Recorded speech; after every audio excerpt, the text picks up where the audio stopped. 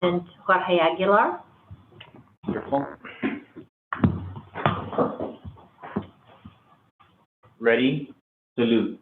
I pledge allegiance to the flag of the United States of America and to the republic for which it stands, one nation, under God, indivisible, with liberty and justice for all.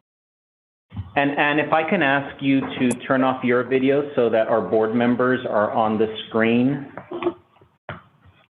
That'll allow Member Pritchett to participate. Item 4.2, our broadcast statement, which will be read by Student Board Member Olivia Ingolson. This meeting of the Sacramento City School Board is being recorded in its entirety and will be cablecast on Metro Cable 14, Government Affairs Channel on Comcast, Consolidated Communications, and AT&T UVerse. Today's meeting will air Monday, May 25th at noon and Tuesday, May 26th at 9 o'clock a.m.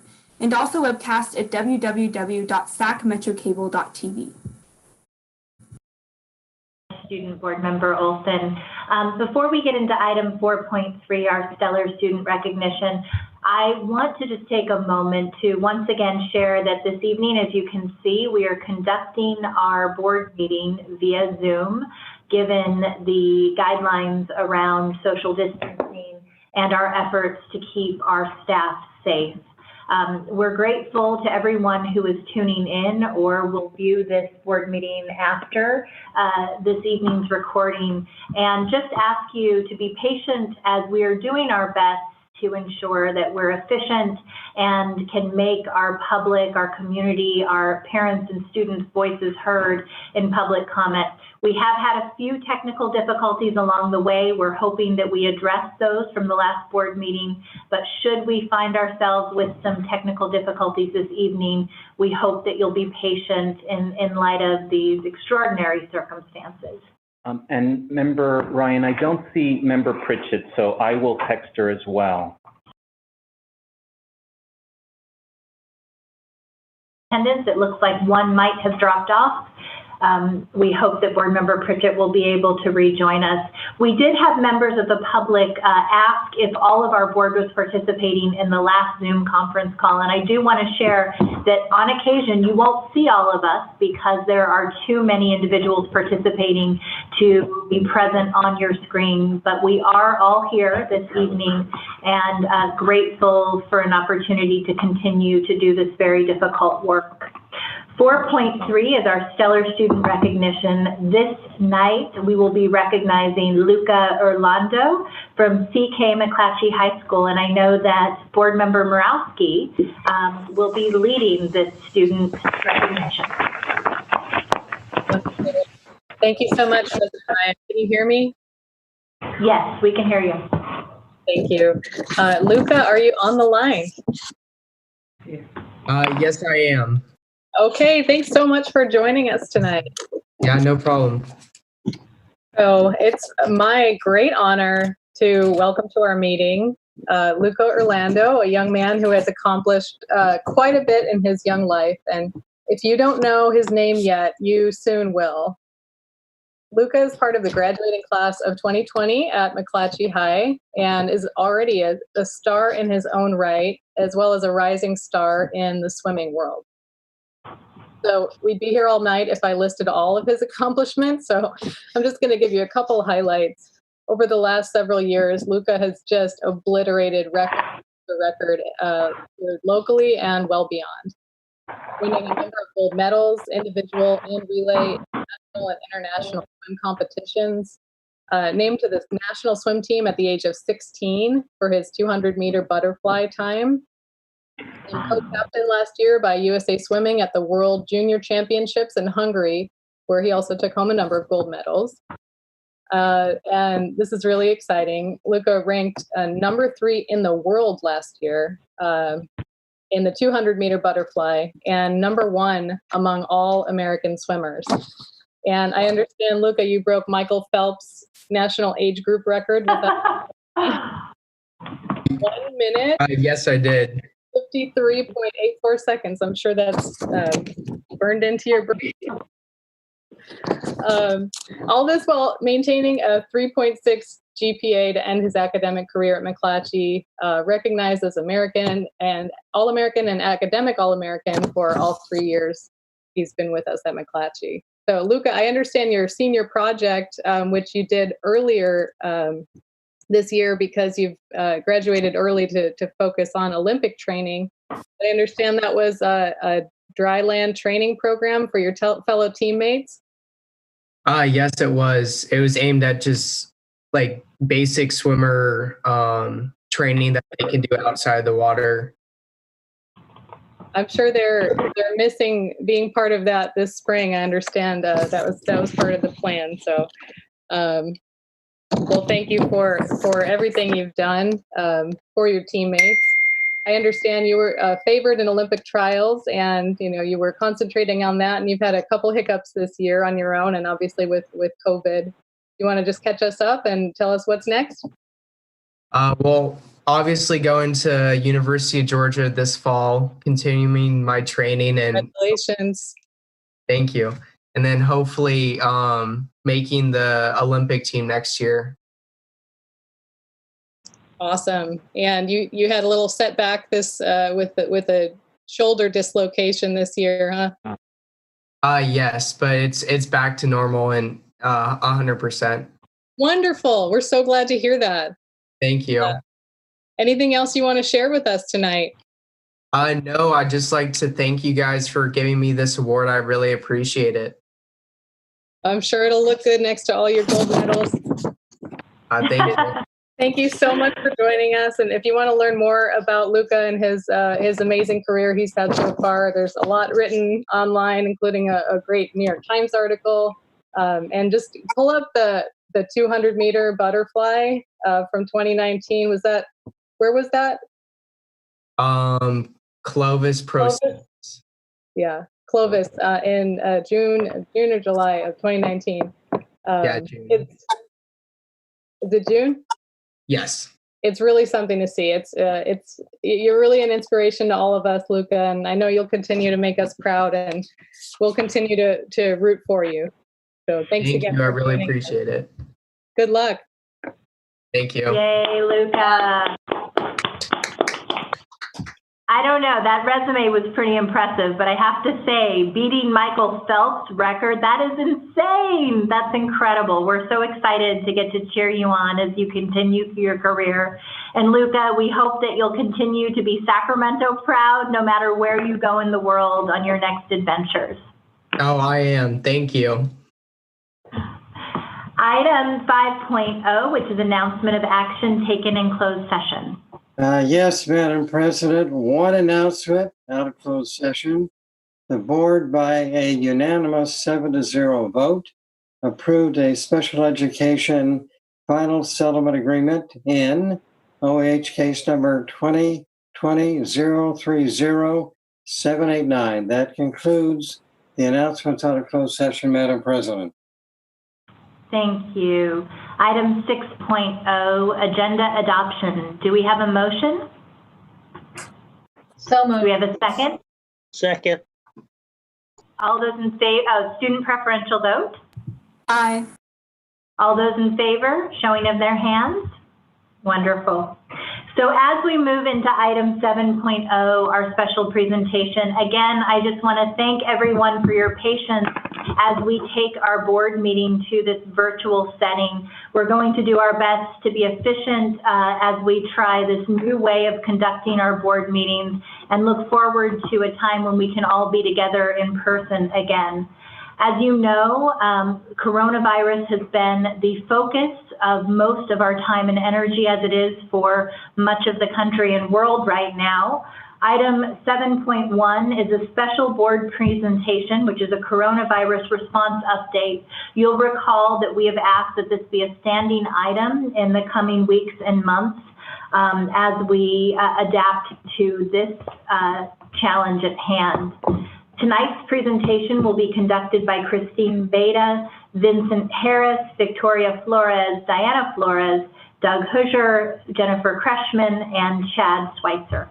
And President Ryan, do want to echo the appreciation from our community, given that this is all being done virtually. There actually are going to be a few more staff members. I do want to try to see if we can manage, as we get better at this virtual space, that as our speakers speak, you turn on the video, and if you're going off, then you turn off the video so that our board can appear on the image on the screen itself, so that we can also see who might have questions. Thank you, Superintendent Aguilar. And before we begin our presentation this evening, we have 30 minutes for this item. This will be staff presentation and then board member questions. We're going to attempt this evening to have each of our board members ask 2 questions. We'll go around per board member that is interested in asking questions. And if we have time remaining, then circle back to board members to ensure that all board member voices are heard this evening.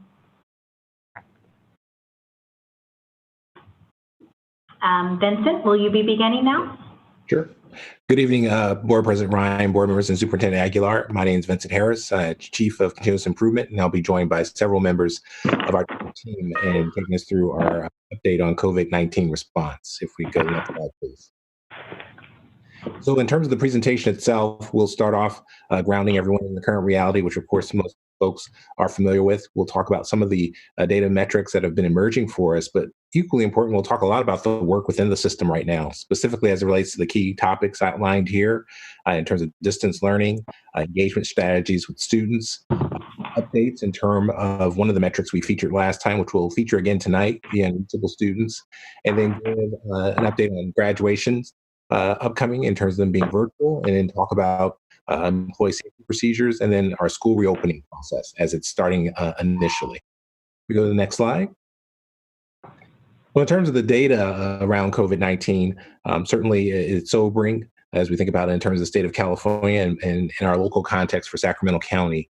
And as we think about, the nature of school within this context, we definitely are oriented and grounded in realizing that we're dealing with a major pandemic and making sure that our work makes safety a priority for everyone. We've listed things that we've all been reminded of, which remain really important at this point in terms of stopping the spread of the virus. And then finally, as everyone knows, Sacramento County is moving into early stage 2, but that also means we're going to remain in distance learning, at least in the short-term period. We take the next slide, please. So we discussed last time that our work as staff has been to really think about and consider what are the things that are most important for us to understand and to measure at this moment. And so within the context of doing schooling since March 13th, we really have spent time looking at some of our traditional metrics, but more importantly, trying to understand and unpack what are the implications for the system as we implement distance learning, as we think about safety for our staff, and as we think about the impact overall to our students and their families. And so we have a broad range of metrics, some of which are traditional in terms of college going and graduation, and then some transactional metrics as it relates to our operations. But a lot of our focus has been on this notion of engagement. What does it mean for our students? What does it mean for our staff? What does it mean with our families? We take the next slide, please. And so with that, I'll transition to our academic team who'll walk you through really some of the emerging work with our distance learning. Good evening, Board President Ryan and other esteemed board members. Superintendent Aguilar. My name is Kimberly Mackey, and I'm one of the instructional assistant superintendents. What we wanted to share with you this evening was that at our launch of distance learning, what we really wanted to focus on with our teachers are the essential standards. Our C&I team, curriculum and instruction, worked really hard to dig into the standards and pull those essential standards out, which are those content standards, which are to be secured by the end of each grade level. With the launch of distance learning and ongoing, we do have teacher expectations. And so we have our teachers collecting the data around student engagement. And so currently what that is the number or percentage of students that are logging in regularly in the distance learning space. Currently, what is being taught in the distance learning space, it does vary by site. As you know, at the closure of March 13th, our sites were tasked with figuring out where the learning left off and then create a path forward for teachers to be able to say, okay, here are the essential standards that we're going to teach. Again, it still varies by site. And so we're really trying to figure out a way to be able to ascertain what's actually being taught across our district. That would also apply to how teachers are currently assessing students. We know with our administrative regulation 5121, teachers have the ability to determine how students are graded. As such, what we've discovered is that some teachers in this virtual learning space, as it is an adjustment for all, some are using rubrics, some are counting the engagement, the number of times that students engage, the number of completed assignments, the quality of those assignments. But again, there is no standardized way at this time. And so currently, there's a team working on a more robust definition of what engagement looks like, as you heard Mr. Harris refer to. We really need to define what engagement is so that we can be able to have more solid metrics and figure out, again, what our students are learning, how they're being assessed, and what engagement really means to our staff and to our students. And now I'll turn this section over to my counterpart, to Moa. Good evening, Board President Ryan, members of the board, and Superintendent Aguilar. I would like to provide an update to our Sac City Kids Connect Internet Access Program. First, many thank you to the Board of Education and Superintendent for obtaining this extremely valuable program for our students and families in need of Wi-Fi. This past week, all principals have been working to gather the information needed for students who are still in need of internet access. In addition, our district website also has a link for parents to fill out a web form submission in the event they are interested in receiving more information about our Sac City Kids Connect program. For those watching, they can obtain that form and fill it out at www.scusd.edu/kids-connect. Currently, we've received over 1,600 students and families who have expressed an interest in getting more information so that they too can obtain internet. We are now in the process of determining family eligibility. We will then contact our eligible families with a unique code provided by Comcast Internet Essentials. Families will then be instructed to apply for the program with the unique code by dialing 1-855-8 Internet. We hope to have codes to our qualifying families by next week.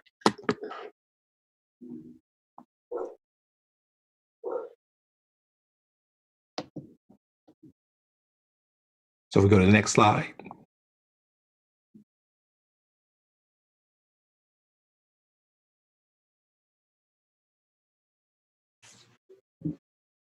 So ultimately, as we think about the ways in which we're looking and seeing the system, there's a broad array of metrics here. What I really will say, what it boils down to in a very real sense, is that we're trying to measure how are students doing and how are they performing. But equally important, we're trying to measure, is the system working? And so that's the broad theme of what all these metrics help us drive. And so as you look at the framing of the metrics here, you'll see that some say in development, and those are actually going to be points of emphasis in our conversation with you this evening to give you a greater sense of how we're taking things in terms of engagement, how we're looking at things in terms of social emotional particularly, and driving deeper, whether it's in the context of building greater communication tools with our students, or actually, as you'll hear with the work of our unreachable students, really hearing how the system has responded in seeing the initial unreachable number, and you'll see a pretty dramatic decrease in that number based on system work that's taking place. If we go to the next slide.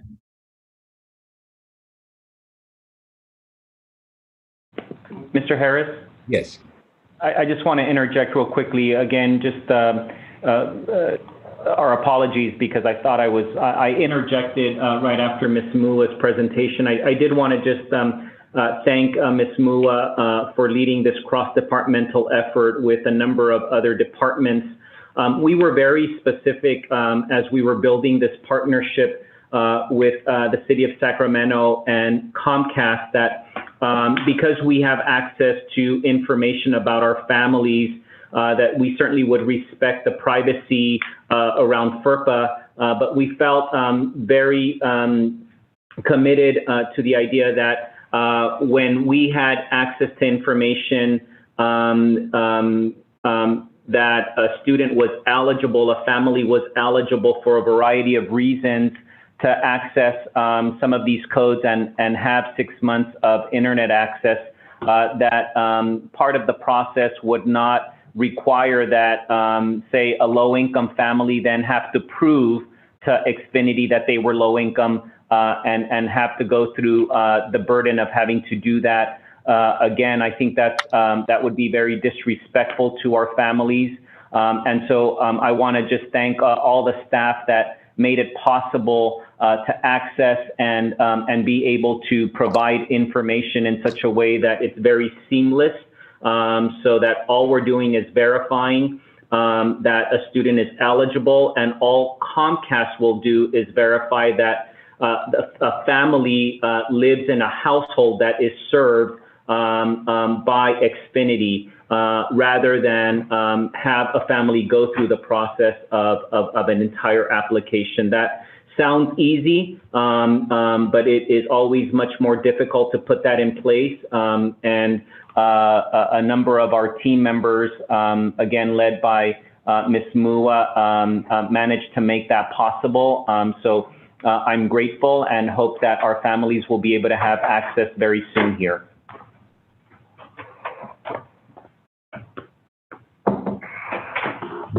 And so this next slide basically just gives you a sense, kind of the superintendent's point about, as we think about our current reality, what are the new things that have emerged for us to measure? And so some of those things we've actually started work against.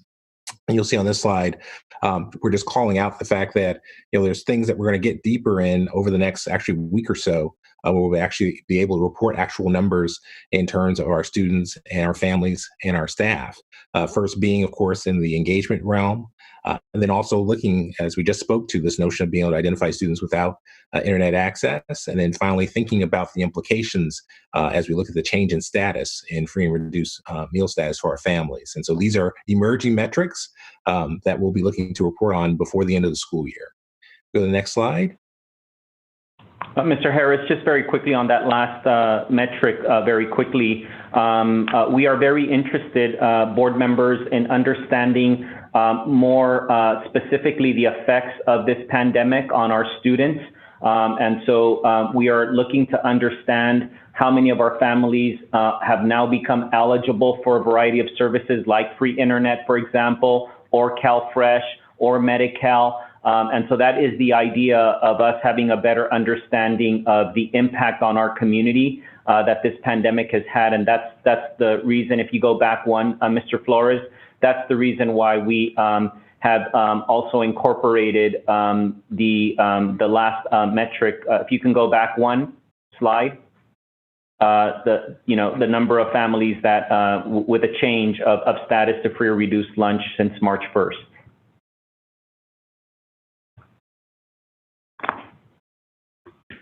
All right. Good evening. I'm Doug Husher, the Assistant Superintendent of Student Support. At the last board meeting, we did share the need to frequently check in on our students during this time. As reported by CNN this week, many students have seen double-digit drops in reported child abuse over the last month. Many states have. And some of these states, like Massachusetts, have seen as big of a drop as 55%. California was one of the states that did have double-digit drop, by the way. This is not good. During closure, our kids don't have the same check-in opportunities with personnel like bus drivers, kitchen staff, office managers, yard supervisors, teachers, student support staff, principals, and other adults they would see during a typical day. When you think about it, on any given day, a student might see as many as a dozen different adults where they have interactions with them. So kids are missing these adult check-ins, and child welfare advocates are worried. At the May 7th board meeting, we shared with you our daily engagement survey. This survey helps us see our students even during closure. Through the daily engagement survey, we've learned about students' technology needs, their food needs, their mental health needs, and just their general wellness. So tonight, we're happy to unveil another way that we're able to see our students during this time. We're calling this new modality the SEL check-in. We will collect information from the SEL check-in and directly link it to our school closure dashboard. We will get both a big picture sense of patterns and trends across the district, as well as individual student needs on the ground level. We will link appropriate support to each student that does share a need. And at this time, I'd like to introduce Maisie Lee, who will share a little more information about the SEL check-in.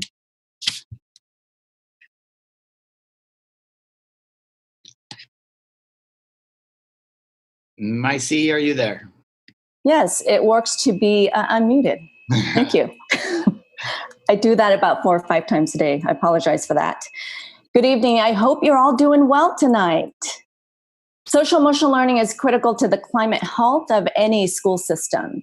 During non-crisis time, SEL is fundamental to how our students access learning and how teachers cultivate positive relationships and community building. In times of crisis, such as where we find ourselves at the moment, SEL is not only fundamental to distance learning, it's essential to surviving and thriving daily. Without the necessary tools to manage stress and anxiety and the sense of isolation that some have felt during social distancing, it's extremely difficult to navigate through this crisis. It's with this in mind that a cross-departmental team consisting of myself, staff from attendance, student support services, IT, school continuous improvement, IASs, and communications came together to collaborate on this tool in order to check in and to see what additional social emotional learning supports our students may need as we close out the year. So what is in the survey? This is a very short 4-item survey, again, aiming to gauge the social and emotional well-being of our students at the moment. The following questions are, how have you been feeling? How are you managing your emotions? I have at least one adult that I can go to for help or support when needed. And I have at least one friend or peer that I can go to for help or support when needed. Also embedded in the survey are crisis numbers or hotlines and the link to the district's virtual calming room, which provide immediate access to supports should students and families need them right away. The data collected will be used to inform where to deploy appropriate targeted supports to individuals, small groups of students, and to provide universal SEL supports to all students. The data will also be included in the distance learning dashboard and used to inform planning for school reentry. Starting next Tuesday morning, students will be sent an email with the link where they will be prompted to sign in using their district account to complete the survey in Clever. In addition, the survey will also be posted on the district's social media platforms, our website, and reminder texts and phone numbers will also be sent to parents. The goal is to launch at the beginning of next week and keep the survey open for the remainder of the week, as well as follow up with supports to our students as needed. Students will only be able to complete the survey just one time. Thank you.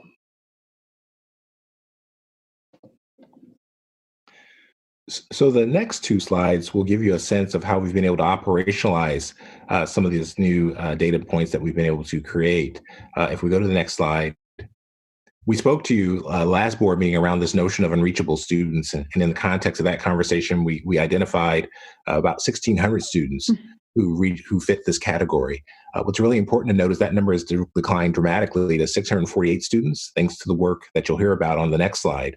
But in terms of the data itself, we're able to make these students visible. As you see here, the demographic profile of the students, to some degree, there's been a little bit of shift, but still homeless students are the number one group as a percentage of their population who are in the unreachable category. Really, in terms of grade levels, there's been somewhat of a shift where we now see elementary grades now popping a little bit more than they did the previous time we presented. And there's been some shifting to some degree with the school list as well. What's really important, though, about this unreachable students number is that as we've gotten data into our Infinite Campus Student Information System, that's given us the capacity now to actually see these students and then to take action. And so ultimately, as my C explained on the prior slide, as we get the SCL data, we'll be in the same position where we'll be able to see the students and then take action. And so if we go to the next slide, you'll actually get a context for what that action actually is. Hello, and thank you, Vincent. So the good news is that we have decreased the number of students on our unreachable list to 648. So that's over 1,000 students that we have been able to engage in some way. The bad news is, though, that there are still 648 students who are not accounted for. As a district, we began our outreach efforts shortly after school closure. First with the teachers checking in on each of their students and assessing for needs. Principals then continued to try to connect with families as they deployed devices, distributed food with nutrition staff, and prepared academic supplies. Despite all this work, some of the students still could not be reached. At the end of the second week of distance learning, we asked all site leaders to submit the names of students with whom there had been no contact since March 13th or who had failed to engage in distance learning as of May 4th.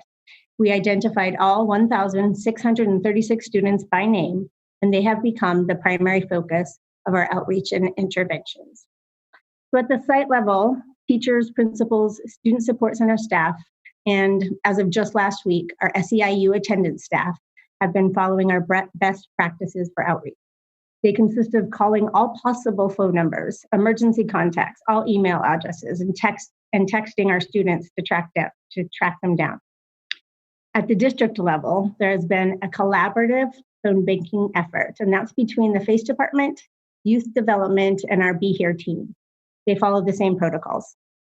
When we reach a student or family, we ask similar questions to those on our daily engagement survey. That's basically, how are you and how can we help? A student is not removed from this list until we have made contact, assessed needs, and made every effort possible to get them to get engaged in distance learning. It often means device deployment, support getting internet service, or just helping them get logged on. In our first week, the number of unreachable students dropped to 970. And as of the 17th, like Vincent said, it was 648. It continues to drop each day. In the Be Here office, we have created a number of resources. It's basically a toolkit to help all staff who support this outreach effort. After a school site has exhausted all of their interventions, a referral can be made to the Be Here office to coordinate Tier 3 interventions, including student safety home visits to reconnect with our students. On an ongoing basis, we will monitor student engagement, determine barriers, and follow best practices to ensure students' well-being. Our expectation is that 100% of our students will be accounted for. And until we achieve that expectation, we will follow the MTSS model using Tier 1, Tier 2, and Tier 3 outreach and intervention. Now, during the last board meeting, I mentioned that on May 9th, our partner In Class Today would be sending family contact information packets to all of those 1,636 unreachable students.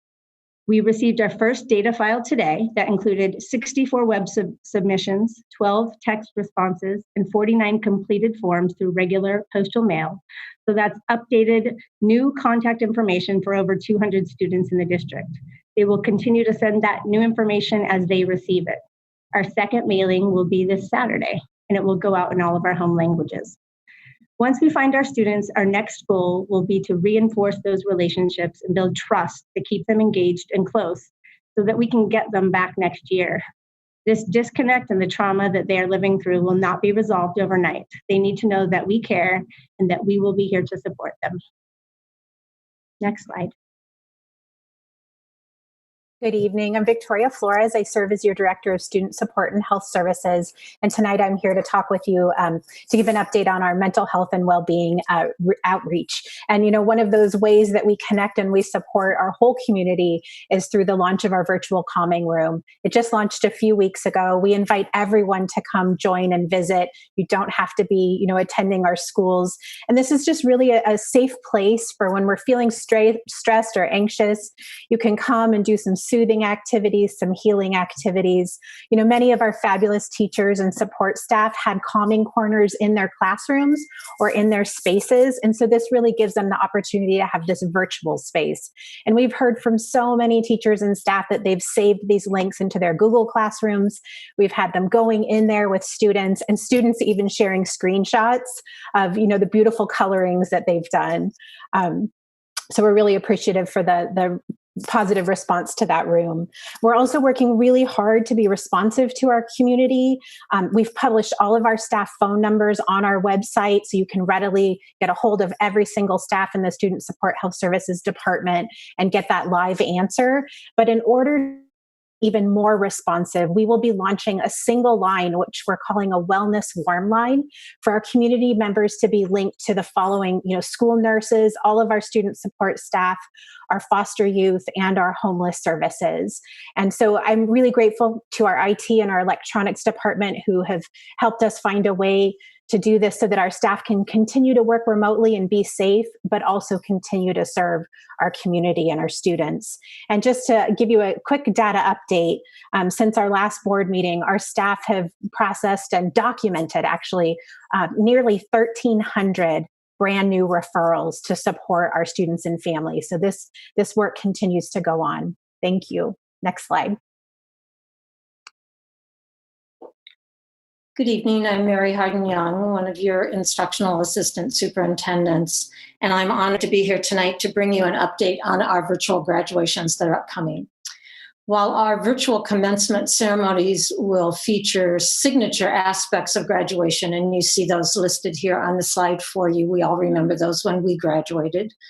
Our sites will have the unique ability to customize the ceremonies to highlight the students that they are graduating and the unique year 2020 in which they are graduating. Some of those customized pieces could be musical performances like pre-recorded band or choirs. They might include shout-out videos from former graduates or from parents or from teachers. Obviously, a lot of picture mosaics. Many of us saw a national celebration of our 2020 graduates that aired last weekend. Many of those recordings have been made available to us in case our sites want to incorporate any of those musical acts or even former President Obama. Our graduations will take place on their original graduation date and time, and our families will have unlimited protected access to view these virtual ceremonies. Each site will also host 2 drive-through distributions for our graduates. They will follow the Sacramento County Public Health physical distancing protocols, and these 2 drive-throughs include caps and gown distributions. These are individual sites depending on the site. We've completed 3 as of today, and the last distribution of caps and gowns will take place on June 9th. The final drive-through distribution for our graduates will take place on June 11th, and that will be to distribute the illustrious diplomas and transcripts. Next slide.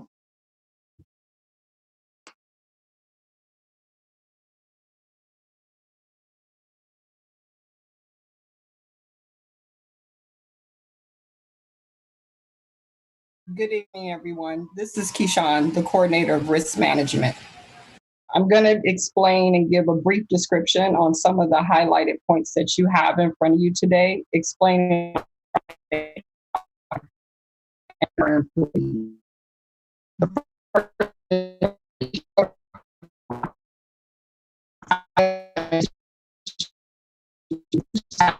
work sites to interact with other staff, to interact with students and families, or for tasks that can't be postponed over the phone or video conference. Our school nurses and health services put this document together, referencing Center of Disease Control and Public Health. The next bullet point is our physical distancing guidelines. This is also coupled with our physical distancing scale.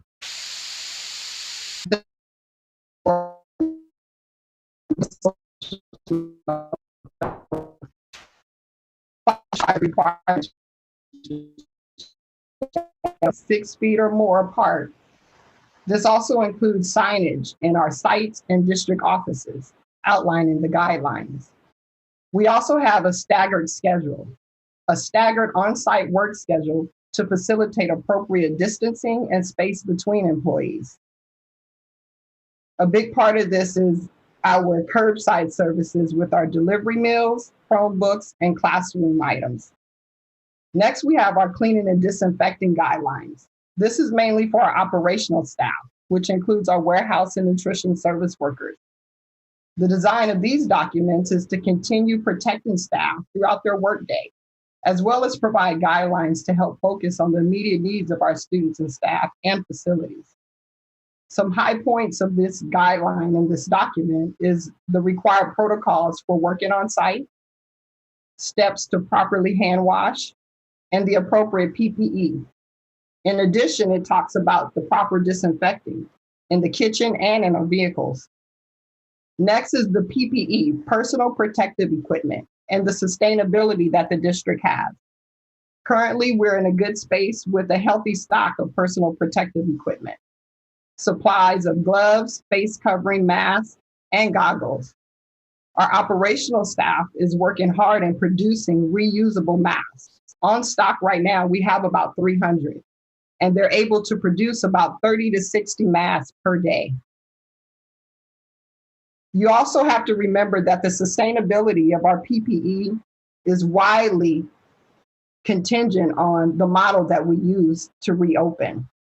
Once we have those guidelines from SCOE on what direction we should take to reopen, we're going to move forward on securing as much PPE, personal protective equipment, as possible.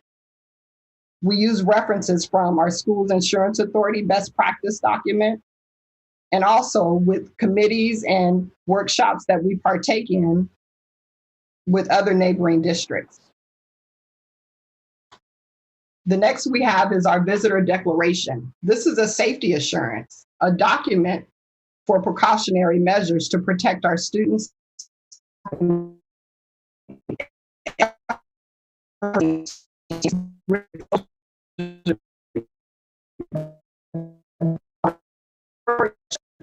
Before they enter into any of our campuses or departments here at the district. Lastly, we have a huge self-care component. You heard Victoria Flores outline the virtual calming room. In addition, we also have our EAP program through Step into Wellness program with various workshops, webinars, classes, focusing specifically on stress and crisis management during this COVID time. In addition to, we have the mind, brain, and body videos targeting social and emotional well-being. As we face uncertain times, we will continue to make the health and safety of our employees a top priority. Thank you. Next slide, please. And so lastly, I'm going to talk with you about what we're doing to look to reopening our schools. And so SCOE is leading a cross-collaborative team of content experts to really build a framework for opening schools. And so they're including all of the representatives from all of our districts in the county, including Sac County Public Health. And they're really looking to provide some guidance and uniformity across our county so that we ensure all of our schools are keeping our students safe. Of course, these will be aligned with all of our county, our state, and our federal guidelines as well. So while that SCOE work goes on, we know we have a lot of work to do in our district. So we have started meeting internally as well to sort of parallel these processes to develop, a very similar team of content experts who are looking at these guidelines. And we've created some work groups in these following areas. And each work group is led by that content expert and includes a whole vast array of other staff to really be great thought partners. So we've got work groups going in our attendance and engagement area. Of course, the big one, our academic learning plan, that's a really, big group that's needing to pull together. Our nutrition services, we want to make sure we safely feed our students. And then, of course, public health and operations. And really important is culture and climate. How do we come back together? How do we heal? How do we support each other? So this work, you've seen many of the people that are on these work groups tonight, and there's many more that aren't aren't with us tonight, working really hard. And of course, we're also looking at the lessons from the global perspective. We know we've had countries in Africa, who have gone before us with dealing with the Ebola outbreak. And then we also have countries, in Asia and in Europe who are actually returning to school. So we're really trying to lean in and learn so that we can make sure that we're doing this the best way possible. This is a really thoughtful, caring, and committed group, and I'm very grateful for all their efforts. As we wrap up the presentation, really just wanted to highlight a few major next steps. Particularly while we're in the midst of the pandemic, we're ensuring our focus is really ensuring the safety of every student, employee, family, and community member. And that's first and foremost on our minds. As we think about our work, we're identifying best practices in the distance learning process. And certainly some of those are starting to emerge as we continue this kind of new journey since March 13th. You've heard a lot this evening about engagement and why engagement matters. And really, as we focus on engagement, we're trying to become as sharp and as flexible in defining it so that we really do it in a way that allows us to see our students, see our staff, see our community, and then take action. And then the last two bullets really just speak to the kind of issues of the infrastructure in terms of refining our measurement system overall. And as Ms. Flores spoke to, really a focus now on the fall reopening. How do we open school in the best way possible with safety first and foremost, but then also moving quickly to ensuring all students have strong academic learning. With that, I'll end the presentation and open it for questions and answers. Thank you. And Mr. Harris, I just want to, because I know that Superintendent Gordon will be online, but do appreciate Sac County's effort in marshaling and coordinating these discussions among all 13 school districts in Sac County so that there is some level of uniformity in the framework of the potential models for reopening. I think it's very beneficial to be able to do that as a county. So I want to just thank SCOE for their efforts on that. President Ryan. Thank you.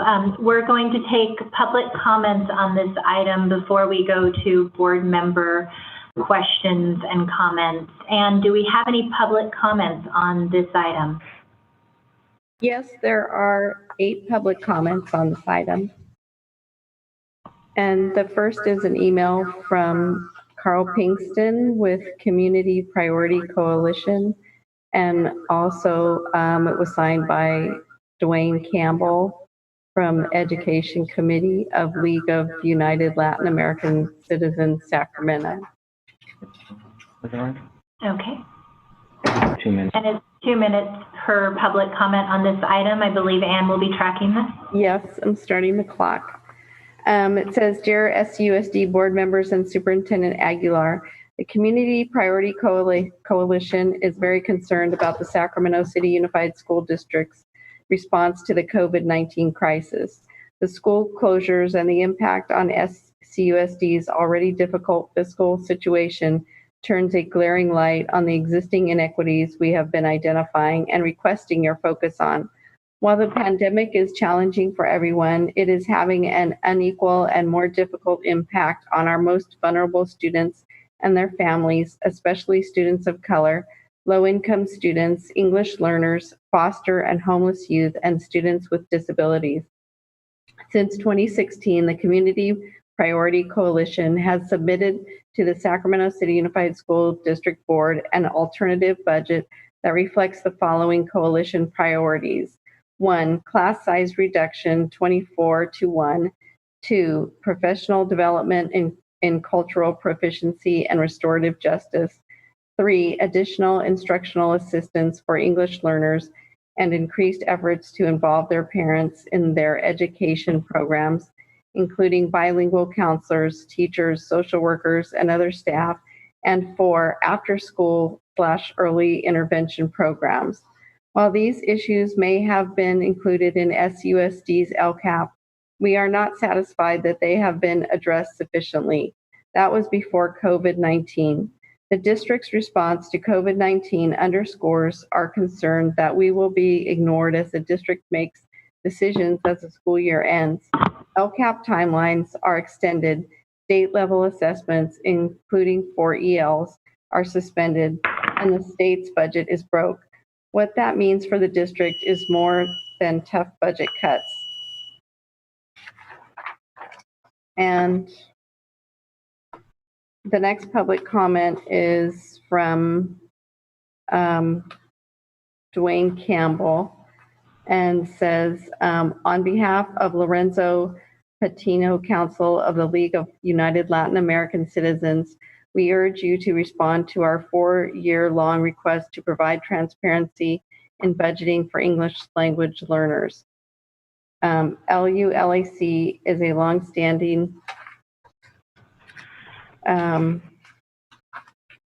longstanding national and local civic organization dedicated to the advancement of civil rights, including the achievement of excellent educational opportunities for every child.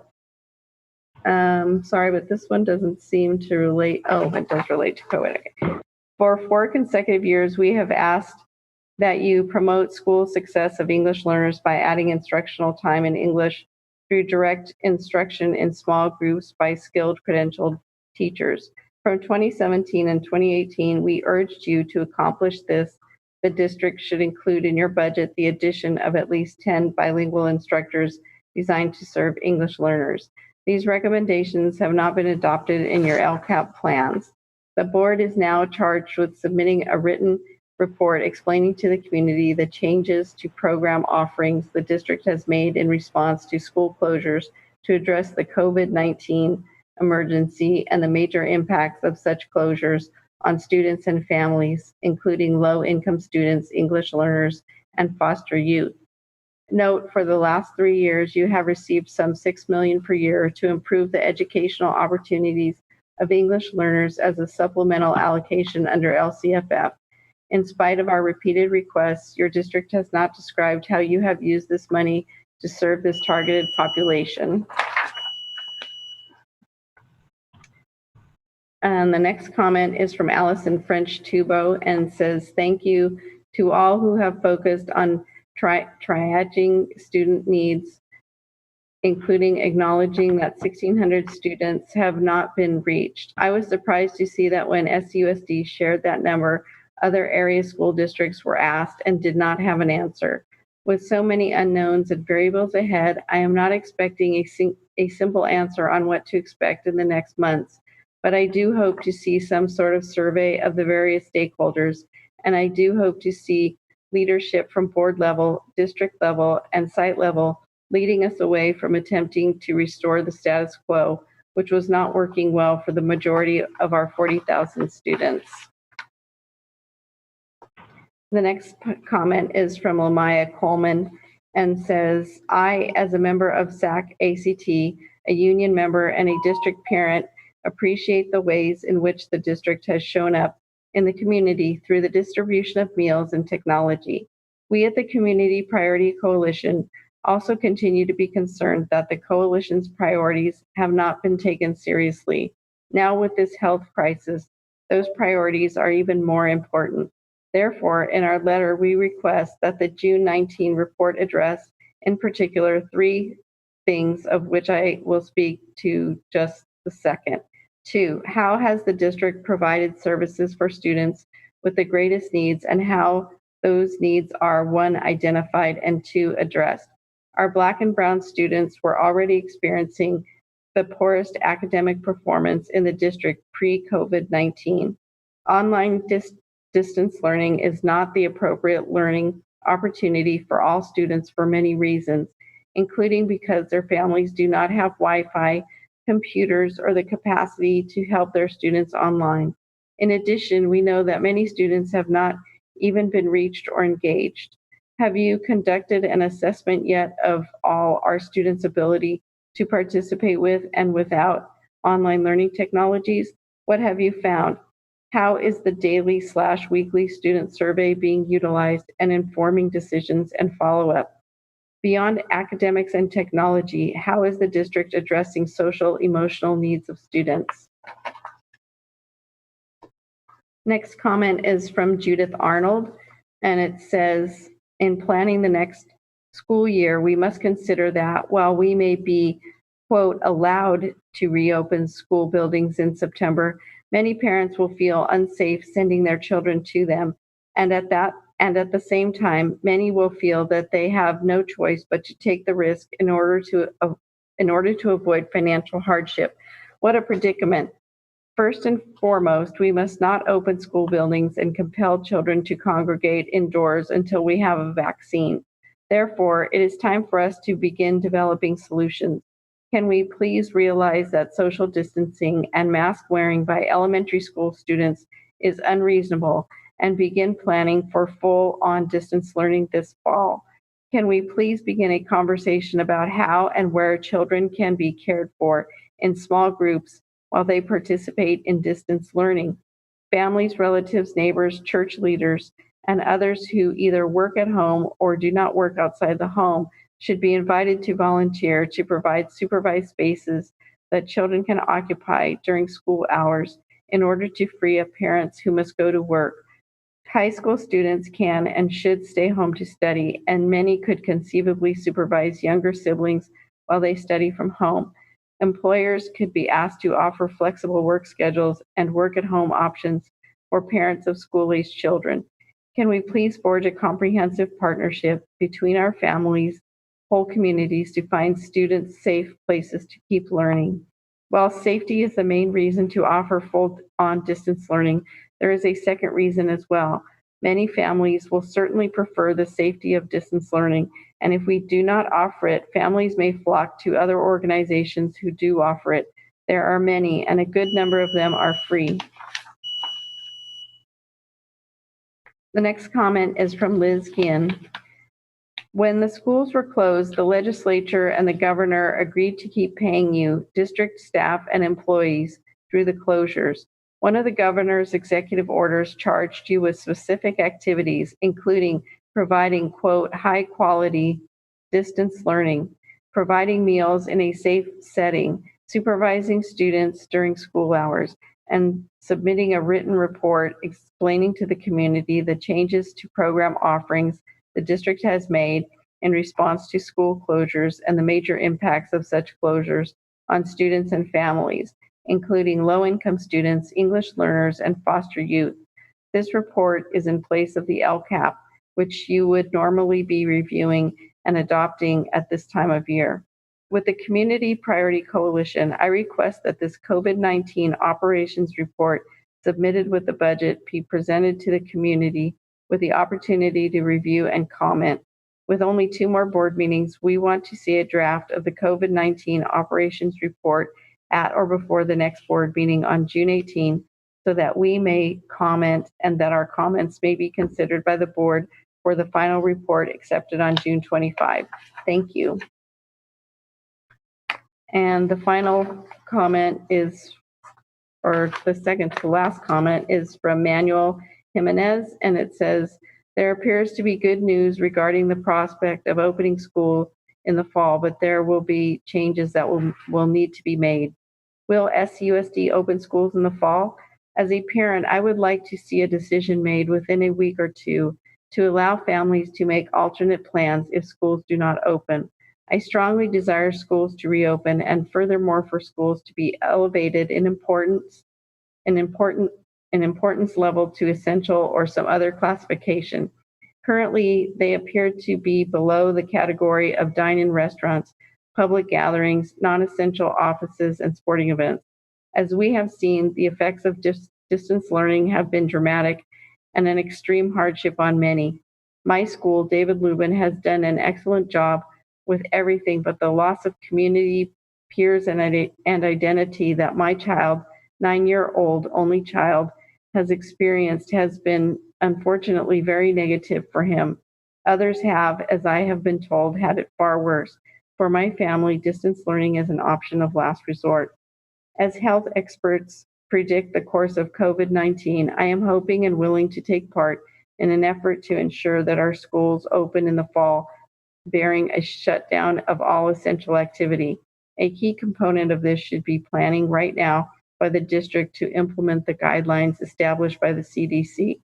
Changes will be required to hygiene infrastructure, HVAC systems for more outside air, more open spaces, less people per area, changes to school hours, changes to attendance schedules, changes to food service, and the list goes on. these will be required. There are no health experts saying that we will be over COVID-19 by the fall.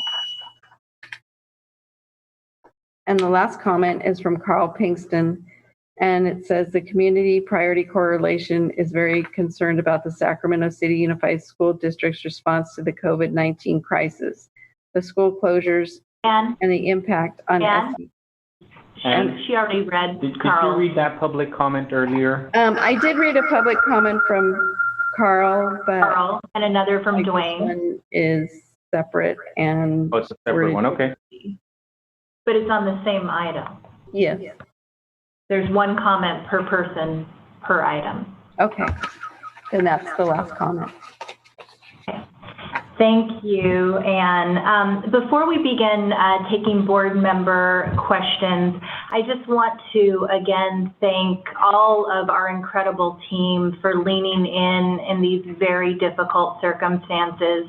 We know that we have extraordinarily dedicated staff at the Cerna Center, teachers throughout the district, and partners that have been stepping up in remarkable ways to meet the needs of our students through this coronavirus. And for that, we just thank you deeply from the bottom of our hearts.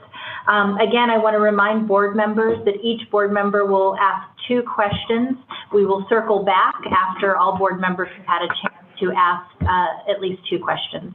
If I can see your hands, Board Member Pritchett had her hand up, Board Member Garcia, Board Member Minnick. Thank you, President Ryan. And I want to echo, the work that the staff has done is amazing in the sense. I just want to say how much I appreciate the SEL check-ins that is new. And I'm wondering if staff has reached out to the parent-teacher home visit project. Mr. Harris, in fact, I'll just mention Mr. Harris can answer the question, but you will be getting a BC on where we are with the parent-teacher home visit program tomorrow, actually. But Mr. Harris, go ahead. Sure. And the answer is yes, in that, of course, we've been a long time partner with the Parent Teacher Home Visit project. And actually, they've been doing their own work around looking at the notion of a virtual visit. They've actually framed a new concept called a bridge visit, which is really meant for these types of times. We're exploring it. We have some professional learning that we need to do in order to implement it, but it is actually going to become part of our repertoire going into the fall. And so it will be a part of our portfolio going forward whenever we're in this type of situation again. But yes, Parent Teacher Home Visit has been doing its own work in terms of building that relationship, finding new strategies to build relationship with families, between teachers and their families. And we've been a part of that conversation. Fantastic. I'm happy to hear that. And I just have a quick question in regard to the Internet Essentials program. I applaud the efforts of the district to help streamline the process for our families in regards to the financial information. But I do have a question because one thing that was going through my mind during that presentation is that a lot of families that weren't on free and reduced lunch prior to the COVID-19 hitting have now lost their jobs, and they are now low income. And so I'm just wondering how the families that are now in a predicament where they would need assistance, how they're getting the services that they need.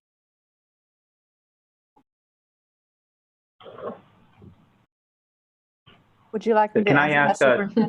If you can answer it from an internet access, but also Ms. Flores, if you can answer it more broadly from, say, Medi-Cal. And I don't see Ms. Flores, Diana Flores, but Ms.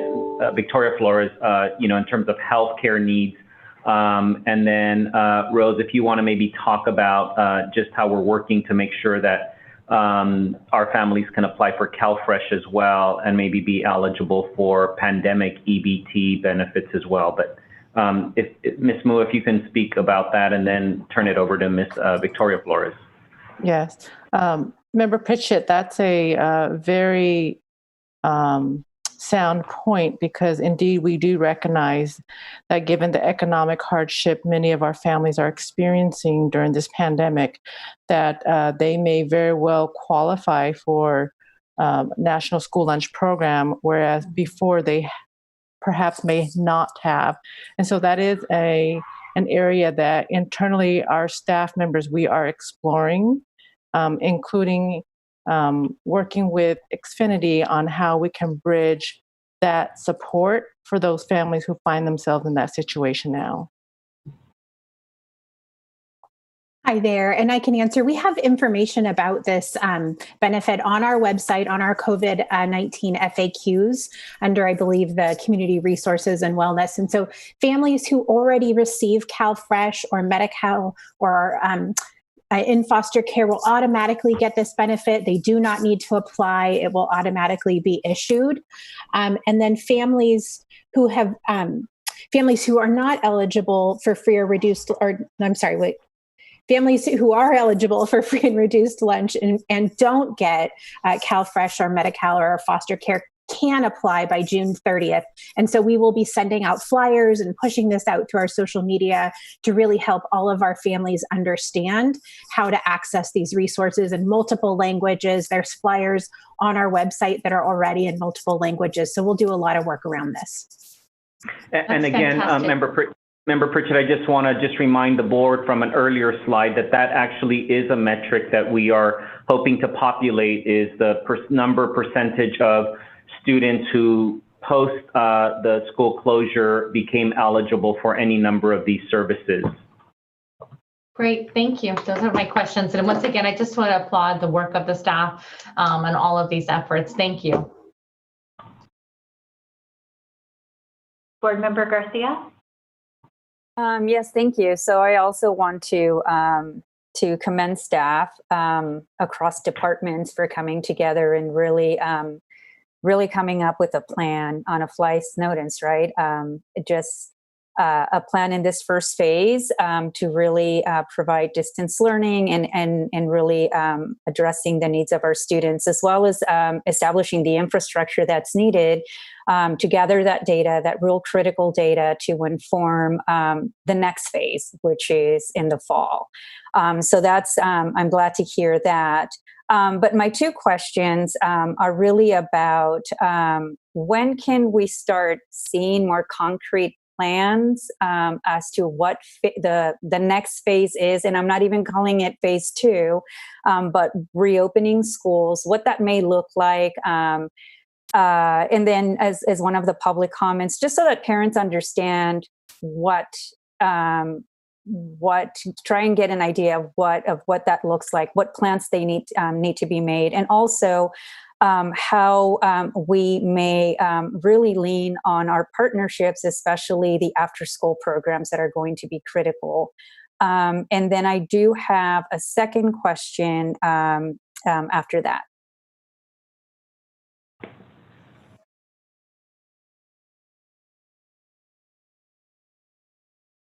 You're on mute.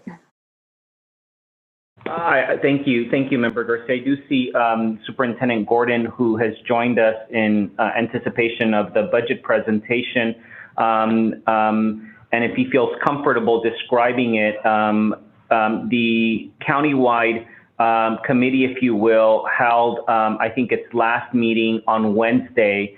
And the idea now is that there will be a framework that comes out that we will then use to start communicating or start using internally, and then communicating to our community based on the discussions that took place among all 13 regional districts. So I'm hoping that will happen over the next week or so. But I'm not sure if Superintendent Gordon is on the line and may want to contribute to that. Otherwise, I can get you more information to the board once I've had a discussion with them. I know Ms. Beta is representing Sac City in that group as well, and she briefed me earlier this week. But that's what we anticipate, is that a framework will be produced so that we have a better sense of what we're thinking for the entire county. Yeah, this is Dave Gordon. Can you all hear me? Yes. Yes. Yes. Superintendent Aguilar is right on target. This group is in the process of finishing up. We should be finished up by next week. And the goal is to produce a product which would have really two parts. One would be a more detailed planning guide for school district, but another part would be a thumbnail of what school is likely to look like for families under the health guidance that we have been getting from Dr. Kasiri, the county health officer, who's a key member of the task force. And the parent section, if you will try to describe in some detail what you would find at a school that's reorganized in order to meet the health regulations as laid down by the county health officers. So we're hoping something will get out that will show any parent in the county the general outlines of what will have to be done to allow for in-person teaching, while school districts will have a choice of what kinds of schedules to set, what kinds of configurations to set up in their classrooms and their school buildings. Thank you, Superintendent Gordon. Thank you. Thank you. I look forward to that framework or that information to really be made available earlier, just so that as parents, we can get an idea of what to expect and what available resources are in place, especially after, if our kids go to the school site, what can we count on after that? Do they have an after school program to go to, even if that looks different? And then my second question really was the reason why I wasn't calling the reopening of phase 2. It's really this middle of the summer and the opportunity that we have to really address learning loss. And I'm wondering what conversation is the district having about the summer and what opportunities may be available to our students, especially as we are receiving federal dollars to really be able to address this learning loss and the encouragement to really make something available in the summer. Thank you, Member Garcia. I'll mention that we are in the planning stages of laying out a summer program that we had already thought about earlier before the school closure. It's very preliminary in that we intend to utilize a lot of the information from our school closure dashboard to inform us on a potential summer bridge, jumpstart kind of effort, if you will, that would likely take place toward the end of the summer, August, if you will, late July, August, that in conjunction with the framework that Superintendent Gordon mentioned as well, might give us the possibility of seeing what a fall reopening might look like, but driven by the objective of meeting the needs of our students academically and social and emotionally as well through a summer program. Again, we are hoping that we will establish a very functional and working school closure dashboard that will allow us, as Ms. Mackey spoke of, is measuring what engagement looked like during this phase. What are the best practices that we were able to identify, not just from an academic standpoint, but also from a social and emotional standpoint. I've mentioned that I think that for some of our students, this kind of platform actually may work for them, of receiving services from a social worker or from a counselor perhaps. But again, those are the kind of potential best practices that we might identify through this phase of distance learning that takes us through the end of the academic year, and then give ourselves some time to analyze all of those data, as well as plan for a potential distance learning or hybrid blended learning type of effort that will obviously depend as well on what happens with the Sac County Public Health orders as they evolve over the next few weeks. Board Member Thank you. Oh, I just one final comment. I just wanted to really congratulate the staff for the virtual meditation rooms. Sometimes you don't know what you need until you have it right in front of me. So anyway, I just wanted to share that. So thank you. Board Member Minnick. Thanks. Not really questions, just a couple comments. One, I know that the staff was thrown into this with very, very little notice. None of us knew this was coming, and so I really appreciate their ability to shift gears so quickly. A couple things we heard from the public comments. Parents are on opposite ends of the spectrum with some of this stuff. So, some folks are ready to reopen and some folks want us to stay closed until there's a vaccine and everything in between. I think that we just have to remember that we're going to need to have a lot of patience, and we're not going to have answers as quickly as we would like in terms of, what our plan is for the fall. But I appreciate that that there's already a team working on this and trying to figure out what all our options are going to be, depending on the scenarios when we get closer.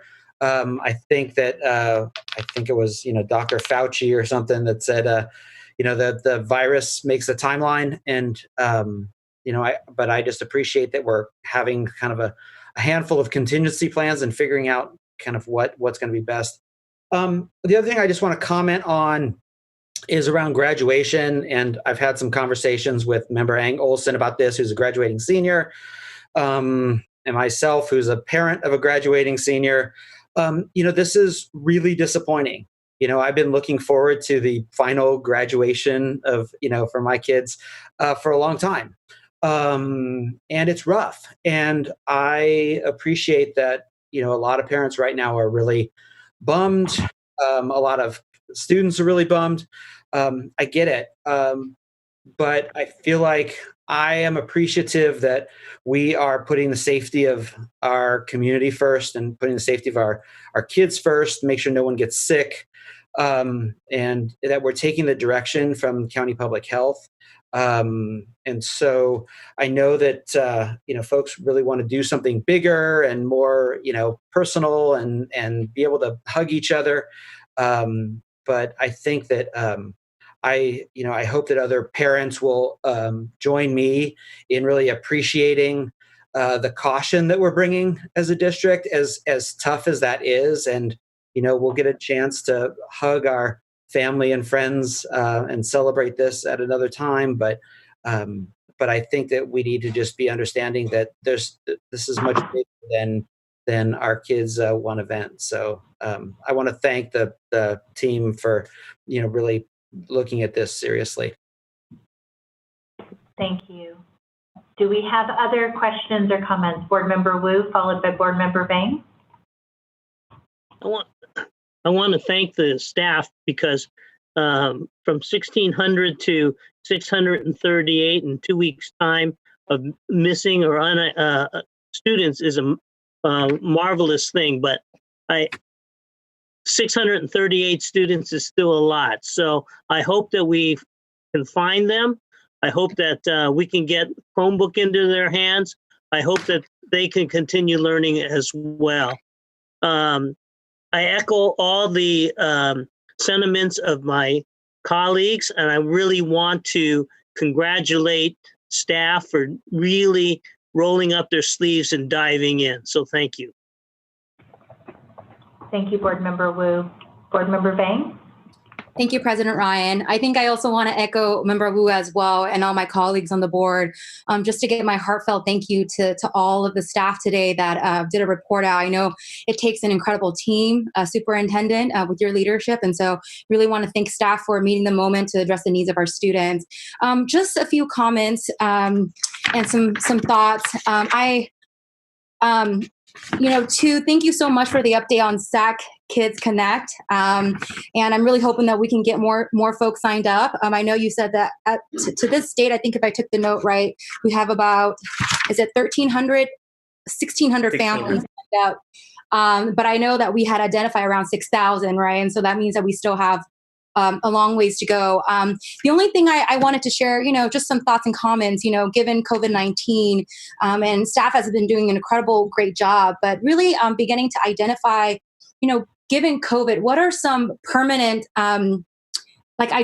identifying some permanent infrastructure that we know that has been impacted by COVID, and really thinking about how we're going to invest in them. And this makes me think about Wi-Fi for example, right? We have this incredible program, thanks to the leadership of President Ryan, with partnership with the city of Sacramento and Comcast. But after that 6 months, we also have to think about a long-term strategy plan, right? To ensure that our families stay connected and stay on. And, Superintendent, I'm sure that you're looking into various, maybe strategies or figuring out how we can continue to do that. I know there's been conversation about, could we look at Title I dollars, I also learned recently from you, Superintendent, that actually students can actually access Wi-Fi because our school sites are almost hubs for Wi-Fi as well. So I've been just kind of doing some research around, public libraries and also public schools that can qualify for E-rate. And I would love for the district to take a look at that, because we really need to think about infrastructure given, our bond measure that just passed as well, and figuring out how we can continue to invest even in infrastructure, because that's something that I didn't even know, that our schools are hubs for Wi-Fi. And if we can really build that out, we can actually begin to address the digital divide. And so I would love for staff to look into that. And then lastly, mad props to the staff. 1,600 last time we reported, down to 648. That takes a lot of people power and groundwork to follow up with each student and family. And so I just want to say thank you to each and every one of you, because there's no way that we could do this alone. And so mad props to staff. And I just want to say thank you. Thank you, Board Member Vang. Do we have any other Board Member Morawski? Thanks so much. I have a couple comments and then a question. So I've been really, really impressed with staff work on this across the board. So again, wanted to echo my fellow board members and just say a big thank you. I love the virtual calming room as well. I've used it for myself. I've used it with my son, and it is a great community resource. It is, it's kind of a simple thing, but it is really, really helpful. And I love the SEL survey. I hope that goes really well, and we're able to get a lot of participation in that and follow up if we don't, because I think that's kind of brilliant as well. I'm just very supportive of the effort to track data so we can actually tell our community how we're doing on all of these metrics. I mean, I think this is really, really impressive, and I'm very supportive of continuing that. On the issue of the SCOE work groups, I really appreciate the update on that. I guess I'm thinking of, there's a lot of different aspects of this, but SCOE is sort of here, and then there's districts, and above them the state and the feds, and then below the districts every individual site and member. So there's a lot, like a big continuum of things here, and I think it's up to us to advocate from the county level, from the district level, to get the guidance from the feds and the state, the clear guidance that will be applicable statewide, and we may need to adapt it, but the design of schools and so forth, I think that's pretty similar across the board. The behavior of the virus is similar. So a lot of these things I think really need to have state and federal guidance and resources to actually meet the requirements that they identify. So, and I also just from the individual site level and from the workers, I think we also need that to feed up to make sure that whatever the reopening plan is realistic. So I hope that is also being incorporated. And I think we also need a process that, I've heard a lot of community sentiment about, reopening preferences, ideas, fears, concerns. So I want to suggest to us all to think about going forward. We need some kind of process to incorporate community into how we're framing this, making the decisions, and what we're going to offer. The last is just a question. I've been really really concerned, haunted by the decline in child welfare referrals, the decline in youth mental health referrals, which I learned this past week is by 50% through the county. This is a really troublesome. Domestic violence, same thing. Do we have partnerships with child welfare services? How does that work? Do we, I know like there's children that touch a lot of different systems or are system involved in, the foster care or whatever. There's a lot of overlap among all of the agencies that serve kids. So I'm just wondering what kind of partnerships do we have to try to have, if they have followed up with children. So. Absolutely. Ms. Flores, could you provide an overview of those partnerships, please? Hi there. Yes, we do. We actually do have an MOU with child welfare, also with several other county partners, most, commonly with our foster youth services, but our social workers, our support staff, even, our principals and teachers will regularly communicate with those social workers, really in support of trying to help our families and heal our families and keep them connected and keep them together. We know the outcomes for our children who enter the foster care system are not, good. They're just as disproportionate as we see in education. And so a lot of that work is around trying to support and keep families whole. Thank you, Victoria. Was that it, Board Member Murphy? Okay, wonderful. So I have two quick questions to wrap up. First, because these questions keep coming up in the community and they were touched upon in the presentations, I just wanted to call them out because I think that they are still a source of confusion. One, as Board Member Minnick spoke to, we have so many graduating seniors, but also graduating 8th graders and graduating 6th graders and graduating kindergartners whose parents are reaching out to us wondering why they can't simply organize their own graduations, sad that plans that they had that they felt were appropriately social distanced and took into account public health guidelines were not being allowed. And so can you please speak to the Sacramento County Public Health Department and Sacramento County Office of Education's role in advising how we approach graduation?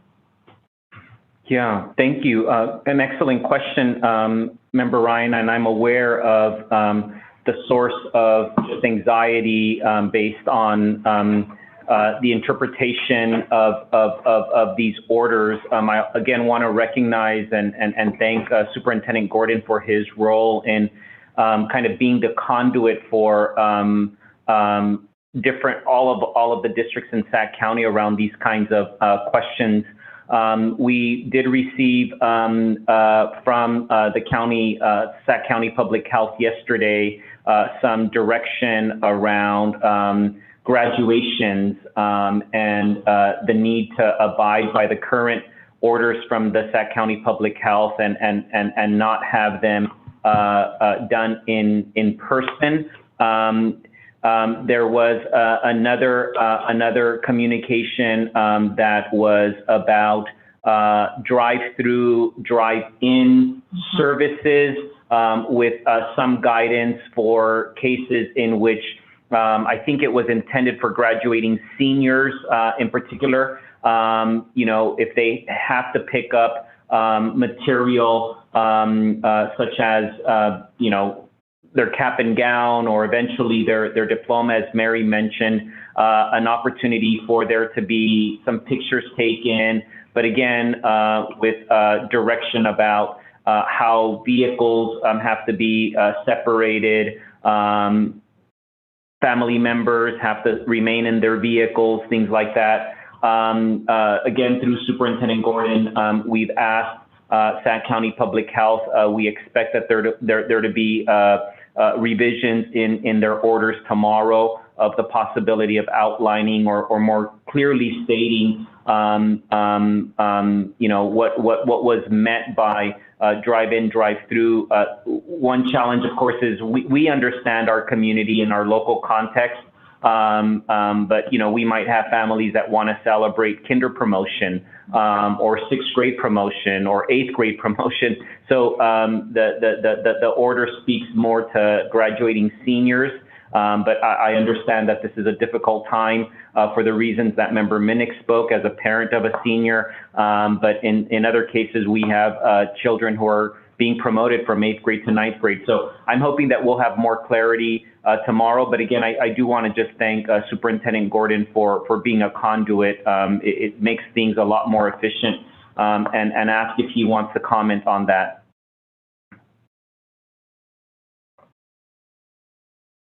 Superintendent Gordon? Okay, well, it sounds like he might not be on the line with us right now. My second question really was... No, I am here. I will just say what we have asked of public health, and I hope they will be able to do it, is when they issue their new guidance tomorrow to incorporate, or at least incorporate by reference, some of the guidance they have given us in various memos, so that the public and parents don't think the current requirements have expired because they're not in the new package of guidance. They remain in effect, and as was said, the goal of the public health Dr. Kassiri is solely to protect the health of our students and our families, and what they're trying to avoid is congregations of people, be they young people or adults or some combination of the two. That's the thing. The assemblages of people are what the public health people are saying to us presents the danger for this spread. And obviously, people's feelings are strong. The temptation is strong. You want to hug everybody. I have a family member who graduated as well, and I think they're saying it's so important to restrain ourselves and keep from doing those things until public health officials are satisfied that it will be not unsafe to do it. Thank you, Superintendent Gordon. And my second question really is around connecting with the students who have been unreachable. I will tell you, the thing that wakes me up cold from my sleep at 2 o'clock in the morning is those students, and wondering what's going on in their lives and if they're having their basic needs met. And so I'm incredibly encouraged to know that we've gone from 1,600 students to 638 students in the span of a week. But, I want to ask the question, what does that look like at a school site where we might see that there is a larger population of disconnected or unreachable students? How are we ensuring that that school site is going above and beyond to find those students? I just found out from American Legion earlier this week that they have now reached every single one of their students at their continuation high school. And that's extraordinary. They are so proud of that accomplishment. And they walked me through what that process looked like. It included texting aunties and community-based organizations and getting leads on students that, almost felt like contact tracing in the education setting. And so I would be interested in hearing from a practical standpoint, when we know that a particular school is struggling to reach a larger number of students, what are we doing to intervene? I'll answer that. Yeah, I spoke with Rich this morning, and I let him know also that on a daily basis, his students are more engaged than many of our high school students. So I was really proud of him and the work that they're doing at the Legion. So we have a couple sites, for example, Rosa Parks, and a lot of it is, one, they have a huge student population, right? It's a large K-8 school. And so what we've done is at the district office with our collaborative team, we've started to work with the school sites to do our outreach and focus on those schools. When we start our home visits, which will be next week, it will be for those school sites that have the majority of their students or the majority of the unreachable list. I think Vincent noted there were about 3 or 4 sites, Hollywood Park. CKM was one, but CKM, again, too, has been doing a wonderful job reaching and connecting their students in the past 2 weeks. I can say that the reason some of these sites were behind is because it wasn't until just last week that we got our SEIU staff back and able to work remotely to do the outreach. So I expect in this next week to see a dramatic drop. And where we're not seeing that dramatic drop, the district will step in and provide the additional support the schools need.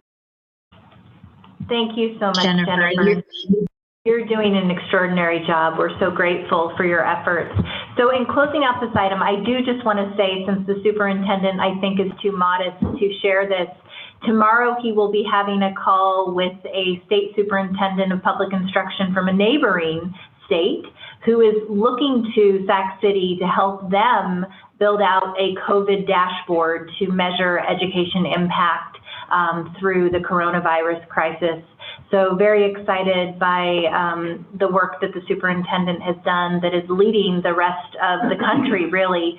And also want to echo that with Sac Kids Connect, we have been receiving myriad requests from other school districts across the state who are now trying to form similar partnerships to ensure free internet service for students through the coronavirus crisis. Item 7.2, which is the Classified Champion Awards, which will be presented this evening by Kansi McCarn and Christina Villegas. Good evening, Board President Ryan, Superintendent Aguilar, board members. My name is Christina Villegas, HR Director, and tonight we'll be honoring 5 of our classified employees as our 2021 Classified Champion Award recipients. Next slide, please. Our Classified Champion winners have gone above and beyond their duties and are deserving of this recognition for their dedication to the district, as well as their commitment in helping promote the continuous educational services to our students. These employees were nominated by their peers, parents, students, and administrators based on their beyond the call of duty service and commitment to our students. We are excited to present this award to our 2021 Classified Champion winner. Next slide, please. Our first recipient is Irene Carruthers. She's a multi-site supervisor for nutrition services at Rosemont High School. She has been with the district for over 23 years, 23.6 years to be exact, with the majority of those years at Rosemont High School. She's been there since 2003.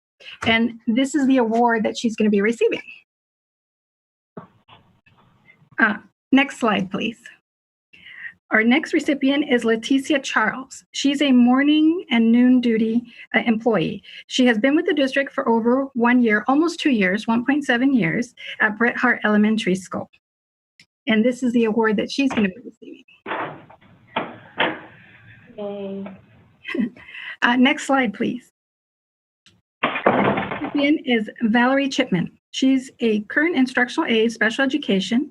She has been with the district for over 13 years, 13.2 years to be exact, with all of those years at Peter Burnett Elementary. And this is the award that she's going to be receiving. Our next recipient is Pamela Grady. She's currently an Office Technician 3, has been with the district for over 37 years, almost 38 years, 37.7 years, with the majority of those years at Sutter Middle School since 1994. And finally, and her award is right here. And finally, our 5th Classified Champion recipient is Claudia Miller. She's currently a teacher assistant bilingual, has been with the district for over 28 years, 28.7 years to be exact, with the majority of those years at Caleb Greenwood Elementary School, 1991. And this is the award that she's going to be receiving. I'd like to give a virtual applause to all of our recipients and congratulations to all of them. Well deserved.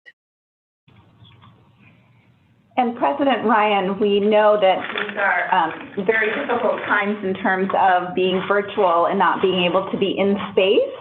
To congratulate both our Classified Champion recipients as well as our Teachers of the Year, who we'll hear from next. And so we do want everyone to know we are trying to work on a plan to have them come in 1 or 2 at a time to still get their pictures so that we can acknowledge them and hang them in the Cerna Center. And provide a bit of that in-person connection. Excellent. Looks like we have a comment from Board Member Pritchett. I just wanted to ask Concy, when that happens, can you let the board know when those dates and times are? And I just wanted to take a moment and congratulate all of the classified winners. Thank you for all your hard work. Absolutely, Member Pritchett, we'll do that. Okay. Item 7.3, Teacher of the Year.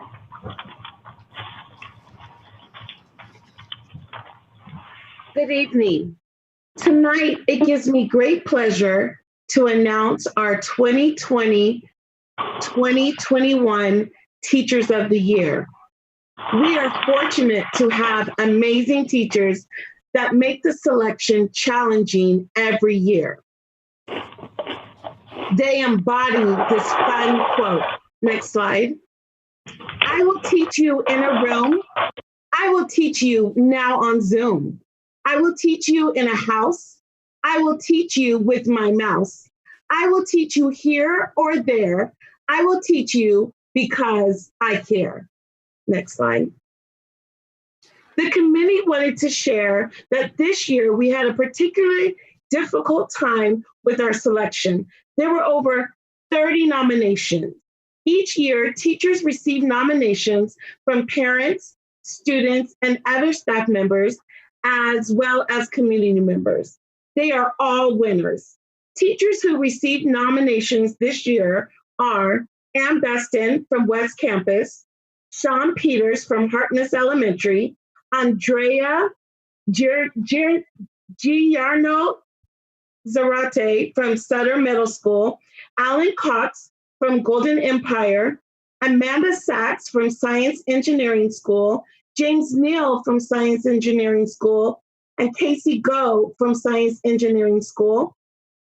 We also had Aaron Durate from Pony Express, Allegra Smooth from Cabrillo Elementary School, Yolanda Llamos from Elder Creek, Tracy Tran from CK McClatchy, Ellen Wong from CK McClatchy, Elena Callahan from CKM McClatchy, Eric Richards from Health Professions High School, Teresa Ching from Phoebe Hearst, and Christy Cochran from Phoebe Hearst as well.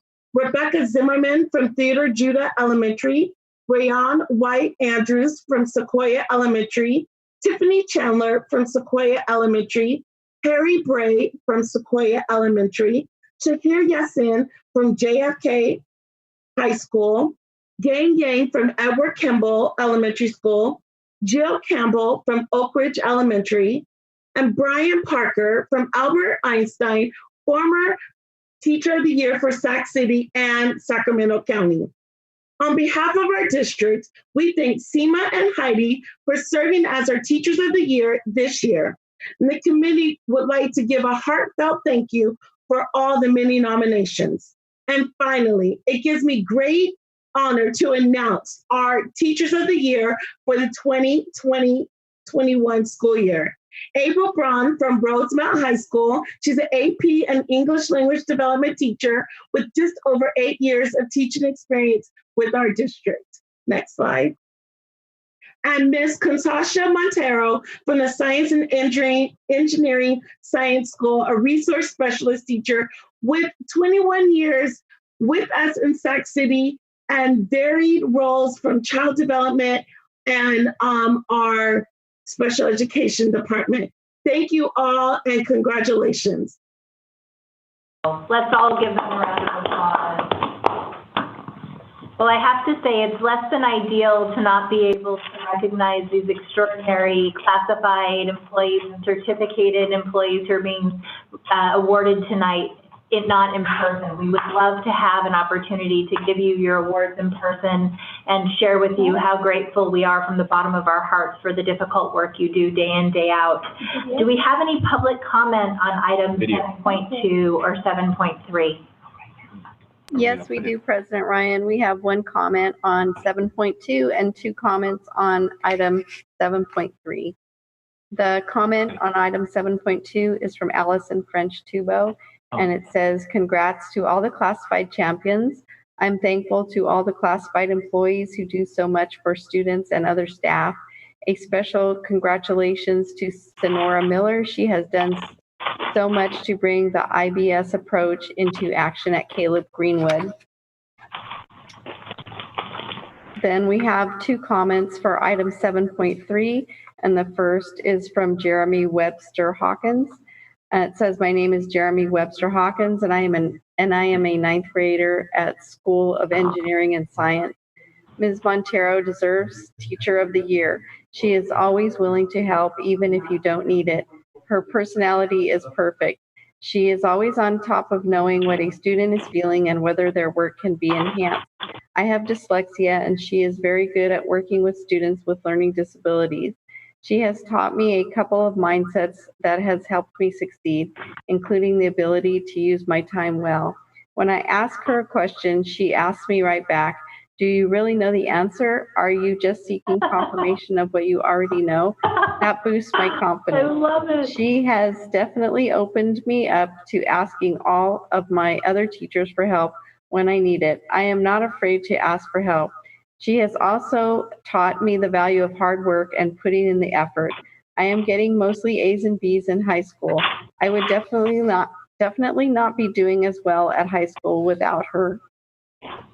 And the other comment is from Allison French Tubo, and it says, "Congratulations from a member of the public wishing to be there to clap. It's affirming to be reminded that despite our district's challenges, there are teachers doing great work each day to help students advance." Oh, that's beautiful. And let's save the public comment from Jeremy to send Ms. Montero, because it's so beautiful. We have a video that we're going to show to honor our classified and certificated staff at this time.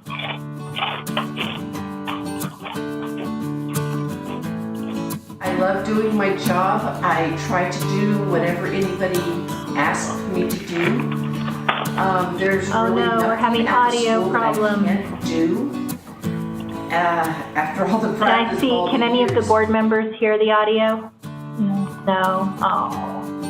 Okay, we're gonna try and get the audio up and running. I love doing my job. I try to do whatever anybody asks me to do. And we'll make sure it gets posted There's on really the nothing website at the as well, school that I and that we can't also do. post it on social media. After all the practice of all the years, I would like to thank the staff and our principal, Mr. Waisel, for having the trust in me that they have to let me do the jobs that I do.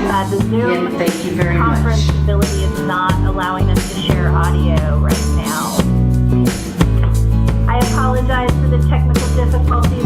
Sorry to our honorees. We would have loved to show the video, but like I said, we'll get that all up tomorrow so that we can share that widely. Item 7.4, approved resolution number 138 in recognition of classified school employees.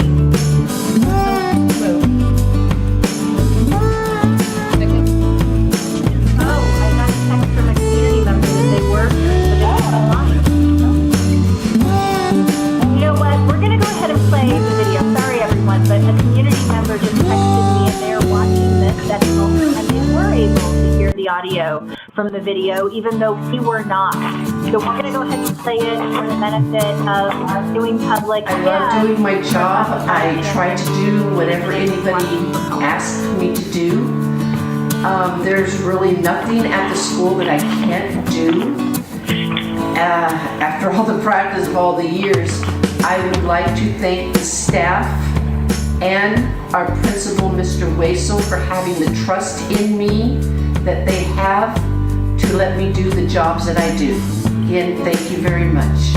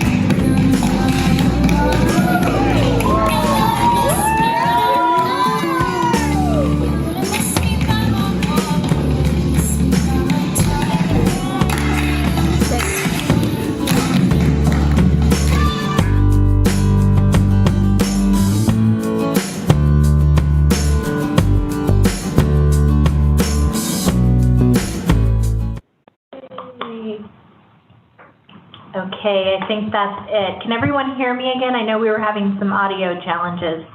Perfect. Item 7.4, approve resolution number 3138 in recognition of Classified School Employees Week. I had already moved it. I second it. Perfect. All those in favor? Aye. Student preferential vote too. Perfect. Okay. Item 7. Sorry, do we have any public comment on that item? No public comment. Okay.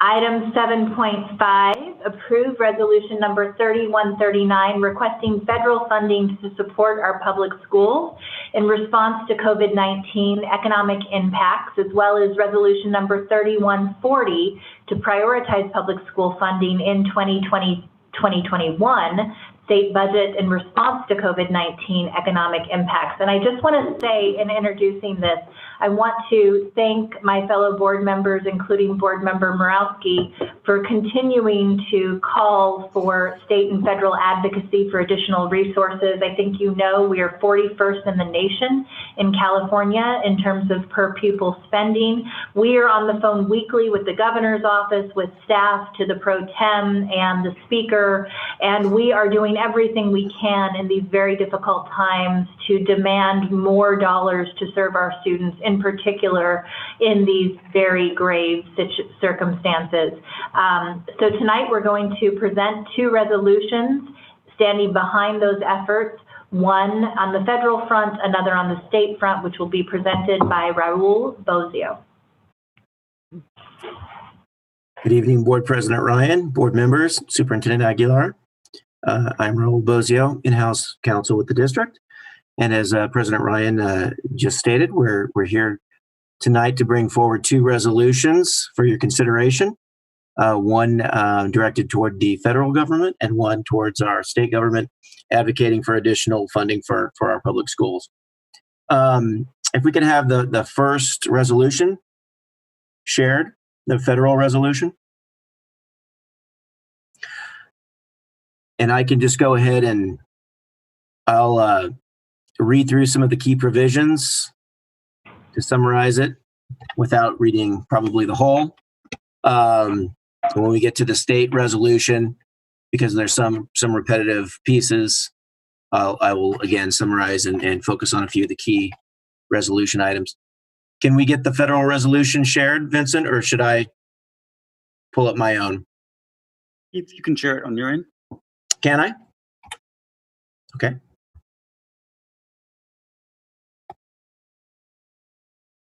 See if I can figure out how to do that.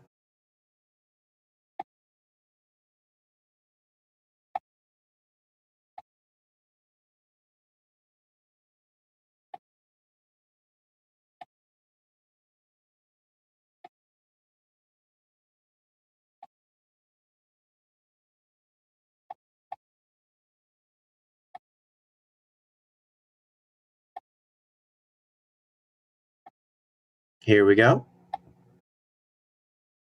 Okay. Resolution 3139, requesting federal funding to support public schools in response to COVID-19 economic impacts. Whereas the COVID-19 pandemic has forced school districts and county offices of education to rapidly adapt under constantly changing and challenging circumstances to continue to deliver high-quality education to all students while safeguarding public health. And whereas the challenges caused by an abrupt shift to distance learning have forced local educational agencies already faced with budget deficits to provide significant support and tailor resources to students to ensure learning continues. And whereas public schools will need substantial funding in order to overhaul operations to accommodate distance learning for all students, as well as provide the support, services, and healthy meals they need to thrive in school. And whereas state and local budgets are quickly being drained of reserves through extreme upticks in unemployment rates and other impacts caused by COVID-19, and whereas LEAs are working to continue to provide critical services to students and families, such as distance learning, meal pickups, access to technology, and mental and behavioral health services while grappling with an impending economic recession that includes a decline in revenues. And whereas Sacramento City Unified School District is serving more meals while schools are closed during the pandemic compared to when schools were open, and recently served our largest meal count in one day of over 40,000 meals. And whereas the district has strived to ensure students have the tools they need to access distance learning by purchasing and distributing thousands of devices to students and negotiating with local internet service providers to provide internet service to our families that need access. And whereas at the same time, LEAs, including Sacramento City Unified School District, are incurring new costs to effectively respond to COVID-19, which adds to the severity of the economic recession. And whereas Governor Newsom's May revision to the state budget includes a shortfall of $15.1 billion for K to 14 education because of a substantial reduction in the Proposition 98 minimum guarantee, owing to the dramatic downturn in the economy. And whereas absent additional federal funding, the May revision proposes to reduce local control funding formula resources by 10%, which amounts to a loss of $49.6 million for the district.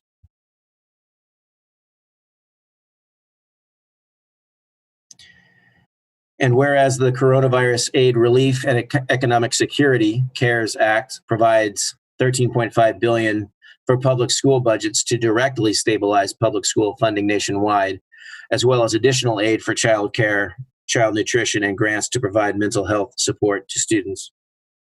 And whereas the $31 billion in dedicated emergency funding for K through 12 and higher education provided by the CARES Act falls far short of the 2009 American Recovery and Reinvestment Act, the Great Recession era stimulus, which provided $100 billion for education, with investments in both state and fiscal stabilization funds, as well as public school categorical programs, including Title I and the Individuals with Disabilities Education Act. And whereas the Association of California School Administrators and School Boards Association, in an April 15th letter to congressional leaders, requested the next federal stimulus package include an additional $175 billion under the Education Stabilization Fund for the Elementary and Secondary School Emergency Relief Fund, specific targeted funding support for students with disabilities and low-income students, and for mental health and trauma services for students, as well as waivers targeting a narrow set of requirements under IDA that schools cannot safely meet under statewide shelter-in-place orders. The next few paragraphs summarize numerous efforts by our state and federal leadership seeking and requesting additional federal funds.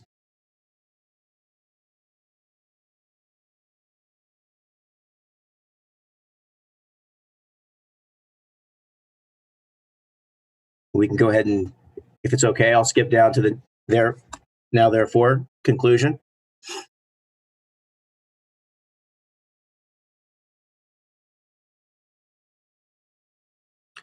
Now, therefore, be it resolved that the Sacramento City Unified School District Board of Education calls on our congressional delegation, inclusive of our United States Senators and House of Representatives and the Governor of California, to advocate for additional federal funding to prioritize stable public school funding.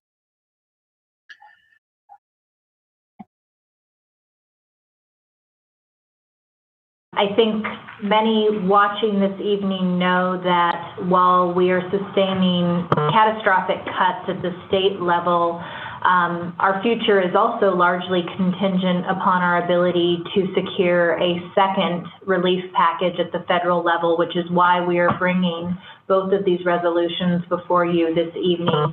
Do we have any public comment on these resolutions? And then Board Member Wu, I see your hand up. We have no public comments on these resolutions. No, there are no public comments on 7.5. So Board Member comments or questions, Board Member Wu? So this afternoon, I was on a conference call with Congressman Garamendi. I'll be having several other conference calls with other members of Congress. We asked for, on behalf of CSBA, federal relief funds of an additional $175 billion, emergency relief fund of $13 billion, an E-Rate program for distance learning hardware, and to ensure through the USDA that we reimburse schools for all the meals served as long as the district acted in good faith. Thank you, Board Member Wu. Board Member Morowski? Okay, thanks. So we have a motion by Board Member Wu. I think Board Member Morowski had a comment before we take a second and a vote. I'll certainly second. And I just really want to say, you know, it's up to our federal partners to make sure that we can keep our schools whole for our kids. This is a moral obligation. They're the only ones who can do it. We can't print money at the state level. And so it really is on our federal partners to demonstrate the leadership to give us the resources that we need. If we can bail out corporations, you know, our students deserve the same. Thank you. Beautifully said, Member Morowski. This is an action item. We're going to take a roll call vote. Secretary, please call the roll. Member Morowski. Aye. Member Wu. Aye. Member Pritchett. Aye. Member Minnick. Aye. Member Vang. Yes. Member Garcia. Aye. President Ryan. Aye. Student preferential vote, Member Angolson. Aye. The motion carries unanimously. Thank you. Moving on to item 8.0, public comment. I'm going to go ahead and read this since we're doing things a little differently given the online format. All public comments will be submitted in writing, and you have both the URL and the public comment at susd.edu on Thursday, May 21st by 4:30 p.m. Individual written comments shall state the name of the member, and the public shall have no more than 2 minutes in length on each agenda or non-agendized item.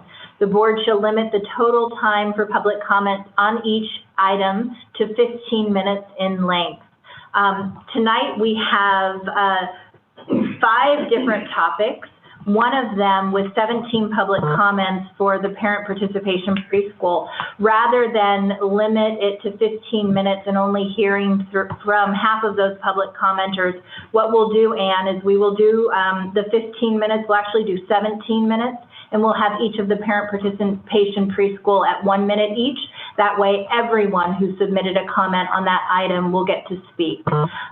We also have a item from a student, an item regarding layoffs, an item regarding grading, and a public comment from SCTA. We received a request from SCTA to present per contract item 18.12 for 15 minutes. Those 15-minute reports usually occur at the first board meeting of the month, consistent with the collective bargaining agreement. That has been the practice for many years. However, tonight we will allow for the reading of the submitted public comment, and we will go ahead and begin with SCTA.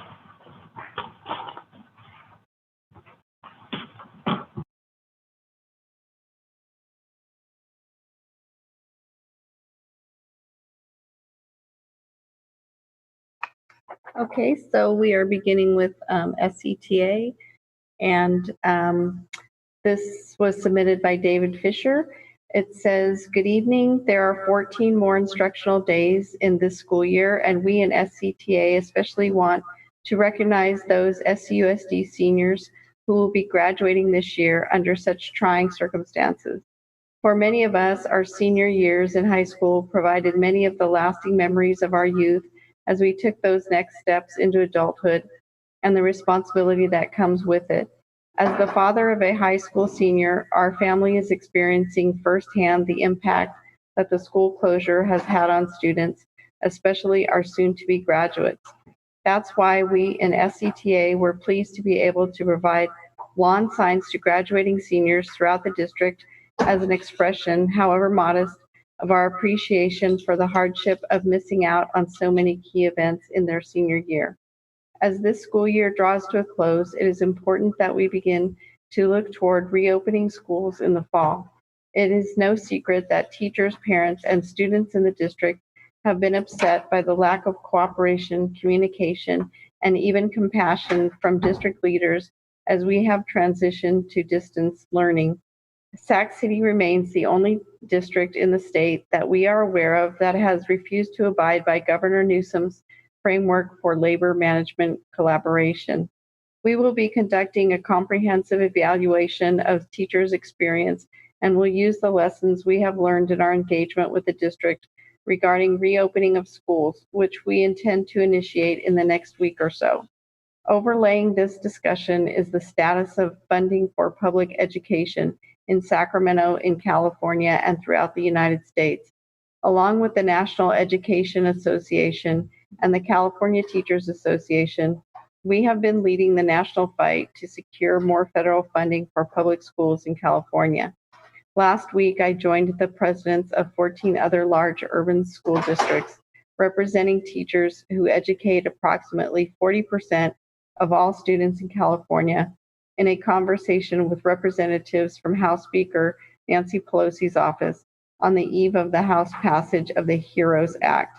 We are extremely lucky to have such strong public education advocate as the Speaker of the House, and we appreciate the district's advocacy under Agenda Item 7.5 on tonight's agenda for federal funding as well.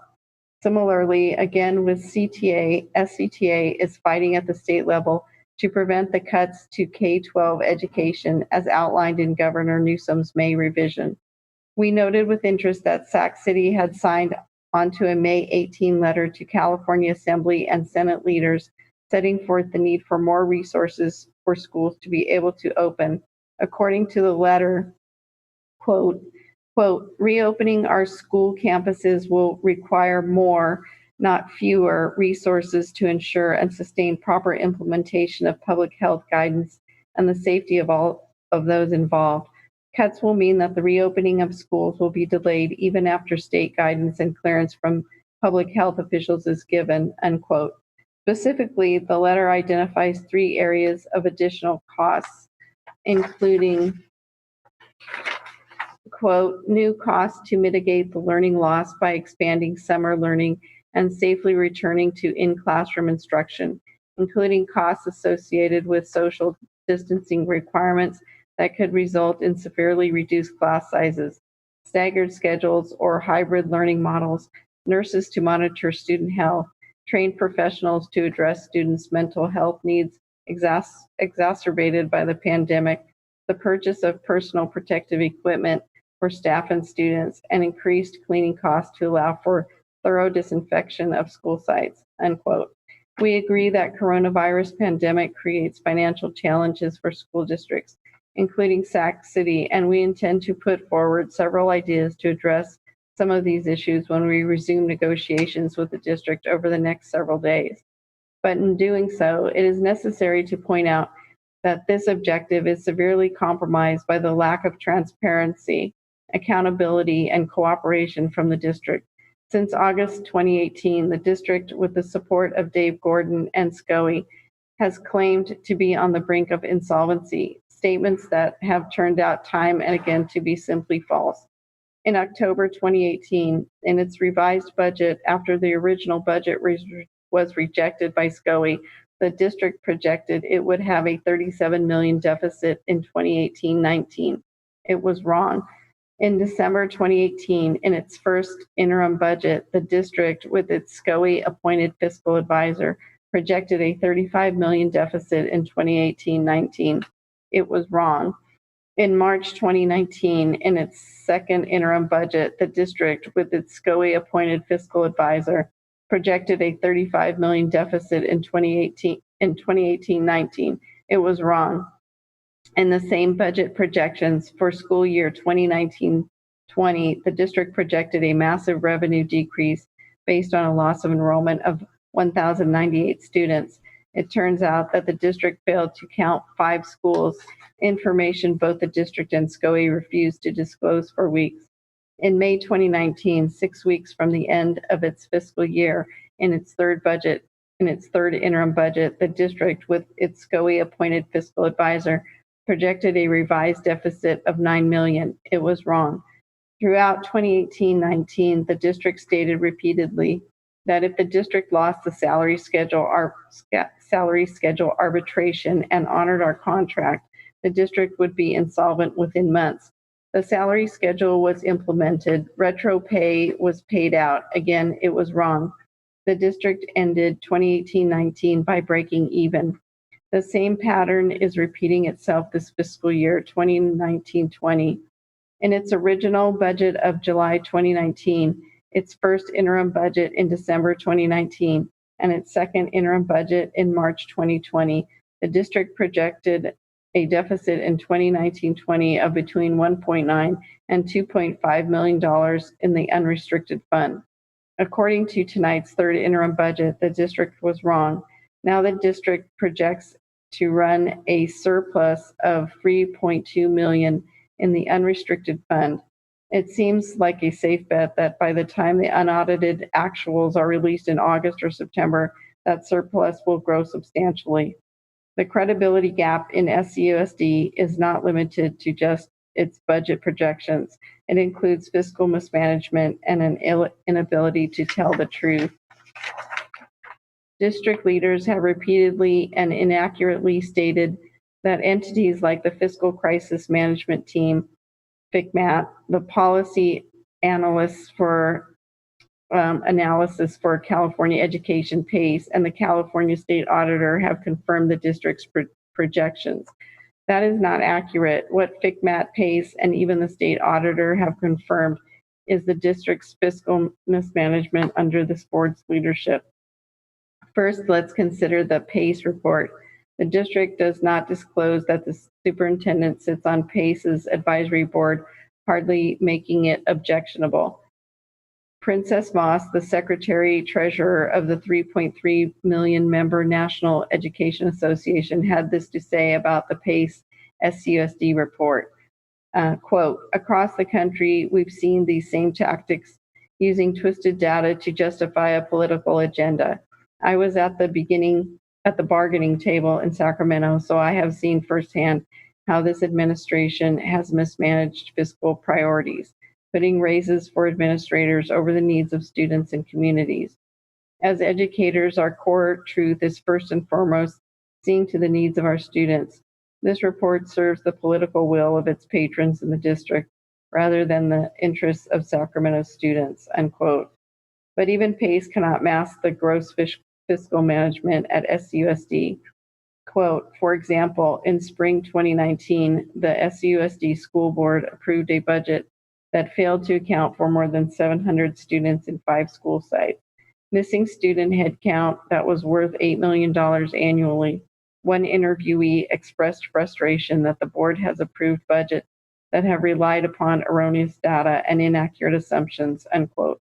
FCMAT's observations about Sac City are devastating. Here's what Mike Fine of FCMAT had to say about SCUSD in March 2019. Quote, I have no confidence in the district's data. It appears that your staff has again demonstrated that they don't have the capacity or willingness to produce accurate data. Let's be frank, the district has no credibility, unquote. FCMAT's assessment of Sac City's leadership compares with those from the state auditor, who in December 2019 presented the following statements and conclusions specifically about Sac City. Quote, we did not validate the district's budget data, unquote, quote, because Sacramento Unified has not developed guidance regarding the need to document its reasoning and key assumptions for its budget decisions. It lacks a starting point for explaining to the public the differences between its budgets and its spending. In reviewing its budgets, we observed large variances in its budgeted and reported actual revenues and expenditures, unquote, quote. In its attempt to summarize the findings of our audit, Sacramento City selectively presents our key findings, unquote. quote, our audit did not confirm that Sacramento Unified needs to make 27 million in cost reductions, unquote. Quote, Sacramento's Unified statement is disingenuous, unquote. Quote, Sacramento Unified's quotation of a letter from the county office superintendent is misleading, as it does not fairly represent what the county office superintendent told the district at the time, unquote. Quote, Sacramento Unified's statement regarding when its board recognized it needed to make cost reductions is misleading, unquote. Quote, Sacramento Unified summary of the OPEB actual report, OPEB report it mentions is misleading, unquote. Think about that. The state auditor describes your leadership team as one that multiple times is, quote, misleading, as well as, quote, disingenuous, while it also, quote, selectively presents or, quote, does not fairly present information. The state auditor writes that she, quote, stands by our statement that the district board failed to uphold its fiduciary duties, unquote, and enacts budgets, quote, in violation of state law, unquote, quote, failed to uphold its fiduciary, unquote, acted, quote, in violation of state law, unquote. And we are simply supposed to take your word for it on the budget. To do so would be a breach of our fiduciary duty to our members. Given the district's abysmal record in budget projection, together with assessments like those from FCMAT and the state auditor regarding the district reliability, accuracy, and competency, is it any wonder so many simply dismiss your repeated inaccurate proclamations that the district is on the brink of insolvency? Your credibility is further undermined by focusing on only one solution to the purported impending insolvency, a sustained attack on teachers and classified staff, either through layoffs, wage reductions, or cuts to benefits. In April 2019, Board President Ryan and Superintendent Aguilar told CBS National News that everything was on the table, including a cut to the superintendent's salary. How can the district be on the brink of insolvency while at the same time increasing the superintendent's total compensation to $414,818, an increase of $35,000, despite unanimously passing a board resolution in March 2019 in which the district promises that no such increase will occur until the board approves a budget with a positive or qualified certification? How else can the increase be evaluated as anything other than a declaration that the purported fiscal crisis had passed? Surely you wouldn't backtrack on the promise you gave to taxpayers when you unanimously voted on that resolution in March 2019. Which brings us to the present. As we said from the outset, it is clear to us that the pandemic has meant and will mean financial challenges for our district. But as the superintendents spelled out in their May 18 letter to California's legislative leaders, we're going to need more teachers, psychologists, counselors, nurses, social workers, as well as classified staff, not fewer. Just this week, we learned that Sac City currently has 159 certificated vacancies, not including an additional 40 or more language, speech, and hearing specialists, while this board just voted to lay off another 12 teachers.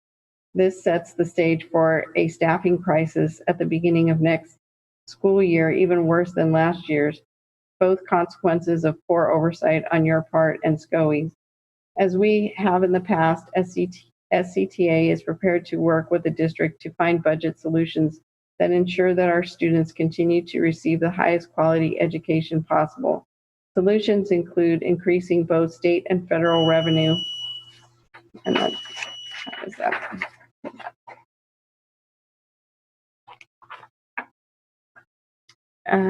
So we have a few public comments that will be at 2 minutes each, and then we have the parent participation that would be at 1 minute each.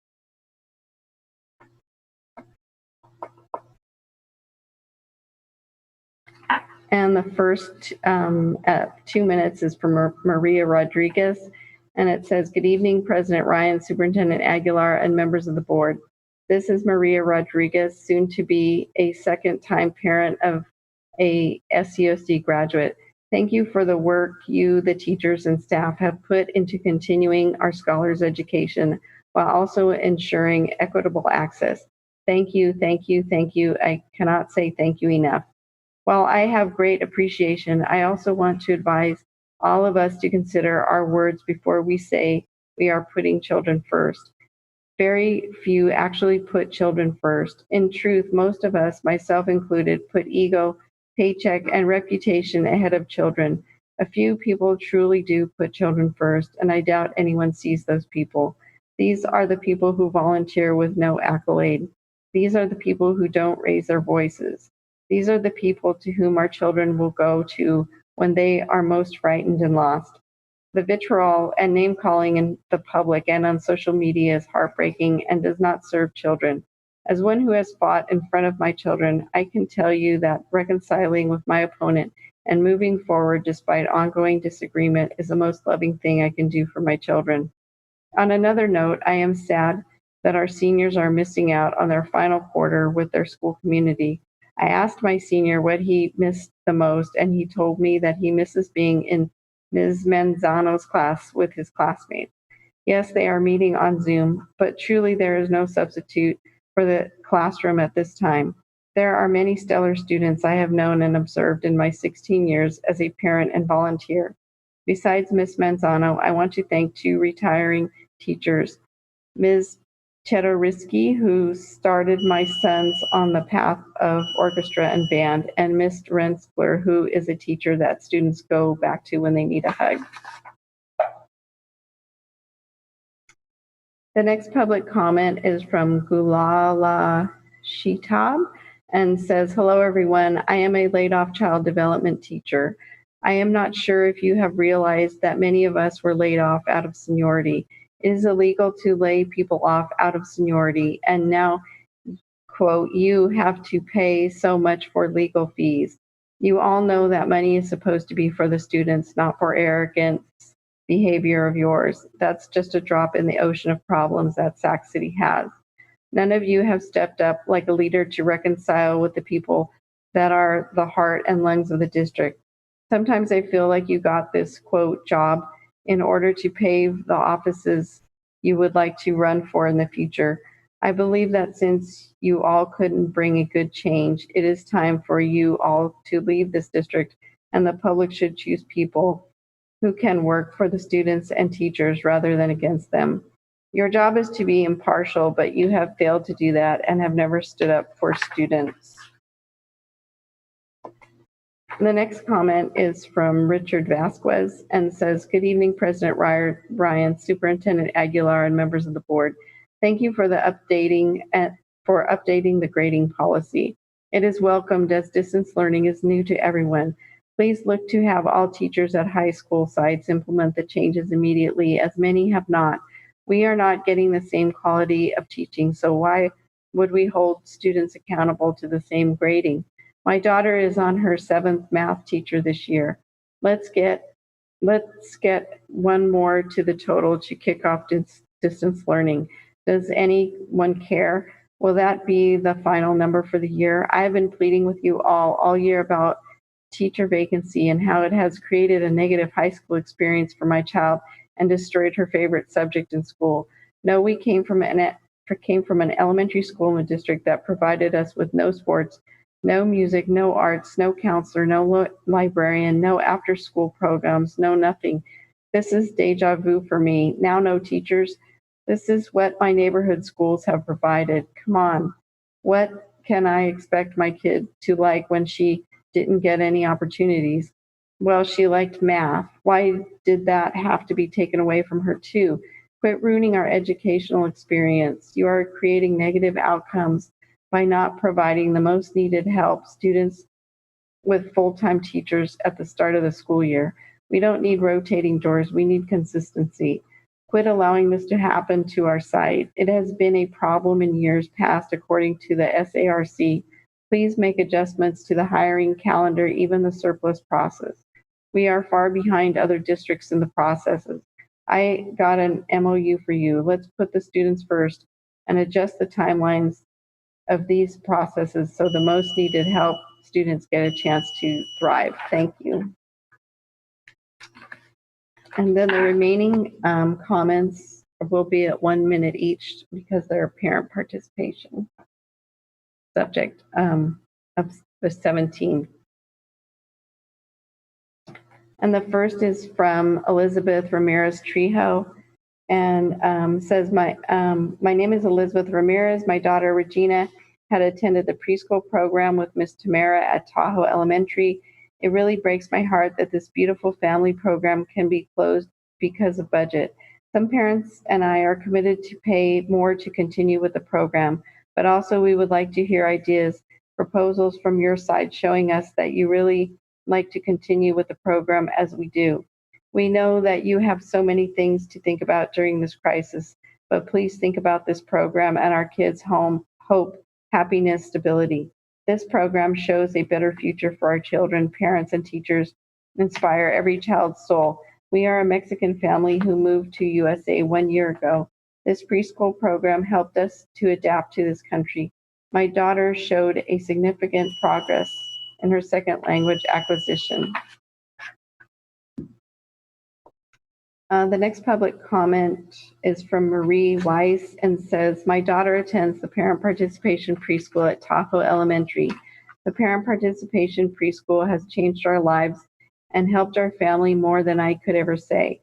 It has changed our outlook and parenting style and has brought us closer as a family. Preschool is so important and way too expensive. This program serves the families in the middle that don't qualify for affordable/low-income programs and are then only left with the expensive option of private preschool, homeschool, or skipping preschool altogether. I never thought I would be a, quote, PTA mom, unquote, or go to board meetings, but now, because of this program and dealing with the threat to it, I cannot imagine not being involved with the school and PTA throughout my daughter's education. We paid our tuition in full for this spring and have paid our deposit for the fall. Next comment is from Tamara Toby and says, good evening, board and superintendent. My name is Tamara Toby. Most of you know me by now. I am a teacher that has been laid off and trying to fight for our parent participation preschool program. I know that several parents have sent you emails about increasing the fees to sustain the program. There is no doubt the parents and teachers want this program and are willing to pay to keep it sustainable. Please vote to keep our program and help us market this amazing program in the district. As you all know, Miss Anita is battling cancer and will soon be entering into hospice. It will break my heart to know that the district said that we have to self-sustain and then cut our program. Please, we need to keep this program alive in Miss Anita's name.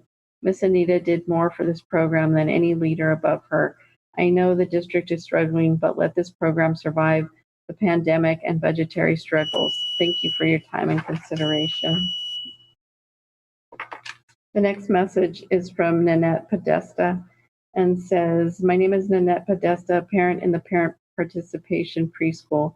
I would like to submit the comment that I am all for the increased fees to make our program self-sustaining. Please save the program and allow us to pay more. The next comment is from Alina Kojakari and says, hello, I support the necessary fee increase proposal presented by parent participation preschool program teachers to the SUSD administration and the Board of Education members. I want to save the preschool program and make it self-sustaining. I am willing to pay the fee to keep it that way. Please approve the new fee structure as quickly as possible so that we know our children have a preschool program in place and so we can begin to budget for these new changes. We are counting on you to work with us to save this essential program. The next comment is from Karina Augusta and says, I'm writing as a community member, Sac City Unified parent and participant for the last 2 years in the preschool program. My family needs this program. My youngest daughter has blossomed while attending this preschool. If the program shuts down, she will have had 2 years of preschool and then a year off before she starts kindergarten. I do not think that will set her up for the best success. I have learned so much and even help out more in my other children's classes. I have twins on the way due this summer and was planning to have them attend when they're old enough also. I have 2 other students that attend Sac City Unified Schools. If I'm forced to find another preschool for my youngest to attend, we will probably move out of the area to be closer to it and therefore move my other kids to another school district. I am more willing to pay the increase in tuition to make sure the program is self-sustaining. The next comment is from Christy Rivera and says, hello, board and superintendent. Early childhood education should be accessible to all. Unfortunately, that's not the case. Even more unfortunate is that there is a large population who depend on the parent participation preschool because that's our only viable option. We have gone through many meetings just to come to the conclusion that we need to pay more money for this program. Many of us have come to terms with that and have agreed, yes, we will pay more.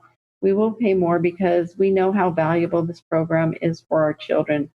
Even if that means we need to cut back on other things to fit this increase into our family budget, we will do that because we know it's what's best for our child. The very least you can do is meet us halfway and allow us to keep this wonderful program that has been around for decades. This program is what's best for the district, and the sooner you realize that, the sooner you'll be able to be on our side to fight to save it.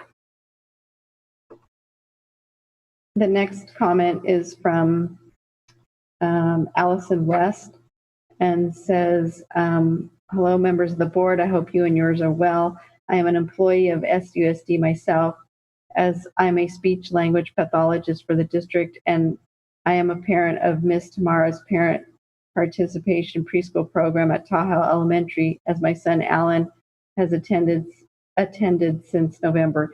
He will be going into kindergarten next year to AM Wynn, and even though his time in the parent participation preschool was cut short due to the pandemic, he benefited tremendously from the socialization and kinder preparedness skills he learned from the preschool program. Even though we will not be a part of preschool next year, I urge you to vote to keep this program. As a parent that will need a preschool program for my younger son the following year, and as a speech language pathologist that serves students from preschool age 6th grade in our district. And the next comment is from Sumi Zook and says, my family is one of countless over the decades that has been shaped by SUSD's parent participation preschool program. I am saddened to know that it is one of the programs that is being considered for termination, and I'm upset that such incredible resources to SUSD and the preschool teachers have been laid off at a time when all parents are struggling to meet their children's educational needs. I stand with the rest of the community built around SUSD's parent participation preschool in pledging my financial commitment to make it self-sustaining.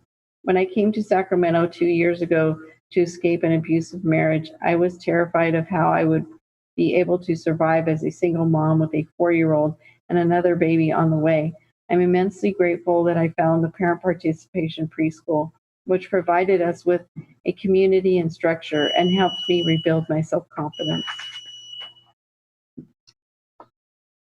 The next comment is from Paula, looks like Paula, I can't read the whole last name. It says, my name is Paula Von Lahr. I have been a teacher with the parent participation preschool program for 22 years and was one of the teachers laid off. I have been working with Tamara and the other teachers and parents to find a way to save this program. Many of my parents have sent letters letting you know they want to keep this program and are willing to pay the price needed to make it a self-sustaining program. I came to this district after working in several other types of programs and love how this program is set up with the parents. Please vote to allow this program to become a self-sustaining preschool with guidance on advertising to make this awesome program grow and thrive in this district. Thank you for your time and consideration on this matter. And the next comment is from Shannon McBrien and says, I support the necessary fee increase proposal presented by parent participation preschool program teachers to the SUSD administration and to the Board of Education members. I want to save the preschool program and make it self-sustaining, and I am willing to pay to keep it that way. Please approve the new fee structure as quickly as possible so that we know our children have a preschool program in place and so we can begin to budget for these new changes. We are counting on you to work with us to save this essential program. And the next comment is from Wendy Mejia and says, I have 2 little ones attending this preschool program. The program is important to our family and the future of our children's education. I support the program and am willing to pay a higher fee to make it self-sustainable. And the next comment is from Amber Larson. It says, Dear SUSD board members, I support the proposed fee increase presented by the Parent Participation Preschool Program teachers to the SUSD administration and the Board of Education members. I want to save the preschool program and make it self-sustaining. I am willing to pay the fee to keep the program running. Please approve the new fee structure as quickly as possible so that we know our children have a preschool program in place and so we can begin to budget for these new changes. We are counting on you to work with us to save this essential program. Thank you for your support. The next comment is from Hallie Hester, and it says, we are once again asking that you do what you can to save the parent participation preschool. We ask that you increase the fees as needed to make the program self-sustaining, but still find a way to help support the families that cannot afford the increase. Our program serves a diverse cross-section of the community with a range of needs and resources. We want this program to be equitable and accessible to all. Although there are many families that will and can pay more, there are also families that will need help with the tuition increases. This could be in the form of a sliding scale, a deferment of tuition dues for families that need extra time to come up with the added costs, or a scholarship fund. The parents have tried to come up with ways to save the program, but ultimately we are not the ones that have the resources or decision-making power in this matter. We need your creativity and support.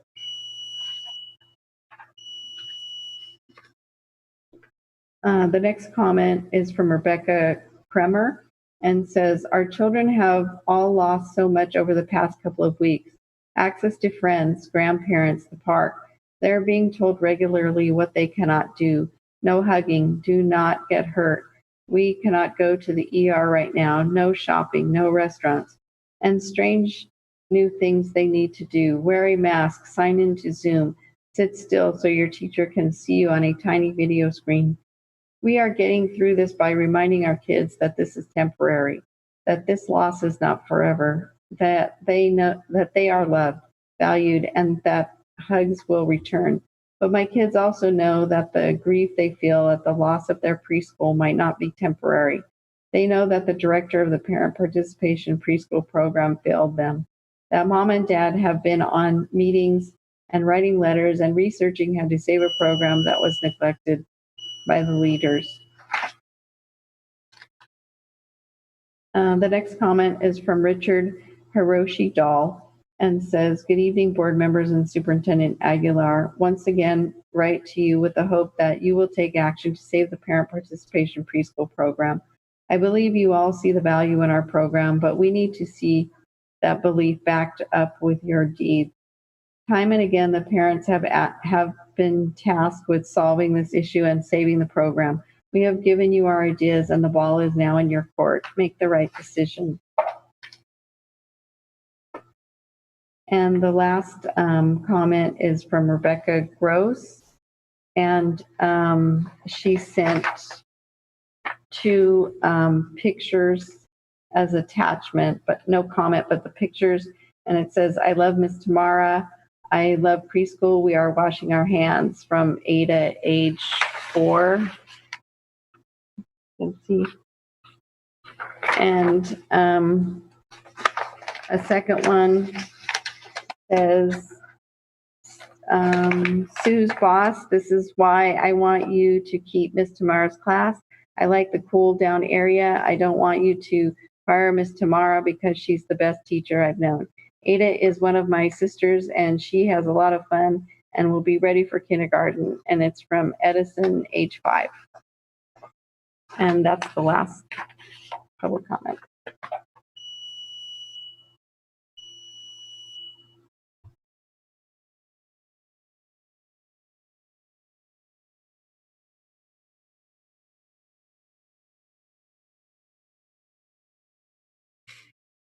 President Ryan, your microphone is off. Can you hear me? Better? Can you hear me now? Okay. Hearing to receive the public comment and approval of the district's initial proposals regarding SEIU Local 1021 collective bargaining agreement negotiations for the 2020 to 2023 year. Thank you, Board President Ryan. Good evening, and good evening, board members and Superintendent Aguilar. And coming up on the screen will be the PowerPoint for the first item. The three are similar. This is a public hearing in order to make sure that you and the public is aware of the upcoming negotiations on successor contracts with bargaining partners. This is regarding SEIU Local 1021 and the collective bargaining agreements for 2020 through 2023. Next slide, please. So we are here to share our intent to bargain proposals that relate to matters within the scope of negotiations, and that this hearing provides the public an opportunity to know what we will be discussing, and that we will in fact be beginning negotiations. The district's initial proposals, other known as sunshines, are being presented so that you and the public have an idea, one, that negotiations will be beginning on the successor contract, and two, that these are the scope of areas that we will be looking at. Next slide.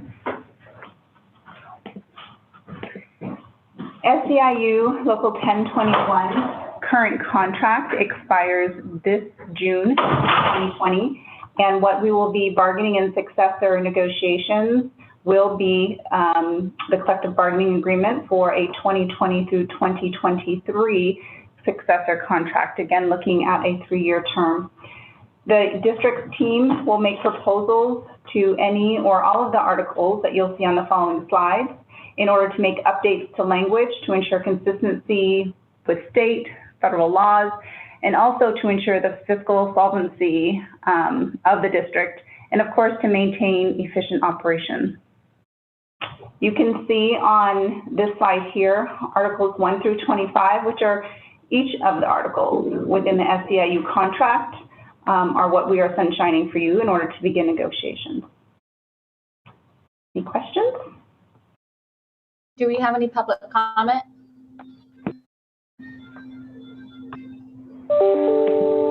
No public comment. Okay. Do we have any board member comments?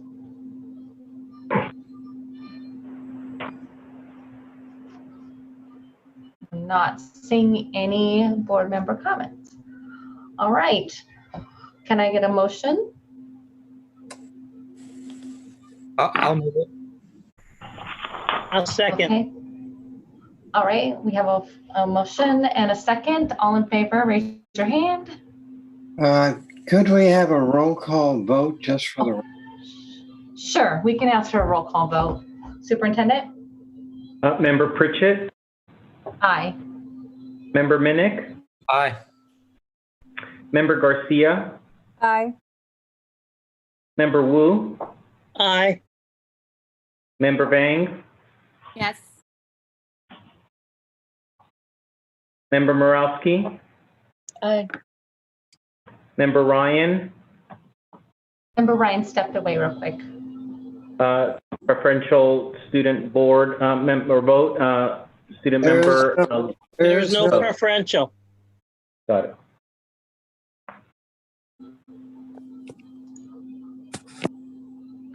All right.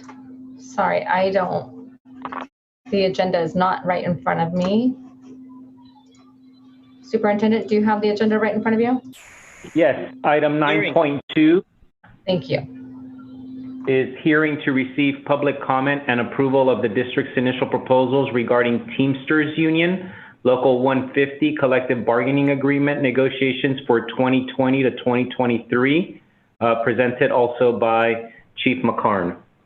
Again, good evening and thank you. We are here to share with you. This actually looks like 9.3 that's on the screen. There we go.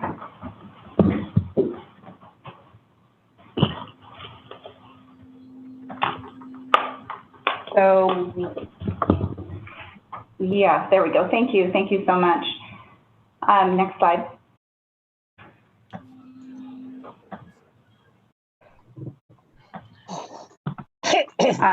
I'm sorry. I think this looks like 9.3.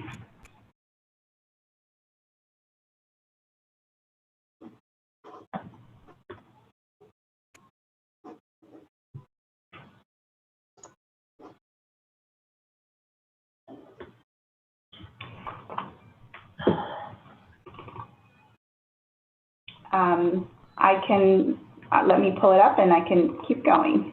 Oh, there we go. Okay. Next slide, please. So in this, again, we are here to ensure that both the board and public are aware of our intention to begin negotiations, successor contract negotiations, given that the Teamsters Local 150 collective bargaining agreement expires June of 2020. And per Ed Code, we want to provide the opportunity for both the board and the public to, one, become aware, and also to share the scope of negotiations that we, the district team, intends to begin in that process. This is called sunshining, and as we do, next slide, that's perfect, thank you. And as we do that and engage in negotiations with Teamsters Local 150, we will be looking to do a successor contract for the next 3 years that would go from 2020 through 2023. The district will make proposals to any or all the articles that you'll see on the next slide to update the language to ensure consistency with state and federal laws and district solvency as well. The articles 1, 2 through 23 are actually all of the articles in Teamsters Local 150 contract, which again, we will be engaging in through the negotiations process. That's it. Okay. Public comment? Item 9. Public comment. Oh, do we have any public comment on this item? No, no public comment. Sorry, we're still having a very weird echo in the background. Okay. Call. And it says that this is a roll call vote, but we're just receiving. No, we're not. I'll move it. Okay. A second. Okay. All those in favor, actually, we'll do a roll call vote. Superintendent, please call roll. Member Pritchett? Aye. Member Minnick? Aye. Member Wu? Aye. Member Morowski? Aye. Member Garcia? Aye. Member Vang? Yes. President Ryan? Aye.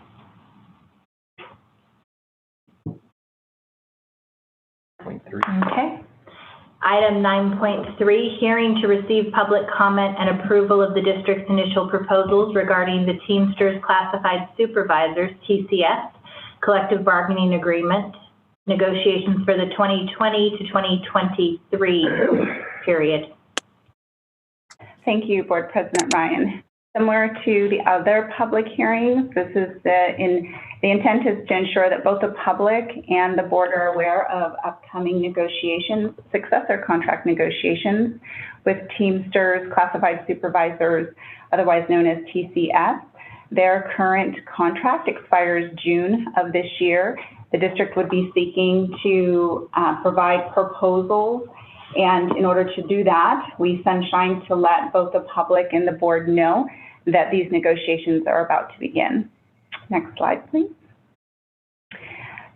Similarly, the intent of the district's negotiation team would be to try to work through a contract and get a contract that would go from 2020 through 2023, a 3-year successor contract. The district will make proposals to any of the or all the articles that you'll see on the next slide to ensure that there's consistency with state and federal laws as well as fiscal solvency, and to ensure that we maintain efficient operation of the district.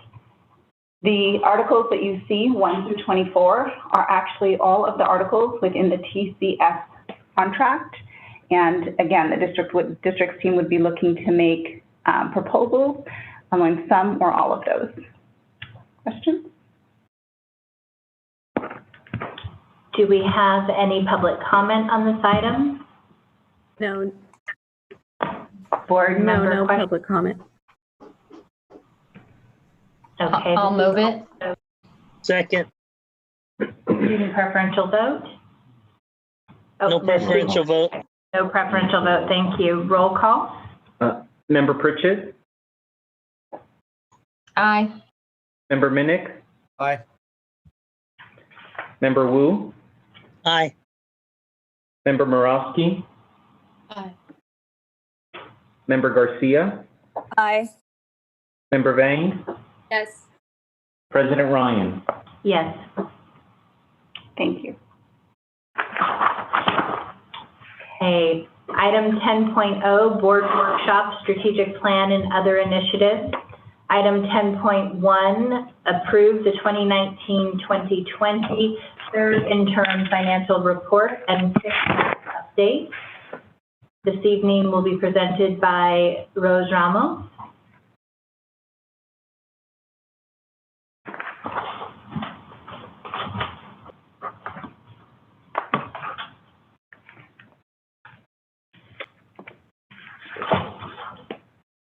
Muted. Hold on. Rose, I think you're muted. Oh, shoot. No. Okay, now we can hear you. Okay. All right. Well, good evening, everyone. So this report represents actual information through April 30th with projecting the last 2 months of this fiscal year 1920, along with projecting the 2 multi-years which follow 1920, 2021, and 21-22. And so next slide, please. And we have Tammy Calais, our budget director, who will be co-presenting with me a little later in the presentation as well. So this is what we have for the agenda tonight for the third interim report. This is the same information that you've seen with the other interims, and in the interest of time, I'm not going to go over every single one of these in this bullet format, but this information is contained within the report. So if we can go to slide 3. And these are the educational codes that govern the financial reporting requirements for school districts. And we are adhering to these. And the third bullet is the one that applies to this report because we have a negative certification in the other interims, so we are required to file a third interim. Next slide, please. And this is just a little history on the district's fiscal status. We know that our budget was disapproved by SCOE this year because of our projected unrestricted general fund negative ending balance in our third year. And we've also received a negative certification for first interim, a negative certification for second interim. And because we are unable to meet our financial obligations in our third year. And so SCOE has assigned our fiscal advisor, and we are under a stay and rescind still. Next slide, please. So this next slide is just a summary of the changes in the third interim report, and a little later in a couple of slides in the future, Cami will go over the specific details. But just overall, at a high level, our revenues did increase by $4.4 million. From second interim, and we did see some expenditure savings and budget adjustments of 2.3, and we have a one-time in front of those because that's typically what happens about this time of the year, and they are one-time in nature, and we'll explain those as well. This third interim report is assuming a 0% COLA, with cash flow showing as positive through May 2021, and our challenges starting in June of 2021. However, our multi-year projections will not meet the 2% required reserve in 21-22, and we still need a negotiated solution to achieve ongoing reductions. Now, I'm going to back up just a little bit. If you can just stay on that other slide. We know that this information now, as of May revise, it came out, the specific details that were released on this past week after we prepared third interim. We know that districts are facing a negative 10% COLA, which is actually be an effective COLA of 7.92%. And we'll go into detail how you get into that 7.2% later in the presentation. But this information, I just want to, reinforce that it was prepared prior to all those details coming out. And so we did not have an opportunity to include many of them, but some of them we did, and we'll go over those that are included from May revise in third interim. And then we still know that the state budget is not yet enacted, so there will be additional changes coming. But whatever we know is in the May revise as a budget development will be included there. So just wanted to preference that and not, alarm anyone with that 0% COLA. That was the last and best information we had when we prepared this. So next slide, please. Now, here are the changes from second interim to third interim, just in summary, and Cami will go into a little bit more detail. But just wanted to show you really quick, the second table there is our second interim. And what's important, of course, always is our deficiency or excess and our ending fund balance, because that determines our ending fund balance, whether or not we are going to be able to meet our minimum required reserve and for how long, which determines whether we file positive, qualified, or negative. So at second interim, we were projecting a deficit altogether of about 11.7 million and an ending fund balance of about 58.65 million. And just to remind everyone that second interim was reporting actuals through January 31st of this year, and then projecting for the remaining months. So we have to keep in mind that when we set up our budgets, it's just like anyone else's budgets, right? We assume that, based on certain factors like trend analysis or fixed costs and variable costs, that this is what the district anticipates to spend. But that doesn't always pan out to be perfectly 100%, on budget. It's like anyone's personal budget. You plan to spend so much on expenses, on living expenses in a month, but they may not come in exactly to the penny what you projected. And so district budgets are no different. We can project as best we can based on the information we have. And then it is our responsibility, certainly as we go throughout the year, to adjust that budget based on new information. I don't know, let's say that we are unable to fill a couple of positions, so we have some vacancy savings. Therefore, we will reduce that budget in that line item by that dollar amount so we can liquidate those and make those resources available. And the same is true for some of our fixed costs. Our fixed costs would include our statutory benefits that are tied to those salaries that may not have a person in that position because it's vacant. So therefore, those are adjusted down as well. And then the same is true for some of our other expenses. So that's part of the explanation in third interim for that change, which is the top table there. And you are seeing that the district in the unrestricted column is projecting to end the year. And again, I say projecting because we're not done with this year. We still have May and June. We're projecting to end the year with about a 3.2 increase or surplus in our unrestricted side. And this was based on, and if you just quickly compare, you look at our revenues at second interim compared to third interim, our revenues did go down. So where this gain was made is on our expenses. We had a decrease in expenses.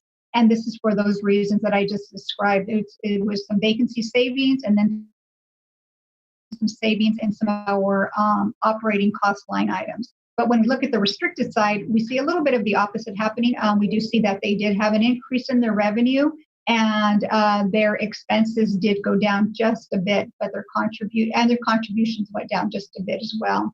And so overall, the district did see a slight improvement, but I caution you that this isn't, ongoing improvement. These are one-time savings just because we didn't fully spend, or we're not anticipating to fully spend some of these line items. So yeah, it's great that we have a 3.2 surplus, but when we put it in perspective, you'll see in our cash flow analysis that our average monthly cash flow is about $50 million. And our average payroll per month is about 40 million. So the 3 is, just a kind of a drop in the bucket when we, apply it to our true needs. So just to put perspective on that one. So if we go to the next slide, please. This is just the net change from second interim. And so this kind of recaps for you where those changes occurred that got us to our new projected ending balance of 5.8 million. That's the total change in ending balance. So you'll see it's broken up by unrestricted and restricted. In our unrestricted, you see we did have a decline in revenue from second interim. And then on the restricted side, we did have an increase in revenue. And then as we go down and we look at the total expenditures on the unrestricted side, our expenses, as I explained earlier, you do see a savings of 1.4 million. And on the restricted, you see the same thing. And they're in different categories. For the unrestricted side, it's mostly in our salary line items because we did have some vacancy savings there and are anticipating that. However, that can change. I mean, we don't know by how much, but we have 2 months left in operating costs to still accrue.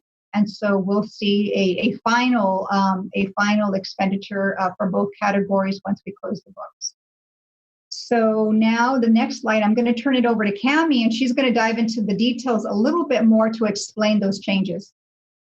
Okay, good evening. So for third interim, starting with unrestricted revenue. So there's a decrease in our projected LCFF revenue of about $215,000.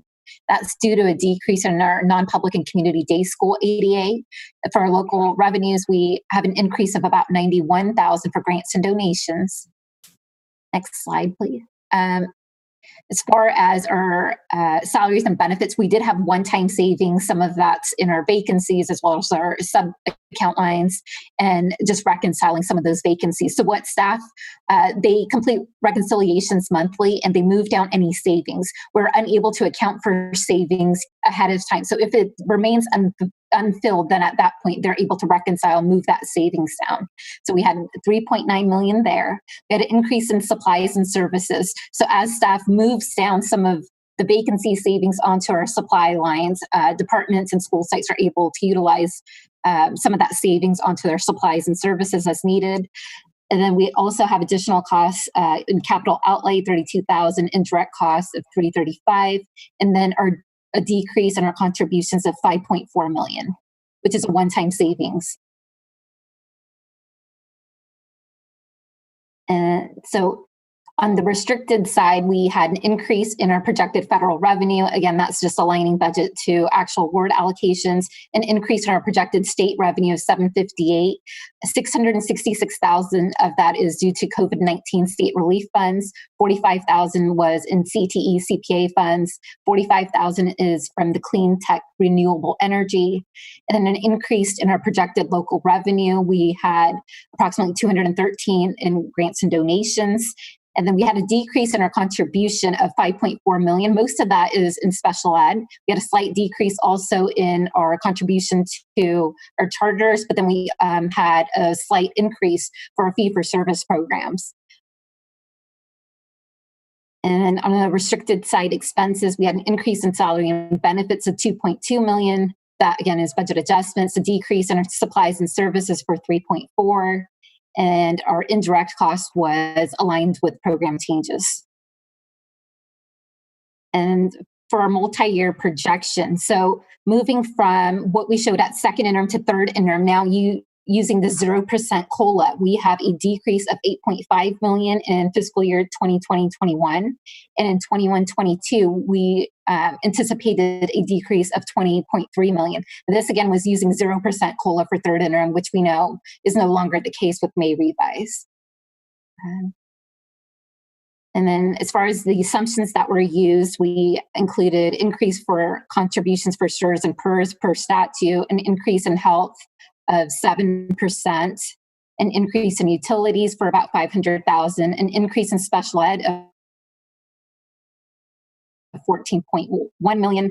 7.1 of that is in fiscal year 2020-21 and 7 million in fiscal year 21-22. We have a decrease in teaching positions due to declining enrollment, so about 7.0 FTE, which accounts for 800,000. We are anticipating expending approximately 9 million of our CARS funds in fiscal year 2021, with the remainder being expended the remainder in 21-22. And then this slide shows the multi-year from third interim as well as the projected 2 fiscal years out. So with our third interim, we're currently showing a net decrease of 5.9 million, which will reduce our ending fund balance down to 64.3 million. And then in projected year 2020-21, we have a net decrease of 37.4 million, which will drop our ending fund balance down to 26.8 million. And then in projection year 21-22, we have a projected decrease of 61.7 million, which we will drop our ending fund balance down to that negative 34.89 million. And this again was using that 0% COLA scenario, which we know is no longer the case with May revise. So, but even with that 0% COLA, we were showing a projected net decrease of approximately 62 million in that third year out. Okay, so I will take over from here. Here is the multi-year projection, again, assuming a 0% COLA, which still is it doesn't leave the district in good shape. The blue bars are the current year, which we do have to show that. And then the red bars are next year, and the green bars are the third year out. The concern is of course, now that we are projecting to have less revenue, how quickly is that going to accelerate our cash flow issue? And as you can see by the red bar, if it's clear for you to see, if you go over to April, May-ish, you start to see the red drop below the positive line. And that continues through June, and then start all over again at July with the green bars. We do start off with a positive, and that is because one thing I forgot to mention here, but it is included in the slide, is that this does include the cash deferral for June of this year, in addition to including the cash deferrals for 2021 for both May and June.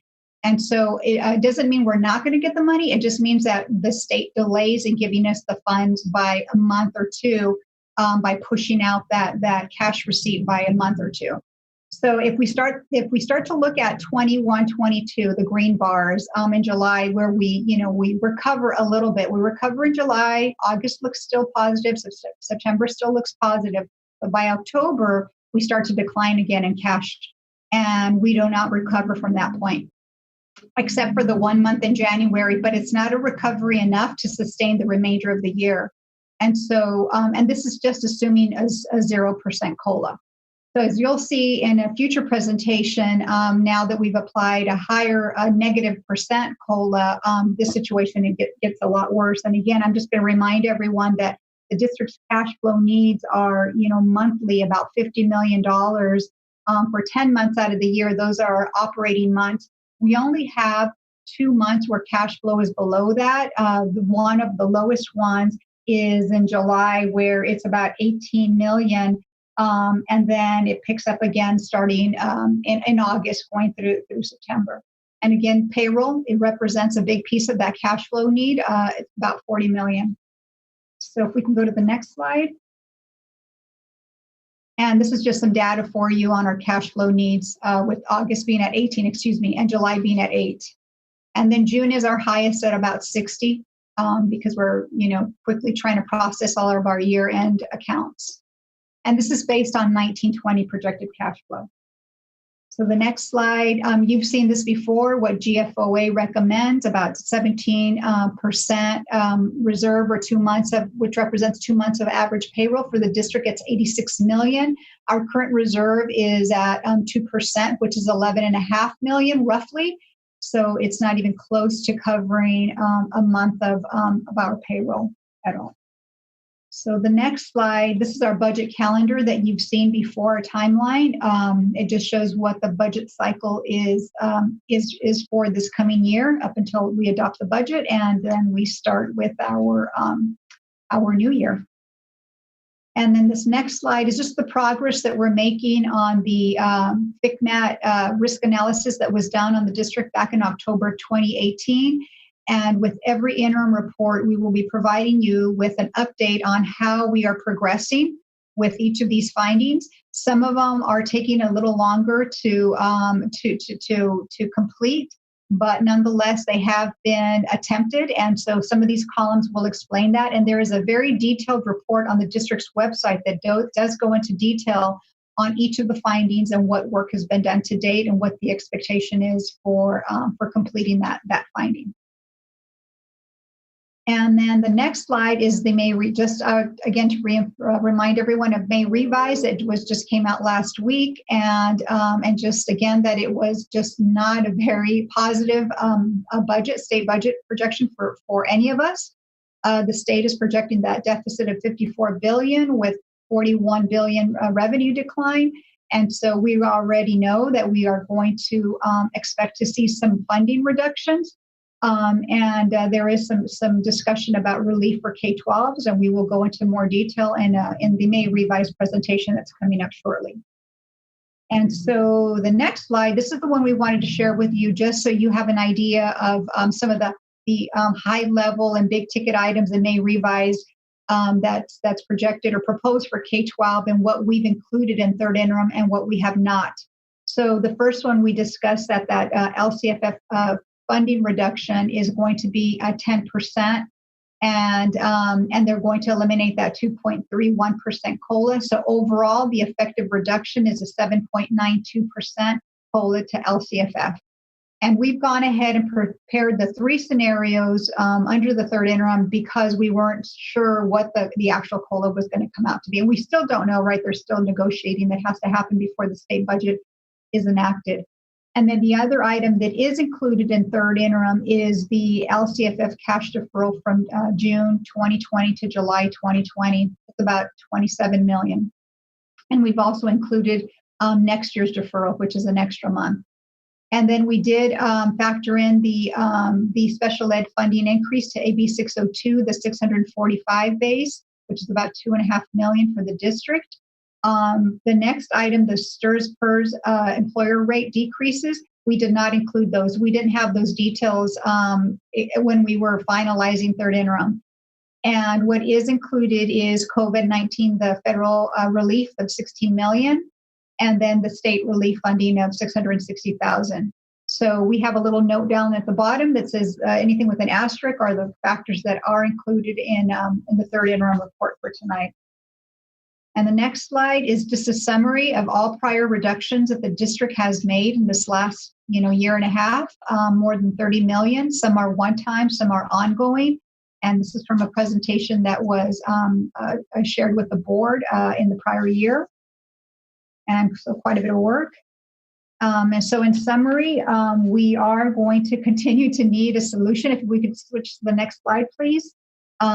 We do need an ongoing solution, and now more than ever. Not that we didn't need one, desperately before, but we had a little bit of extra time on our hands since we were counting on a larger ending fund balance because we were banking on receiving some type of COLA for LCFF. But now we know not only are we not going to get a COLA, but it's going to be a negative COLA, which means a reduction in the district's revenue, which is really going to accelerate the cash flow issue and the insolvency for the district. So the next reporting period is the budget that we will be for the coming year of 2021. We'll be presenting that to you in June. And then we have another presentation for you, more items from now to update the information now that May Revise has been made available to us. And so that concludes third interim if there are any questions. Thank you, Rose. Do we have any public comment on this item? Yes, there is one public comment from Nikki Malevsky. And it says, here we go again. Despite its rhetoric to the contrary, this school board may go down in the record books as the least accurate, least transparent, and least focused on oversight of any school board in Sac County history. Since August 2018, the district, with the support of Dave Gordon and SCOE has claimed to be on the brink of insolvency, statements that have turned out time and again to be simply false. Throughout 2018-19, the district, with the concurrence of SCOE, projected a $35 million deficit, only to end the year breaking even. Last year, based on your lack of oversight, you voted to eliminate 175 certificated and 200 classified positions. The district ended 2018-19 by breaking even. Fast forward to 2019-20, here we go again. In its original budget of July 2019, its first interim budget in December 2019, and its second interim budget in March 2020, the district projected a deficit in 2019-20 of between 1.9 and 2.5 million in unrestricted dollars. Now the district projects to run an unrestricted surplus of 3.2 million. For 18 months, the district has been crying wolf. Unfortunately, now that the pandemic may be creating some true financial distress to school districts, absent more robust intervention from the state and federal government, as the third interim budget makes clear, there is no indication that the district is any more transparent or accurate in its budget projections. In this budget, the district writes that it is, quote, committed to identifying areas where savings may be achieved in a manner that is fair and equitable without substantial disruptions to our educational programs. The district will continue to evaluate its programs and staffing levels and other supply and services expenditures in order to determine whether additional non-negotiable savings may be achieved, unquote. If in fact this is a commitment the district actually intends to honor, the pandemic may create an opportunity to develop a more constructive relationship with your certificated and classified staff. We intend to hold you to your commitment. And that's the only public comment. Thank you, Anne. We're going to take board member questions and comments at this time. Anne, if you can set the clock at 20 minutes. We're about an hour and 10 minutes behind, but this is such a critical conversation that we want to utilize the full 20 minutes of Q&A from board members. I would ask once again, I won't limit you to 2 questions, but to be respectful of allowing our colleagues to also contribute to the conversation. Board member Minnick. President Ryan, can I just interject very quickly, because we do have another presentation about the May revise. So I'm going to just ask Rose that if there's a question that you think is more applicable to answer after the second presentation, please let our board members know so that we can actually get through that presentation as well. Just real quick, Ms. Ramos, and this is just in response to the public comment we just heard, suggesting that what you just presented was a surplus and that we're in a good financial situation.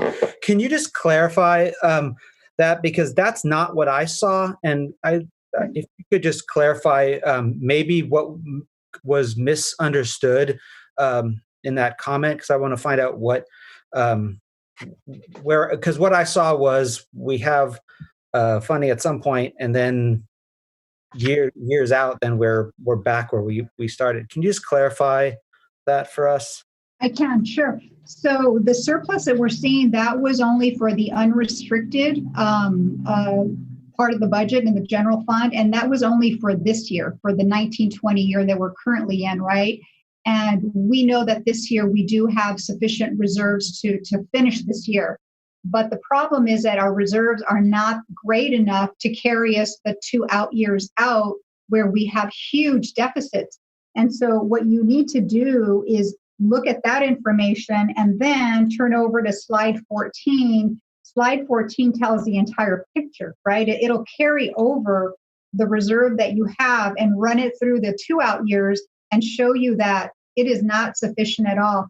And even assuming that, you know, the 3.2, that's a good thing, putting it in perspective in terms of the district's budget, what does it pay for? Well, we know our payroll is about 40 million a month. I mean, that's pretty insignificant.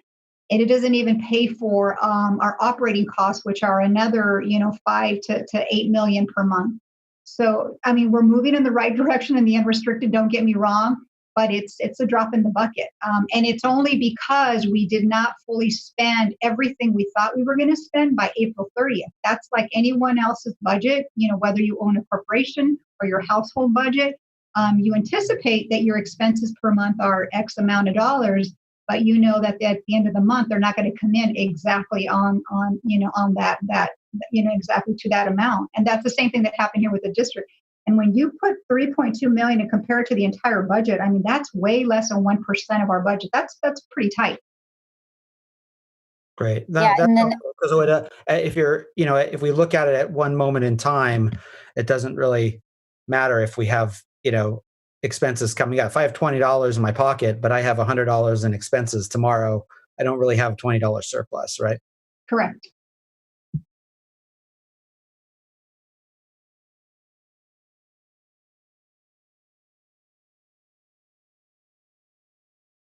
President Ryan. Board Member Morowski. Sorry, Board Member Minnick, were you not done? No, I was just telling you your microphone wasn't on. Oh, thank you. Board Member Morowski. Thank you, President Ryan. And I think I will probably save most questions till the other presentation, because I recognize this third interim was prepared, as you said, with the information we had at the time, which unfortunately doesn't reflect the depth of the fiscal situation at the state level. I do want to ask one question that's specific to the third interim, and that would be on slide 9. There's a decrease in contributions. I guess it's slide 9 or 10, depending on how you. I think it's the same thing, but it's the 5.4 million decrease in contributions. Just wondering if you could say a little bit more about that. I heard that it was mostly special education. Do we have a sense of what happened between second interim to third interim? It seems like a big jump. So just curious kind of what was going on there. And, I'm like a broken record a little bit on this, I know, but just having, more transparency around what's going on in the special ed budget, I think will help us all. So Sure. Yeah, and I'll let Cammie reply to that question. She worked on the contributions. Cammie, if you could. Sure. So most of that is in special ed. So I believe about 5.1 million of that was related to special ed. And so some of it was due to personnel savings, and a lot of it was in supplies. And then we had some professional development that did not take place. So a lot of that just was canceled. So I know comments were made regarding second interim and third interim. So second interim didn't reflect COVID-19. So there's a lot of professional development that did not take place that obviously could not have been projected at second interim. So there's savings there. And then as far as supplies also, we had a huge savings in some supplies that was not purchased for this fiscal year. But a lot of the professional development, I know special ed has requested that once it is rescheduled, they do plan on attending next fiscal year. So that, again, is going to depend on when and if some of that is scheduled out. Okay, thank you. Thank you. That's helpful. So in fact, I'm hearing, if I'm hearing that correctly, most of that cost would actually not mean that we actually had lower expenditures or could expect lower expenditures in terms of a trend, but actually the opposite for next year. Some of those costs would get then pushed on to the next next fiscal year. Okay, I just think that's an important note in terms of what we can expect for next fiscal year as we see some of those costs shift. I think that's all I have for this. Thank you. Is we can add the time that we have remaining in this in the subsequent may revise update to extend the conversation, because I think a lot of the questions will come reflective of the current reality versus the snapshot in the moment in time, which this third interim was. I do just want to ask one question before we move on. I don't see any others. Much has been made of the variance between projections and actuals. And in fact, it was suggested that we should not believe the integrity of the numbers because Sac City never has an ending fund balance that matches the projections. And so I would like you to again restate, as a professional in this field, since we have had this come up over the years, what it means to match on the dollar the projections and the actuals, and what you have seen in your experience as a CBO in other districts. Yeah, I mean, I've not seen anyone come in exactly what you project in, starting with budget adoption. And you have all probably in your professions have never seen that happen. That would be amazing. And I may stand corrected. Maybe, I don't, Superintendent Gordon or Tammy or Terry or someone has seen that ever, but never. And it's very common to see that change, and which is why we present to you often budget changes and budget updates, just so that we can bring you up to speed on where we're at with the budget, where we are with actuals, and if we're trending less or more and why. And so this district has done pretty good. Under 1%, given that we're a $500 million organization, is pretty good. I would say if you were trending higher than that, then maybe we got to really relook at how much we're budgeting. But that's very tight. That's a very, very close budget. And what we're doing in between is that we are constantly, like Cami explained, every month our staff is reconciling accounts and looking for those trends where if we are seeing that something is, under budget or over budget, we're making those corrections so that the budget reflects a little better every single time. And then, of course, when you get to the end of the year, it's far closer. So thank you, Ms. Ramos, because I do want to follow up to that because, once again, this is a snapshot in the moment in time. And so we know that sometimes we receive bills and those bills are actually paid at a different date. And therefore, the accounting for that will also be recognized differently. So when we submit a report that is the best data we have, that is the snapshot in that moment in time, is it inaccurate if there is a change that is a less than 1% variance from one snapshot of the accounting to the next interim's accounting and shoring up of the numbers? No, not at all. It's not accurate. It's normal. That's just a normal budget life, right? That's to be expected. We can't guess exactly 100% what we're going to spend next month or 2 months or 6 months from now. We can estimate, and we have some pretty good estimates based on, fixed rates and fixed costs and variable costs. But, like Cami explained, sometimes staff development has to get canceled, and it may be not because of COVID-19, for other reasons, or you don't fill positions. And we can't anticipate that. We just, can prepare based on the information we have at that time. But that does not mean the budget isn't accurate. It's kind of like, it's a very fluid kind of a process, if you will.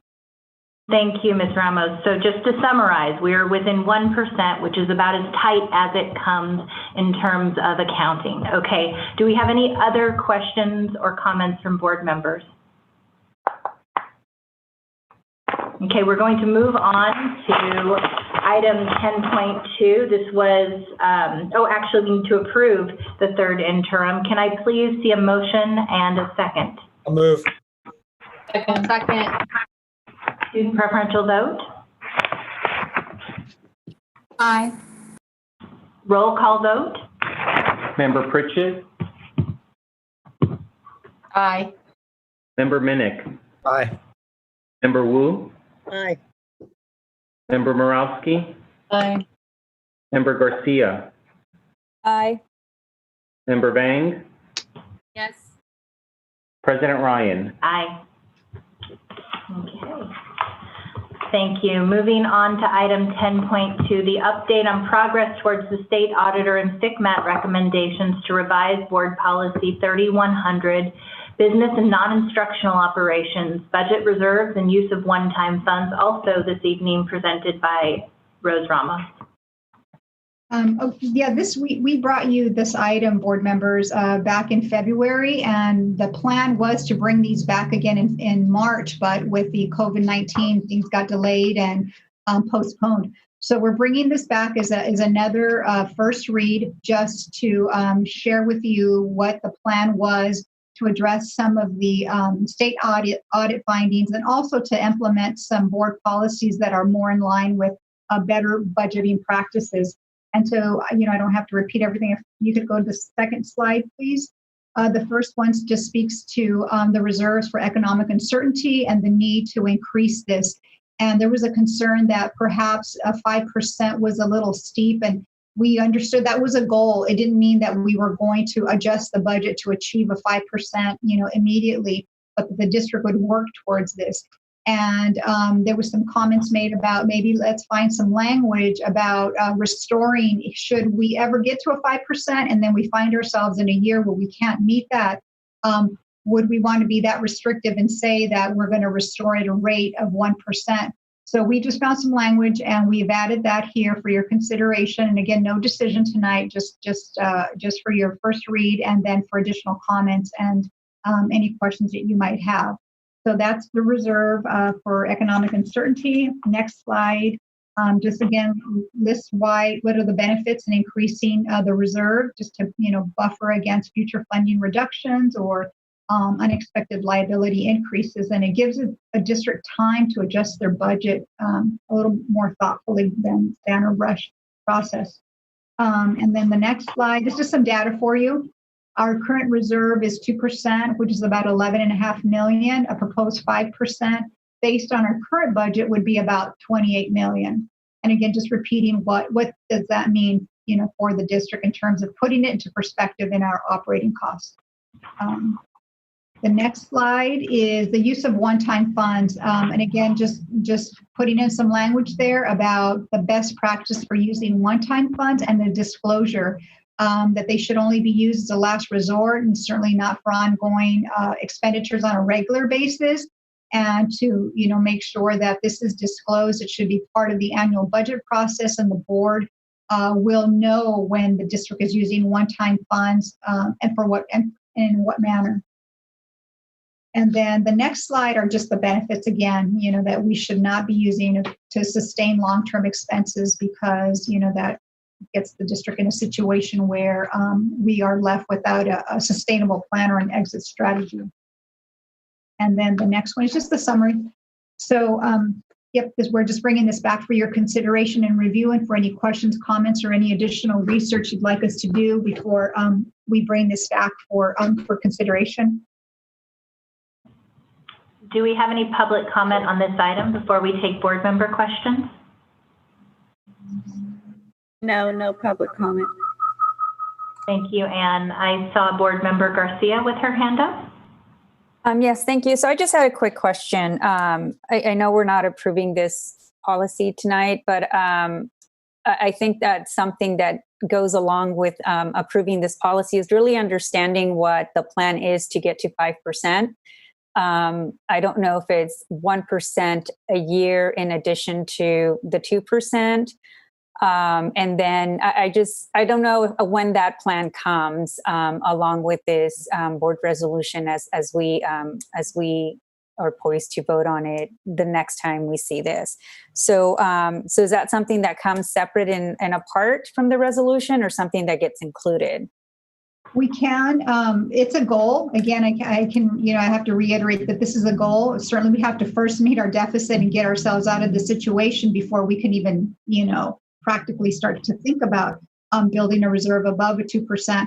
So it would be a goal, and we could put together a plan. But this just sets your policy in place so that as a district that this is what the district would like to achieve, or this is what the district has in place as far as reserves are concerned. Well, I think it's still important to have a plan in place, to meet that goal once we're out of this deficit. And I know it's going to be a bit of time, but the plan should be there too. Thank you. Thank you, Board Member Garcia. Board Member Morawski. Thanks so much. Thanks for bringing this back. I think it's really important, and it's something that, is a policy and can get kind of lost. So I appreciate your focus on this issue. And being on, a fiscal call, or I can't even remember what presentation it was, but one of the big things that that folks were discussing in terms of the state budget were sets of reserves. So the state budget reserve being, buffering the impact of this COVID crisis on all state programs. And then within education, folks focusing on the fact that districts at the district level generally have reserves. I think that they are around 15% or 17% on average. Now, some of that is because there are a lot of small districts, so they need a higher reserve level. But the thought was that, oh, these can buffer at the district level, having these significant reserves because folks were in pretty good shape, could buffer the effect of the crisis. So it just speaks to how important it is to have adequate reserves. I think 5% is a very reasonable number.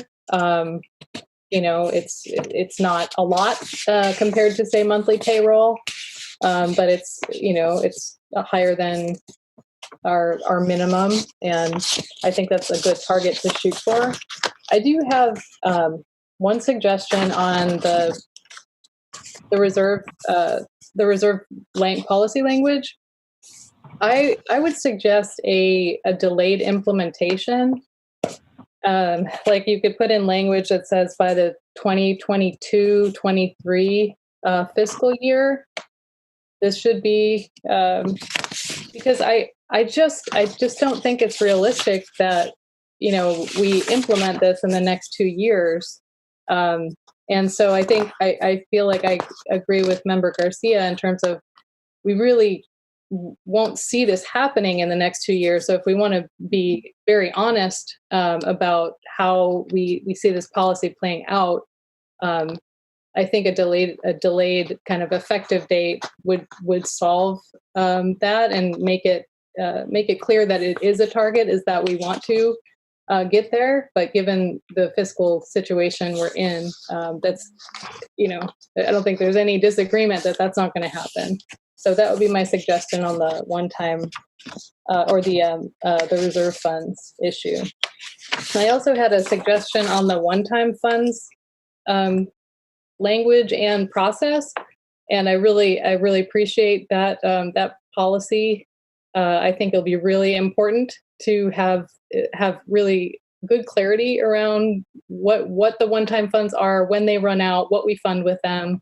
And so I would just suggest we include in the policy and also create a process where we have a form, a kind of a standardized supplemental budget display that shows this information, so we can kind of operationalize that and make it part of the process, so it doesn't just become, oh, we showed the board this information on a slide or something, and then it could get lost if there were changes or something. So I think just having something, some kind of standardized form to communicate that information that was clear would be a big help. So I'd like to see that in the policy. Thank you. Thank you, Board Member Morawski. Rose, I just want to again commend you for bringing this back before us. This has been 2 longstanding recommendations of FCMAT and other auditors looking at the deficiencies of Sac City Unified and trying to address areas that would help us be stronger stewards of our dollars. I frankly find it distressing that having a reserve policy has been such a contentious issue, and that we have continued to, as it has been well documented for decades, use one-time funds in hopes that they can cover ongoing expenses.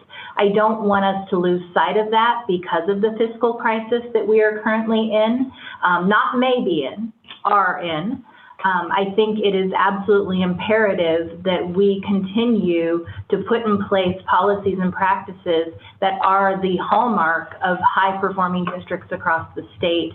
And I applaud you for keeping the eye on trying to ensure that happens, Rose. So it looks like we don't have any other questions or comments on this item. This is an information-only item. So we will be moving on to item 10.3, the May revised budget update and district's fiscal recovery plan, which will be presented this evening by Rose Ramos and Leilani. Yes.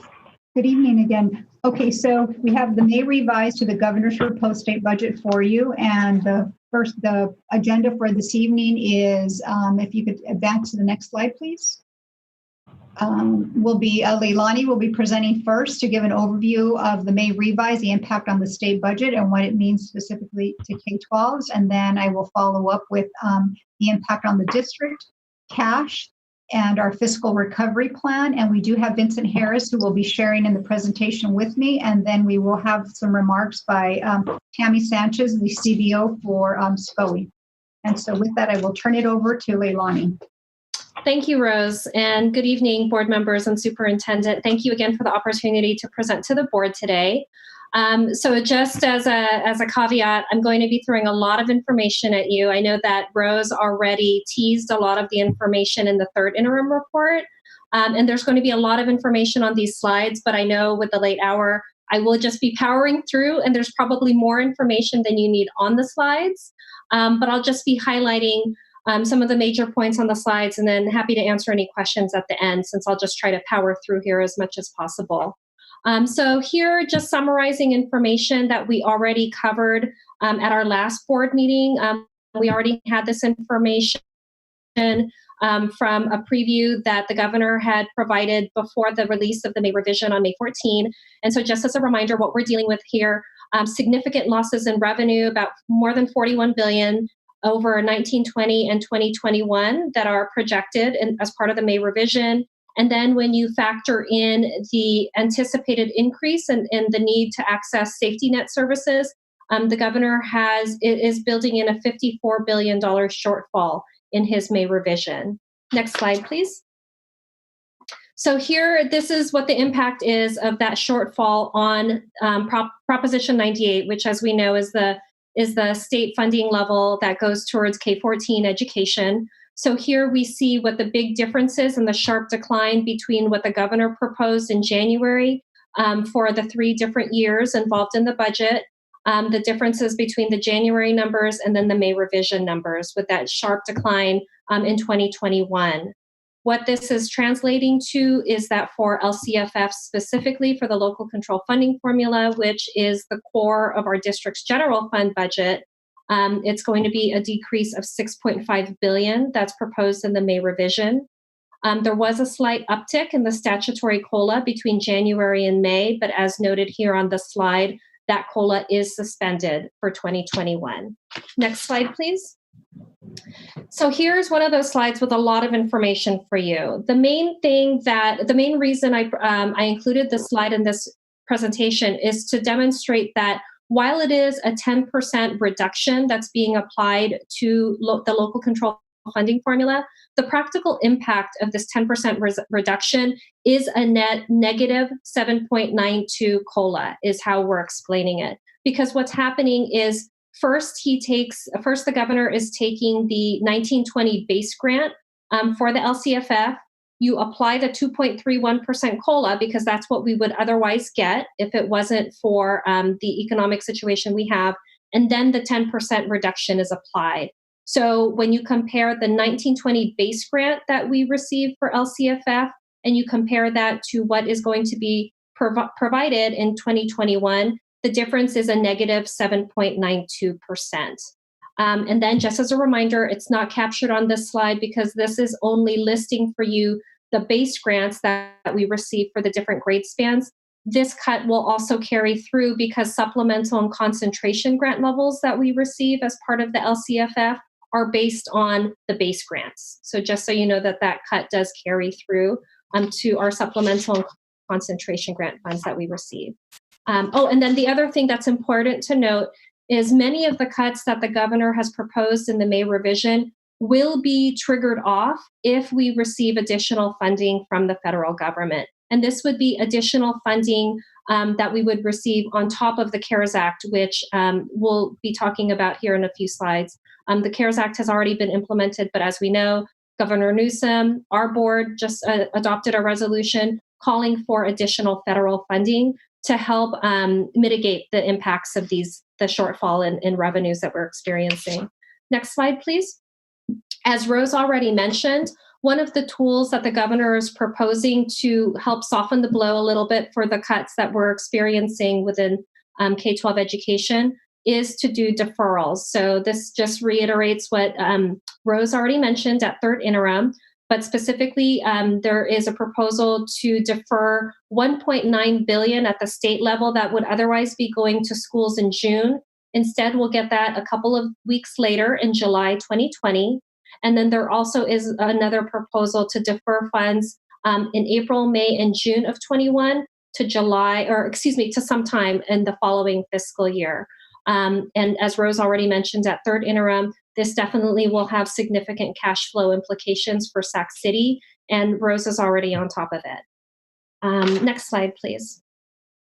So other cuts that the governor has proposed, he's proposing more than $350 million in cuts across various categorical programs. So those are listed out here. So just to clarify, the numbers presented here are the reductions that are proposed in each of these different categorical amounts. So this is not the total funding left over, it's the level of the cut that is being proposed. So these will impact Sac City in different ways depending on what kind of categorical programs you avail yourselves of.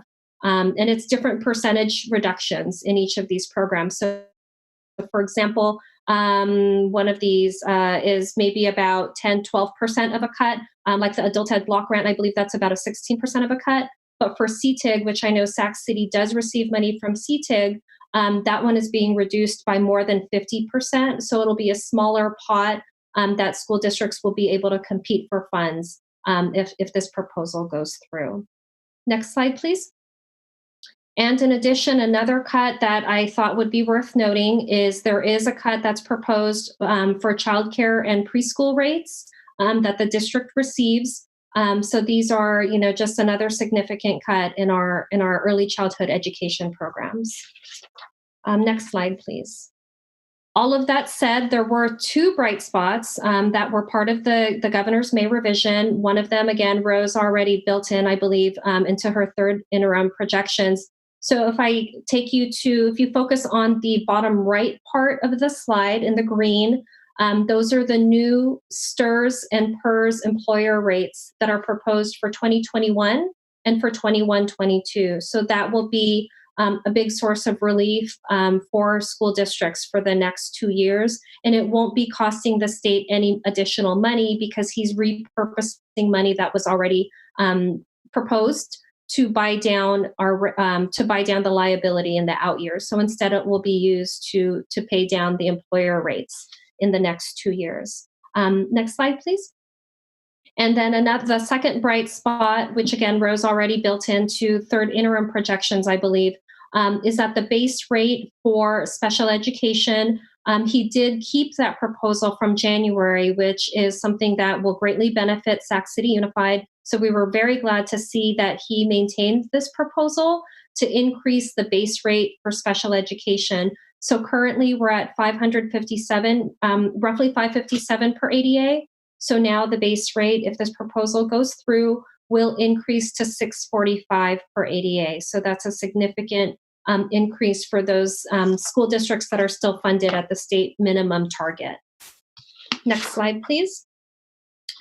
Okay, we've spent some time already talking about funds that the district will expect to receive under the CARES Act. So on the right side of the slide, the $1.65 billion that we'll be receiving in ESSER money, that's something that Sac City can be assured of receiving. We'll be receiving 90% of that total at the statewide level will be distributed to LEAs. And as we've mentioned before, Sac City will be receiving about $16 million in these one-time funds with a very wide use for us. And then a second pot of money that we've briefly mentioned in the past is $355 million that the state will be receiving in total in the GEAR fund. And that's money that the state can choose to allocate. Next slide, please. And the way the governor has proposed to allocate that $355 million is to throw it into this pot. The total will be $4.4 billion, and it's being proposed to mitigate learning loss. I believe Board Member Garcia mentioned earlier when we were talking about COVID relief and what the district is doing, lots of lawmakers, lots of policymakers have raised concerns about the impact the students dealing with learning loss because of school closures and the reliance on distance learning through this time. And so that's demonstrated here by the governor's proposal to allocate $4.4 billion in CARES Act money that the state is receiving. So this proposal has garnered a lot of attention. He has proposed to allocate this $4.4 billion and really target it at what he believes are the most vulnerable students that are being impacted right now through distance learning and through school closures. $1.5 billion of these funds would be distributed to LEAs based on the students with disabilities that they serve. No estimates have been provided by CDE or by the Department of Finance, but School Services does estimate that this will translate to roughly $1,900 per student. And then the remaining funds, about $2.855 billion, those funds will only go to concentration grant districts. So Sac City will be one of those eligible districts, and then it will go to all students in those concentration grant districts. Again, we do not have any official estimates from CDE or from the Department of Finance, but School Services is estimating that this would be about $735 per student if this money goes through. So there are strings attached, however. If this proposal goes forward, all funds would need to be expended by December 30, 2020, so before the end of this school year. And there are strings attached because the governor would like to see the money focused on 4 different categories to make sure that the funds are being used to help mitigate learning loss. So some of those things are extending the instructional school year, additional academic services such as providing devices like the district has been doing, additional learning supports, things like that. And the other thing that I would like to highlight though with this proposal is it is one that's garnered a lot of attention, and we anticipate that it will change significantly between now and when the budget is enacted, just because a lot of other stakeholders and a lot of lawmakers specifically do have other alternatives for how they would like to see the money go out, or perhaps allocating the money towards different things as well. So this is one we expect will change quite a bit before the budget is enacted. Next slide, please.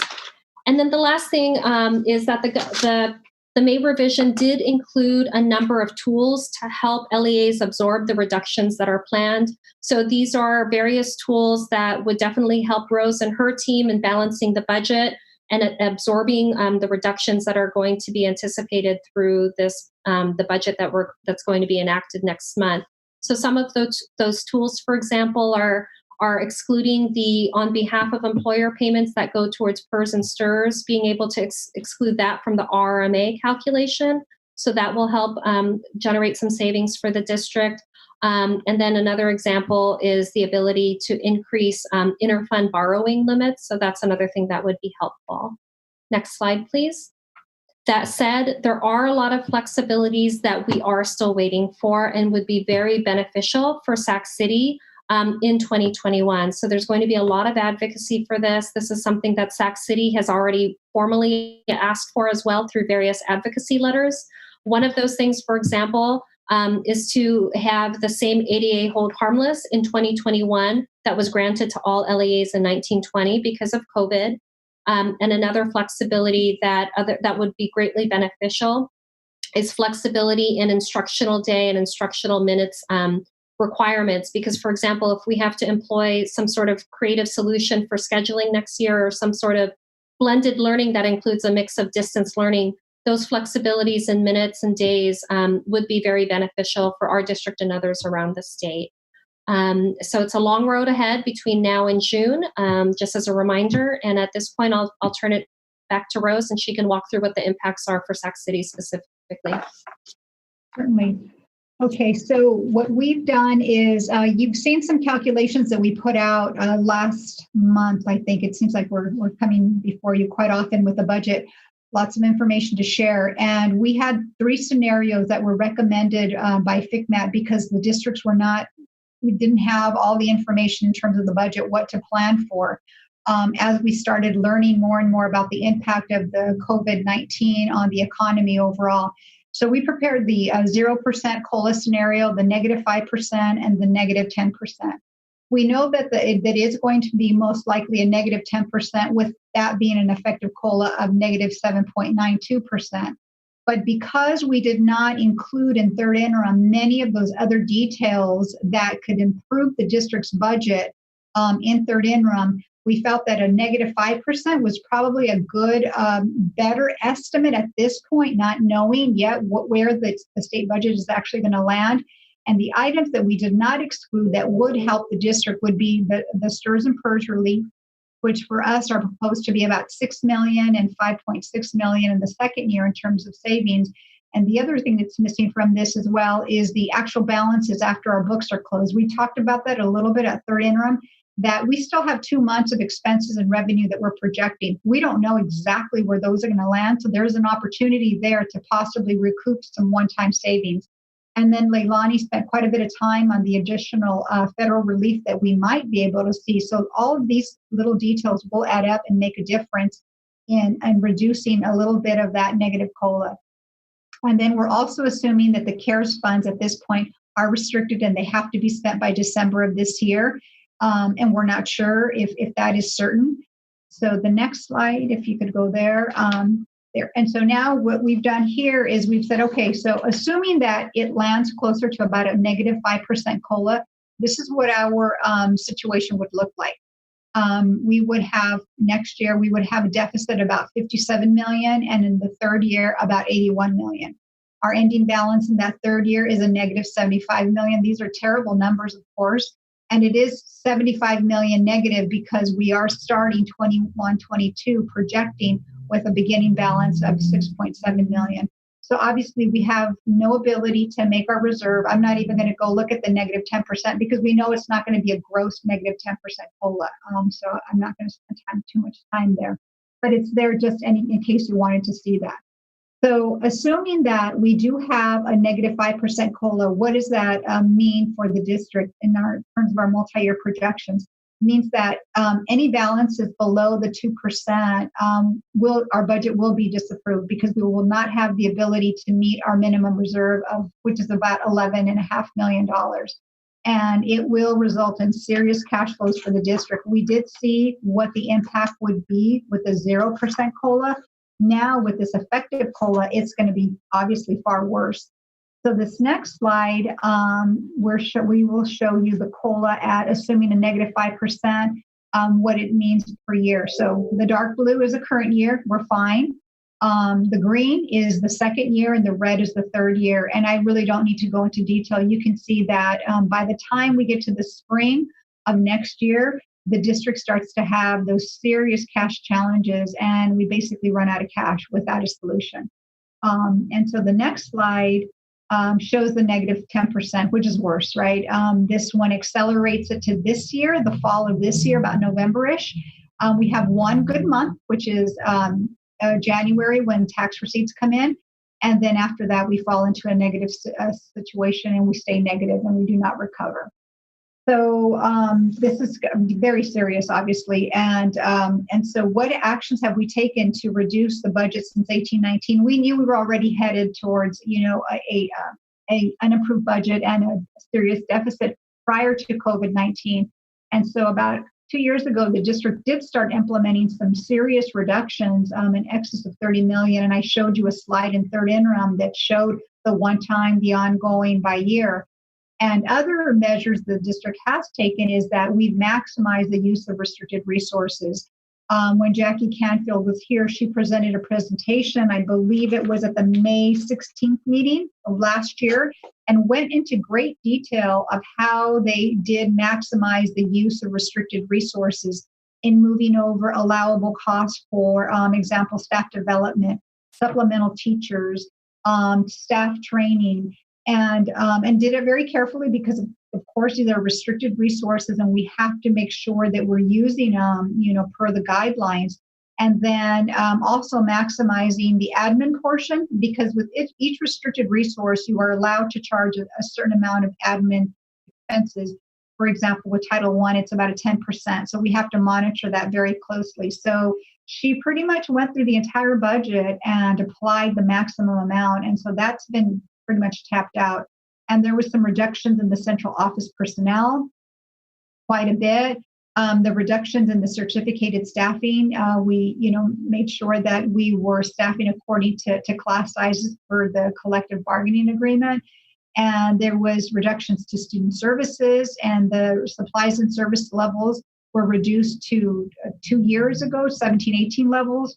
And we also transferred some debt service that was being paid for out of unrestricted general fund to an allowable facility fund, our developer fees.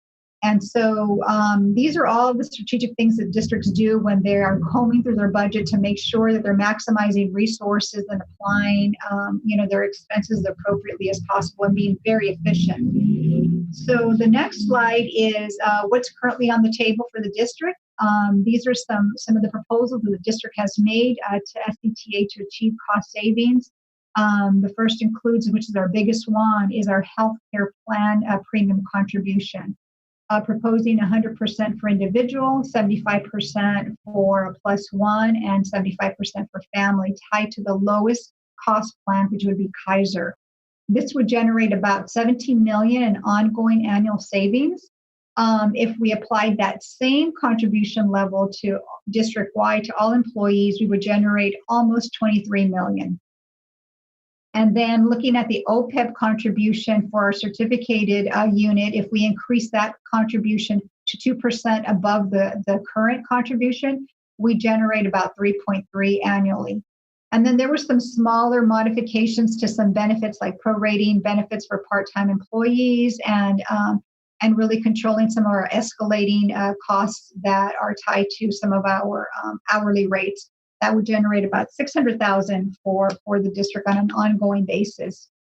And then our next slide, we're going through this exercise just like all districts throughout the state. I'm sure you're seeing in their budget presentations a menu of budget reductions that they're implementing.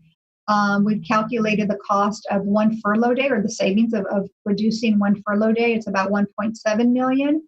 A 1% salary reduction is about $3.3 million. Our state auditor that completed the audit recommended 2%. A 5% is about 16.5. 10% is $33 million. And we put those higher percentages here because we've been hearing that at the state level, there is a proposal to reduce state employees' salaries by 10%. So we said, okay, well, what would that mean for our district in terms of ongoing costs? That's a very steep reduction, we understand, for employees, especially those in the lower end of the salary schedules. But it would generate about $33 million in annual savings to the district. And then the next slide is just, again, recapping that there are a few additional non-negotiable budget items remaining in our budget. The previous few slides did show all the reductions the district has made. And so we're just repeating what's been said before, that this is the significant amount of savings that are ongoing will have to come from negotiable items. And then the board, of course, our board does have to consider the impact of any additional non-negotiable budget items in terms of what does that mean for departments, what does that mean for educational programs, because they will have an impact, especially since we're a very lean organization already. And then our next slide, I'm going to turn it over to Mr. Harris, who is going to talk a little bit about our student programs. So ultimately, this slide is just meant to give a sense of, as a system, we've struggled with how do we deal with the crisis at hand. And crisis is in multiple levels. One crisis is, of course, the ongoing pandemic. And subsequently now we're in the middle of having to resolve some significant fiscal challenges. But we know the center of our system is student success. And so we came back and we've been wrestling with those core things that define our success. So the core value speaks to the fact that we know there's already longstanding inequities long before we face these challenges that are ahead of us. We look to the promise of the guiding principle as a way to say this is what we are looking to fulfill for all of our students. And then ultimately, as the board heard back as we closed our summer, our PELP team actually looked at resetting how we think about our investment decisions for the whole district in terms of grounding every budget and instructional decision in school site and district planning using the principles of continuous improvement with the belief that all children can learn. And so ultimately, as we've been wrestling with what are the next steps, we've been thinking through the program implications. And on the right, we believe those are examples of the things that actually allow us to interrupt the core value, that allows to fulfill the guiding principle, and frankly allows to resolve the Pell problem of practice. And so as we think about the budget considerations going forward, we've looked with an eye to try and sustain and maintain the things on the right and other things, because we think they are mission critical for the district to meet the needs of our community and frankly to meet the demands, the rightful demands of the CAC, the LCAP PAC, the DLAC, and other community partners who've demanded of us to get our students to grade level. Thank you. Okay, next slide, please. So to sum everything up, when we last presented at second interim, we were just looking at a roughly $27 million solution that we needed to achieve. And we know now that that has more than doubled due to this economic crisis and how that has been, passed off or shared. Now it will have to be shared by K-12 districts. And so now we're looking at, $57 million deficit next year, possibly 81 million in the third year. I mean, they're pretty significant. But we still have to continue looking for ways to balance our budget. We've already, as we shared, taken a bulk of reductions in non-negotiable items. And so there's very little for us to look for, but nonetheless, we continue to look for things like, as listed in this slide, requiring that our charter schools have balanced budgets so that the district is not making a contribution from the unrestricted general fund. And again, reducing supplies and contracts to the extent possible. At some point, we have to supply our departments and our operations with things like fuel and tires. They're necessities. They're not necessarily optional items.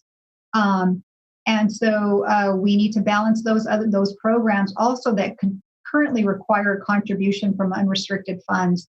And so we are looking at all of these very seriously, but they do come at great cost to some of the programs and services. And yet we still need to resolve this fiscal issue that we're in. And with that, I am going to turn it over now to our Chief Business Officer for SCOE, Tammy Sanchez. Thank you, Rose. Can you guys hear me? Yes. Okay, good.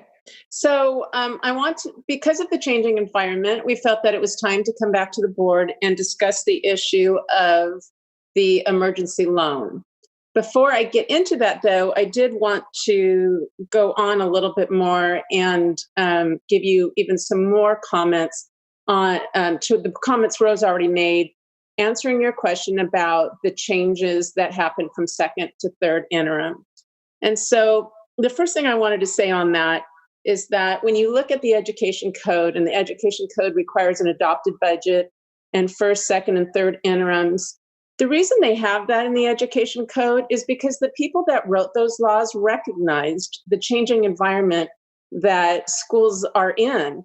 And if we knew every dollar's in and out before the year started, we wouldn't need to have those other interim budget reports. The reason it's there is because it's necessary, and they expect it to be changing.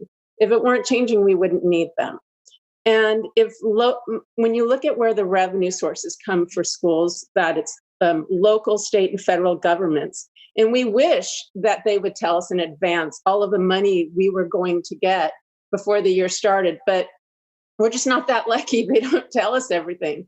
And this year, for instance, we didn't know there was going to be a pandemic. So we didn't know all of this federal relief was going to come and so forth. So there's just those things you don't know about before the year starts, which is the reason we have all of the different interim reports throughout the year and all the opportunities to talk about the changes. When you look at your thousands of employees, if all of them stayed and worked their full year and nobody left for sick leave or to take another job or to retire, and that didn't have any, and there weren't any vacancies or anything, then sure, we would know what our expenditures were going to be. But we do expect there to be changes like that. And I have to say, considering the pandemic and considering how many expenditures had to change quickly, for instance, all trainings and travels were canceled, and there's no way that could have been known before.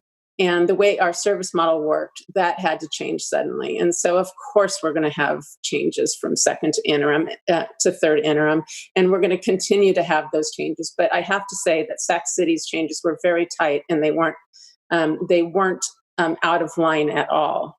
So, and knowing that, I am going to talk to you about the emergency loan, because with information that, based on what we have today and with complete certainty, I can tell you this information will change. So, but we're working with what we have right now. So first of all, the May revise had extremely high cuts, which we've discussed, and school districts are expected to work miracles and do more services than they've ever had to perform before, and yet the cuts are the largest I've ever seen. And so there does seem to be a disconnect between the services we need to provide and the amount of money we're getting to do that. So I do hope that in the summer, when we have a better idea of what the budget's going to look like, I hope that there is some reevaluation, and I hope that it doesn't look as bad as it does now. We can be hopeful. The other thing that came with May revise was that it brought the deferrals. And I know Rose talked about that in detail, but I need to even give it a little more detail to put it in the context of the timing of the emergency loan. So in 2021, part or all of your April, May, and June apportionments have been delayed, and you'll receive it in July of 21.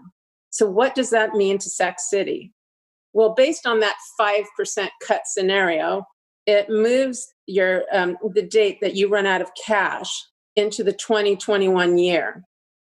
And that's when you would need an emergency loan. So it's moved the date forward.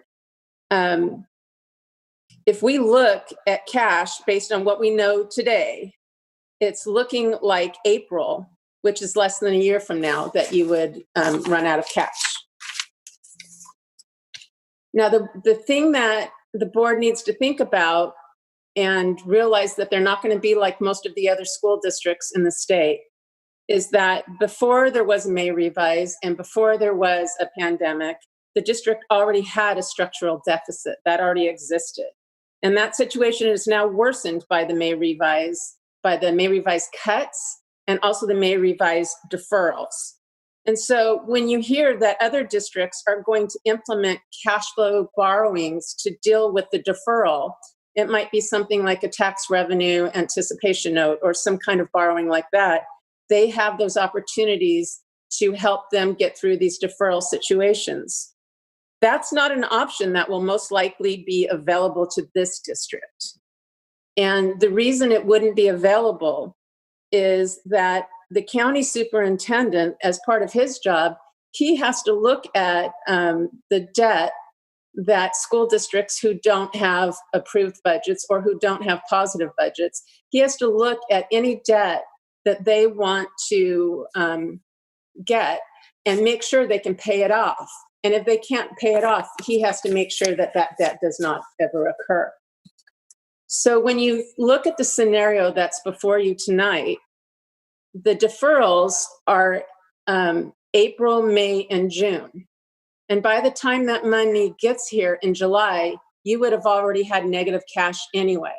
So there's no money in July to pay that loan off. So therefore, the county superintendent would not be able to sign off on such a loan. So it really does push your cash situation up before the deferrals. And so we're looking at April right now is what we're looking for. So what are the steps? Well, currently, FCMAT, they just recently have been called, and they're starting to work with your district, and they're coming in to confirm your budget numbers. They're looking at the district's budgets, cash flows, and your multi-year projections. Legislation will have to be written and to get the emergency loan, and that you have to allow about 6 months for that to go through the process. And then you also have to back up the 6 months based on, are the legislators in session and so forth. So we really have to start the process before that 6 months. So the county superintendent has already discussed this issue with Senator Pan to write the legislation. And right now, it's looking like we are about 10 months out from needing that emergency loan. And so we are working towards that right now, and that we are starting that process. Do you have any questions?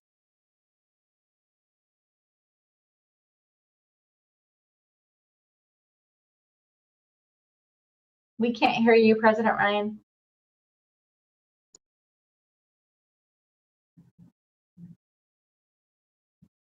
I know what's going on. Can you hear me now?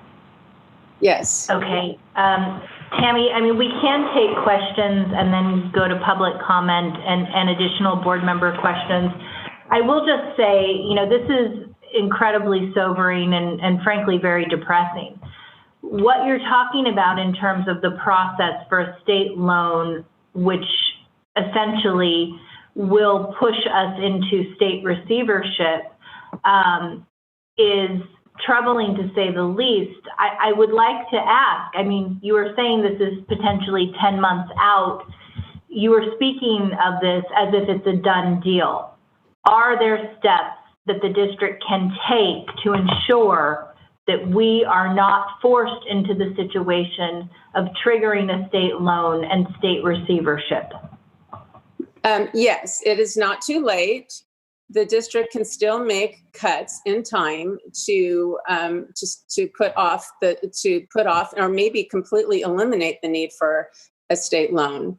And then hopefully there would be some more federal money or something like that that would help come in and fill in any gaps that there might be. But it certainly what you get from the federal government isn't going to be enough to solve this problem. It might push it out a few months, but it's not going to solve the problem. So you really do need to be able to make the cuts. Certainly start with the 27 million you know about, and then add on the amounts that you'll get next month when you get your adopted budget. You'll have a new number to shoot for with the cuts from the May revise. And Tammy, given the truncated timeline that we are now working with as a result of these very, I would say, challenging May revised numbers that are before us, and the fact that we have very little room, as was just articulated by Rose, in the $30 million of reductions and saving adjustments that were already made, the bulk of our cuts, as documented by the state auditor and others, seem to have to come from negotiated savings. So my question to you is, what is our timeline to be able to arrive at the negotiated savings necessary to prevent us from being pushed over the fiscal cliff? So you have enough time till you run out of cash. The state administrator doesn't, or actually it's a county administrator now, but the administrator doesn't get assigned until the loan is funded. So you have a short period of time to make these cuts and get them implemented in time to avoid this. But once the loan is funded, all bets are off. So you have up to the time you get the loan. Thank you. Are there other board member questions on this item before we go to public comment and return to questions on the full presentation? Board Member Garcia.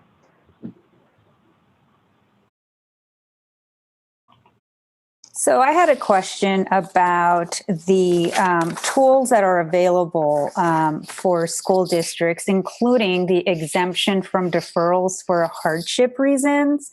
So I'm wondering why this would not be a tool that Sac City Unified would use in order to get those the payments on time, as opposed to being a district that would be deferred, because it's obvious that I would think it would qualify under hardship. So is that something that the district could use?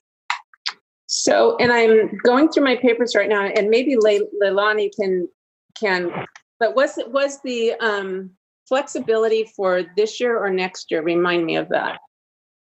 So that is a flexibility that's proposed at this point in trailer bill language. I did pull it up, and the flexibility that I see in the trailer bill language, it would be for 2021 fiscal year, that deferral. I don't see, and I can look through it more closely, but I don't see that flexibility available for 1920. So in addition to it still having to go through the budget process to make sure that flexibility is in place, and 1920 could be something added in. between now and when the trailer bill is adopted.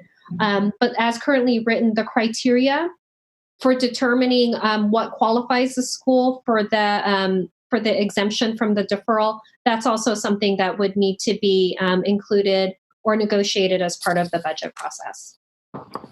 So let's say that a scenario exists where you are able to use the flexibility and you're able to use it for the entire deferral.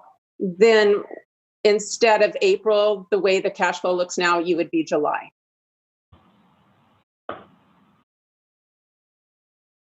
In terms of running out of money? So I guess I just didn't follow that. Yes, in terms of running out of cash. Okay, so then we would still be looking at running out of cash, going into receivership and getting an emergency loan next year, whether it's in April or whether it's in July, absent any reductions. Yes. Okay. So we're going to wrap up the presentation, go to public comment, and then we'll return to board member questions on the full presentation.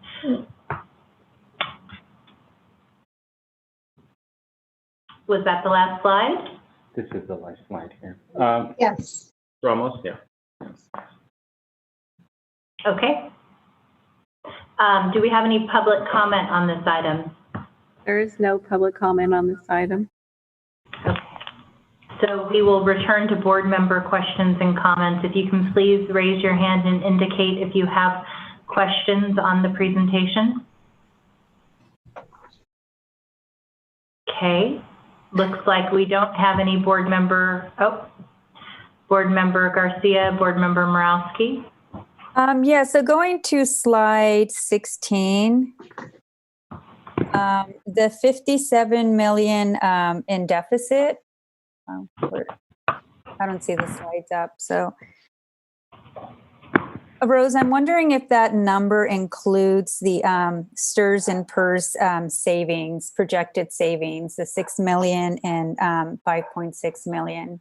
It does not. It does not, Member Garcia. It doesn't include I'm looking for the slide. It doesn't include the STRS and PERS. We didn't have the details on that yet.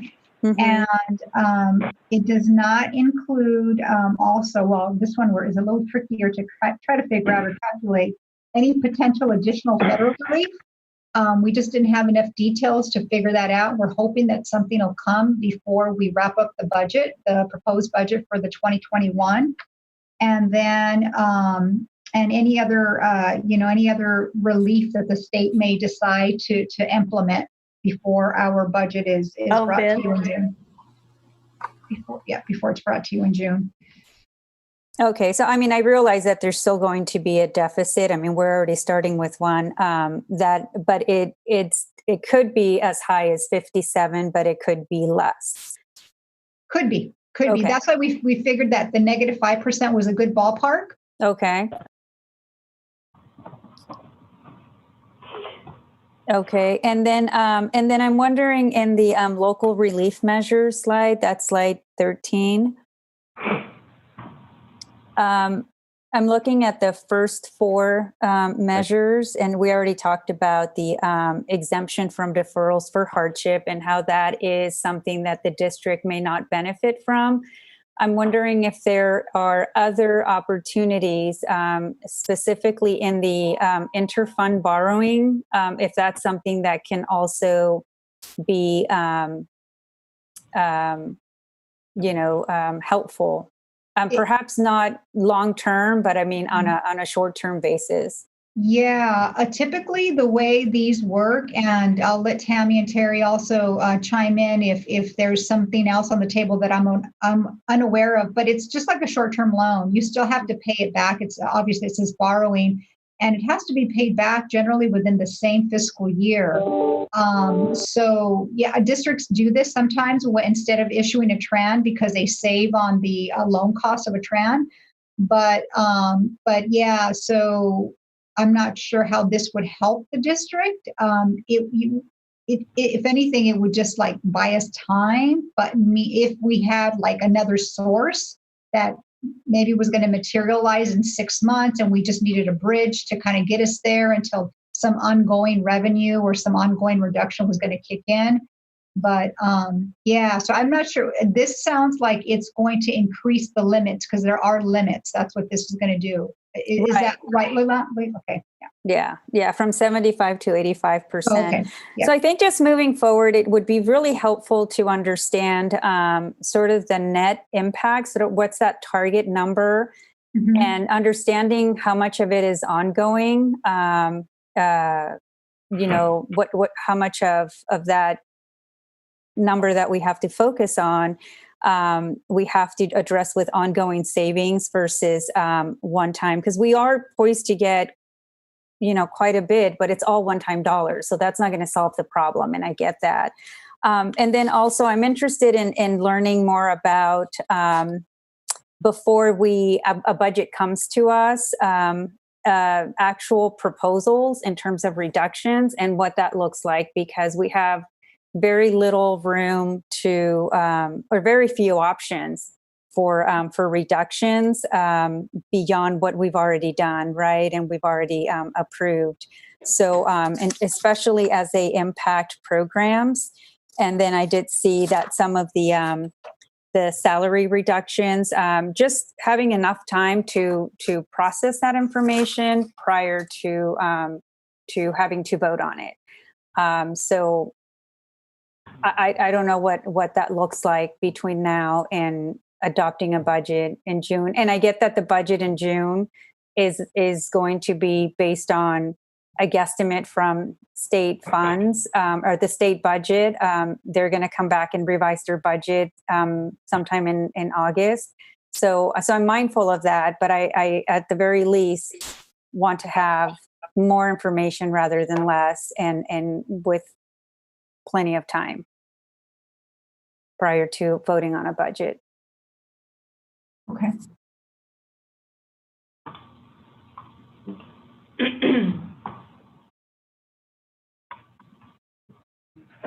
Member Morowski?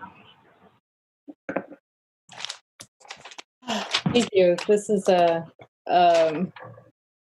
really hard presentation. We're in a very, very bad place here. The risk of insolvency is much closer than it was, very recently. We thought we had more time to work on our problems, and because the timeline has dragged on and we haven't found ongoing solutions, we're in a very bad place from a fiscal perspective. I guess I have a couple different questions.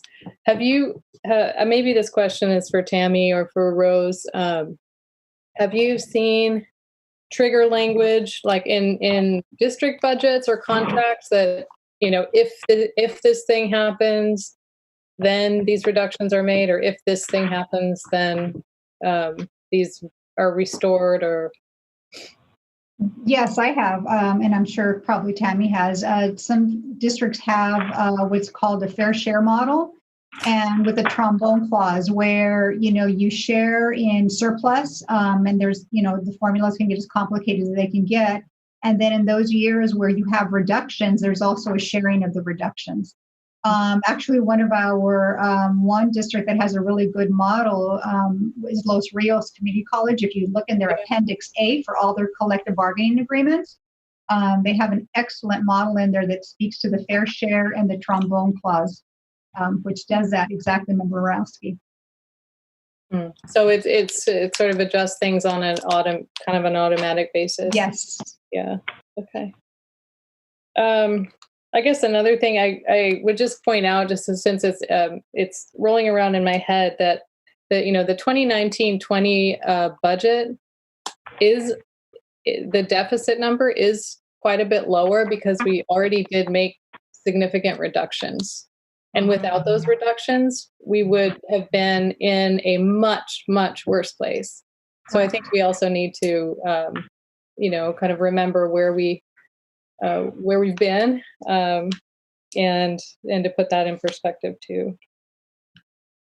So given the timeline and the risk involved, unfortunately, this is something where if a negotiated solution's not forthcoming, that puts us in a very difficult place of having to make some very, I wouldn't even call them like tough decisions. I mean, they are tough decisions. They would be tough, but they'd be like catastrophic, like extremely destructive to children, to our district, to our community, to our families. Like, I mean, the cuts that we're talking about having to make to stave off state receivership in the situation we're in now, without any additional, federal revenue, or I don't see a lot of hope for additional state revenue forthcoming. And the 4.4 billion, that seems very unrealistic that we'd be able to spend it by December 2020. So I don't know, I don't know how to process all that. But I guess I would like to see what's the number, what's our target number, and it's going to be wrong because we don't really know, but what's our target number and what's the plan to get there? That's our fiduciary responsibility to our community. What's the target number? What do we need to close, and what's the plan? Not to, close our deficit in 1 year, because that's not realistic given the size of the deficit. But how do we get through? Think about it as a 2-year plan, and what kind of catastrophic things do we need to do to avoid insolvency? I mean, that's basically where we're at right now, given what we know. So, I guess this is more to Rose. What's the plan to provide that information of just, what target number are we working with? What are the cuts? How much do they add up to? What's actually realistic? I mean, some of the cuts, that were explored last year ended up being things that were only funded with restricted funds. And I know there's some flexibility in there if you can do funds shifts or things like that. But I mean, that's where we're at. I think we need to be honest. We're staring off the cliff. So yeah, we'll have a better number for you on the deficit actually as we develop the budget and we start to comb through all the May revised details and see which ones do apply to us, because it's important that we take the credits too. It's easy to apply the reductions, but we know that there's some credits in there that we need to make sure we include. And so that'll be coming to you soon. And as far as additional reductions are concerned, we prepared the typical list that you see in many school districts, right? They're all doing that right now. But there's just so much little room elsewhere. It's the bulk of it is pretty much in salaries and benefits. But we can certainly go through that exercise and trying to comb through anything else that may be there. I know the bulk is in salaries and benefits, but that's not something that, unless we have a negotiated agreement or the ability to do that, that's not something that we can use to solve our deficit problem. So, right? If that's not forthcoming, then what's left? The 7% of 6% that's not salaries and benefits. What is that? What are the dollars associated with it, and can it actually be cut? Mm-hmm. I mean, I think those are the conversations that we need to be having, right? I mean, unless I'm misreading this, or what would you say, Tammy? I mean, to avoid insolvency. I would say you're hitting the nail on the head, that those are the conversations you need to have. I think Rose will have that for you in June. She'll have the number and what you're seeing. I mean, look, Sac City has a much more difficult issue than other school districts, but what you're seeing the other school districts do is they're going to have to make horrible cuts. And the hardest part is we don't even know what school's going to look like when we open school in September. Yeah. So, which is why the districts that do have reserves will fare better, because they have more time to plan. You don't have time to plan. And so you're going to have to go make cuts. And where are you going to cut? You still have to turn the lights on. you probably need more custodians than you ever needed before because of cleaning and stuff. So it's going to be a difficult time trying to find places to cut. Mm-hmm. Yeah. Yeah, I Board Member agree with Minnick. that. I think that's why we need to know what our options are. Board Member Minnick? I guess my memory from last year when we had this conversation, and then 6 months ago and 3 months ago or whatever it was, is that we have essentially cut everything that we can that's not negotiable. So I think to Member Morawski's question is, what are the other options? I think the other option, other than those negotiable items, is receivership. That is the other option. Because what we heard from Superintendent Gordon a few months back was anything else that we cut is going to make it impossible for us to function as a district and do the work that we are responsible for doing. So it seems to me that there isn't a list of other things to cut. Those other things are the things that allow us to be a school district. So I think it's the negotiable stuff, or we get that loan from the state. I think those are the options. Is that fair to say, Rose, or am I being extra gloomy? No, I think that is pretty fair. I mean, certainly there might be little pockets here and there, but nothing substantial enough to resolve a 27 million plus. I mean, now we're looking at 50 million plus deficit. Yeah, I mean, we could probably scrape together. I'm going to just, a couple million here and there, but nothing that significant. Okay, that's. I didn't want to think.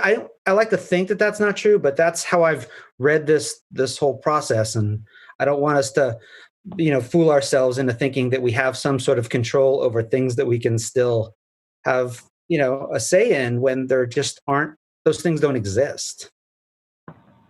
Well, and I think the point is well taken, and Tammy has said this in the past, as has Superintendent Gordon, that because we have had a salary and benefit structure that eats up the lion's share of our budget, 91 cents on every dollar, much more than other districts in the region, our choices in a difficult recession are very different than district choices that have healthy reserves, that have had the ability to invest at a higher level in programs and enrichment. So their cuts, while painful, are just far less painful. And at the end of the day, we're talking about the trade-offs are such that we cut to the quick and we still don't come close to the target we need to meet to avoid receivership. And I think to Member Morawski's point, and this I think is very important, I think we have to have a clear target number. I think we have to have a set of scenarios. I think we should be using the state auditor's guide for those scenarios, because the state auditor said there are very few places to cut outside of these buckets that they identified in their model template that they shared with us. And how do we build out those scenarios so that we get to the number we will need that is now deeper than the number that they had analyzed for to be able to avoid receivership? I will say, last week was one of the darkest weeks that I've experienced in a very long time. And it was because I was grappling with the reality that we made $30 million of painful cuts and budget adjustments that allowed us to avoid going off the fiscal cliff. And we did that in a way that had the least amount of harm to our students. And we did that in a way that allowed us to tackle everything we could outside of negotiated savings. And now that work is almost for naught because we're starting back at square one with very few options. And, I think I said last year, and I felt this burden heavily, that with the $30 million of cuts and reductions, we essentially had a stay of execution, but we were still on death row. Well, now we're on death row and our number has been called. And so, how are we going to meet that head on? It is very frustrating to me that in the face of a global pandemic, there are still narratives that are floating around that we may be in a financial crisis. We may be was the word that was used tonight. I remember in 2017 when we were told that we were in the best fiscal position in Sac City Unified's history, despite the fact that audit after audit said otherwise. And so my question now is, what do we do that truly puts students at the center of our decision making? How do we have the courage to take action to avoid receivership, to avoid going over that fiscal cliff, and to not take the easy route out, which is cutting to the quick, the very few programs we have that actually provide that enrichment, that support, that continuity that is so desperately needed for the most vulnerable populations in our district. Board Member Pritchett, I saw your hand up. Thank you, President Ryan. And I agree with Member Morosky. We do need to have that target number so we know where we stand. It's unfortunate that we are having this discussion, and it brings me back to 2013 when we were having similar discussions. Member Wu can probably remember as well. And it was unfortunate because we proposed to close 11 schools. And those little pockets that Rose is talking about are going to be direct cuts to our students. That's where we're headed.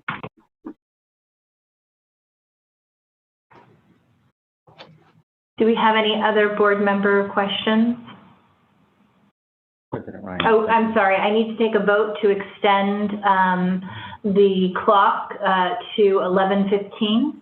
I'll move to extend to 11:15. Do we have a second? Second. All those in favor? Aye. Aye. Thank you. So it looks like we don't have any other board member comments or questions. We had a very good, Board Member Wu. Yeah. I think at the same time, we have to start talking about what we're going to negotiate. We're going to negotiate with our bargaining partners. You know, healthcare cuts and things like that have to be on the table, and we have to face that. Yeah, thank you, Board Member Wu. I try to be an optimist, but I will tell you that the gravity of the fiscal predicament that we are in weighs heavily on me, because at the end of the day, I know most of us on this board are parents with children in the district. And so we're going to feel the effect of our budget decisions for years to come. And frankly, when I think about this idea of a pandemic generation, a generation of students who are traumatized by this experience, who have learning loss, and then bear the brunt of painful cuts that we will be called to make in the coming weeks and months, it's overwhelming, to say the least. I do know that we can find a path forward, but the path forward has to rely upon a realistic target and a set of negotiated savings that will minimize the harm to our children. And that has to be our goal. President Ryan. Yes, Superintendent Aguilar. Thank you. Just wanted to comment,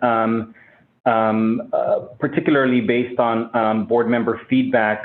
We, of course, will get right to preparing budget. I do want to commend the staff for all the work to prepare for the third interim report. But I too feel like we were here a year ago in which the board asked us to provide potential Plan Bs, if you remember, where we presented each of the programs that we could potentially cut with exact amounts of dollars that each program represented, where we were asked to conduct an analysis of what the impact could be potentially if we made cuts to, say, the GATE program, or we eliminated specialty programs, or we eliminated programs in which we were putting from our general funds to sustain those programs as well. In that regard, we're in the same exact place that we could probably just take out our notes again and say, here's what we think would happen if we eliminated our specialty programs.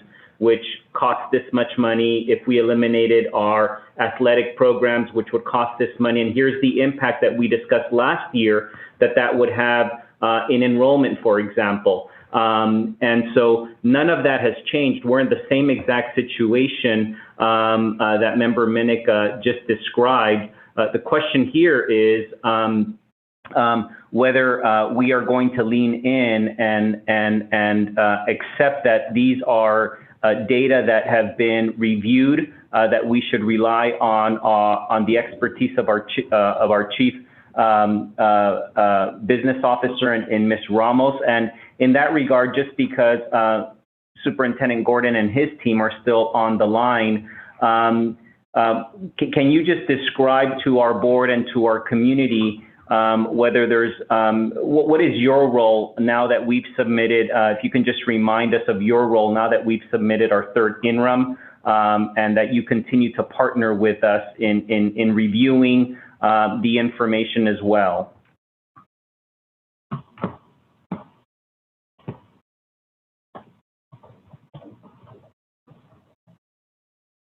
Ms. Ramos? Oh, I'm sorry. I thought it was for Ms. Scoey. Sanchez. Or Ms. Sanchez? Yeah. Oh, you, okay. I wasn't sure if Dave was still on. Yeah, I'm still on. Well, our role really hasn't changed at all. Our role is to try to help you move toward what's been mentioned, which is a solution to get out of this hole. And I think one of the things that, to be honest, is impeding you is I think to have a collaborative relationship with your labor partners. You have to be on the same page for what you're trying to strive for. And I think if what you're trying to strive for is stability in your budget, and you've spoken of that in many different ways tonight, a healthy reserve, a system by which you're eliminating deficit spending, a system in which you're able to plan from year to year rather than lurching from interim report to the end of the year. And I think if you're not on the same page in what you're seeking and what you're striving for, that's a problem that you're going to have to recognize and deal with, because I think at the top of the meeting, the public comments that were read were going back in time and recounting situations which have long since been either corrected or resolved in some way, and where we sit now is you're in trouble. FCMAT has said you're in trouble.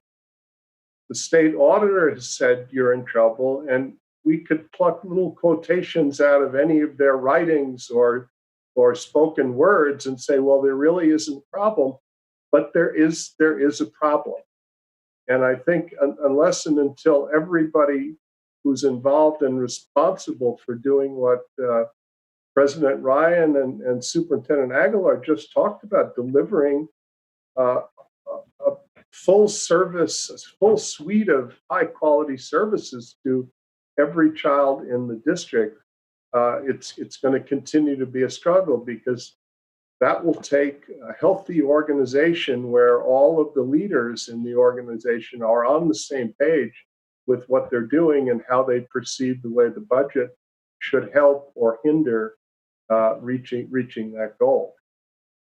So we're here to stay alongside you and keep helping you verify the numbers and see what your options are. But again, I think it's the collective will of everybody involved in the organization that's going to make it happen.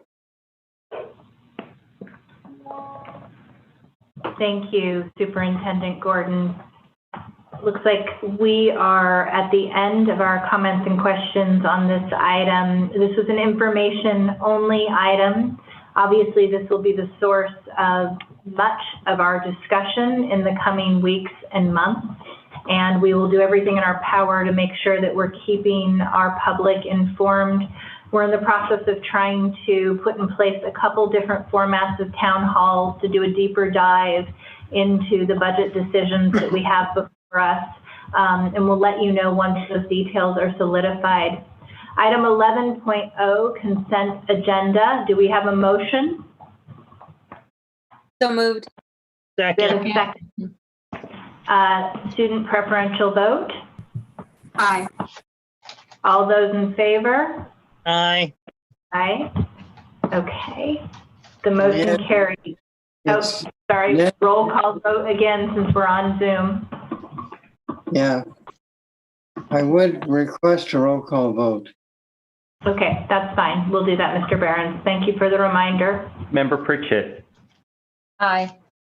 Member Minnick, Aye. Member Moravsky, Aye. Member Wu, Aye. Member Garcia, Aye. Member Vang, Here. Yes. President Ryan. Aye.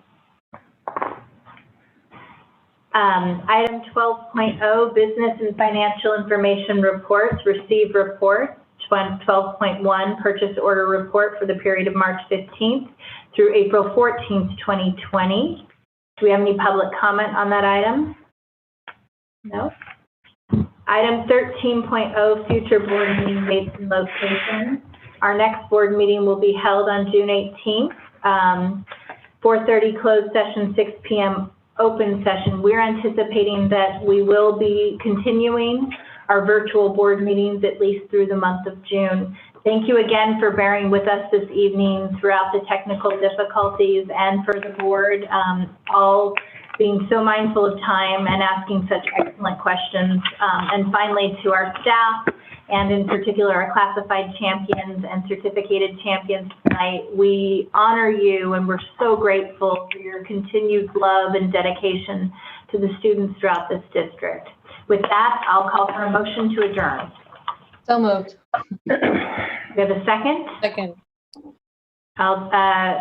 We don't need a roll call for this, I assume. All those in favor? Aye. Aye. Perfect. Thank you, everyone. Good night. Stay safe and healthy.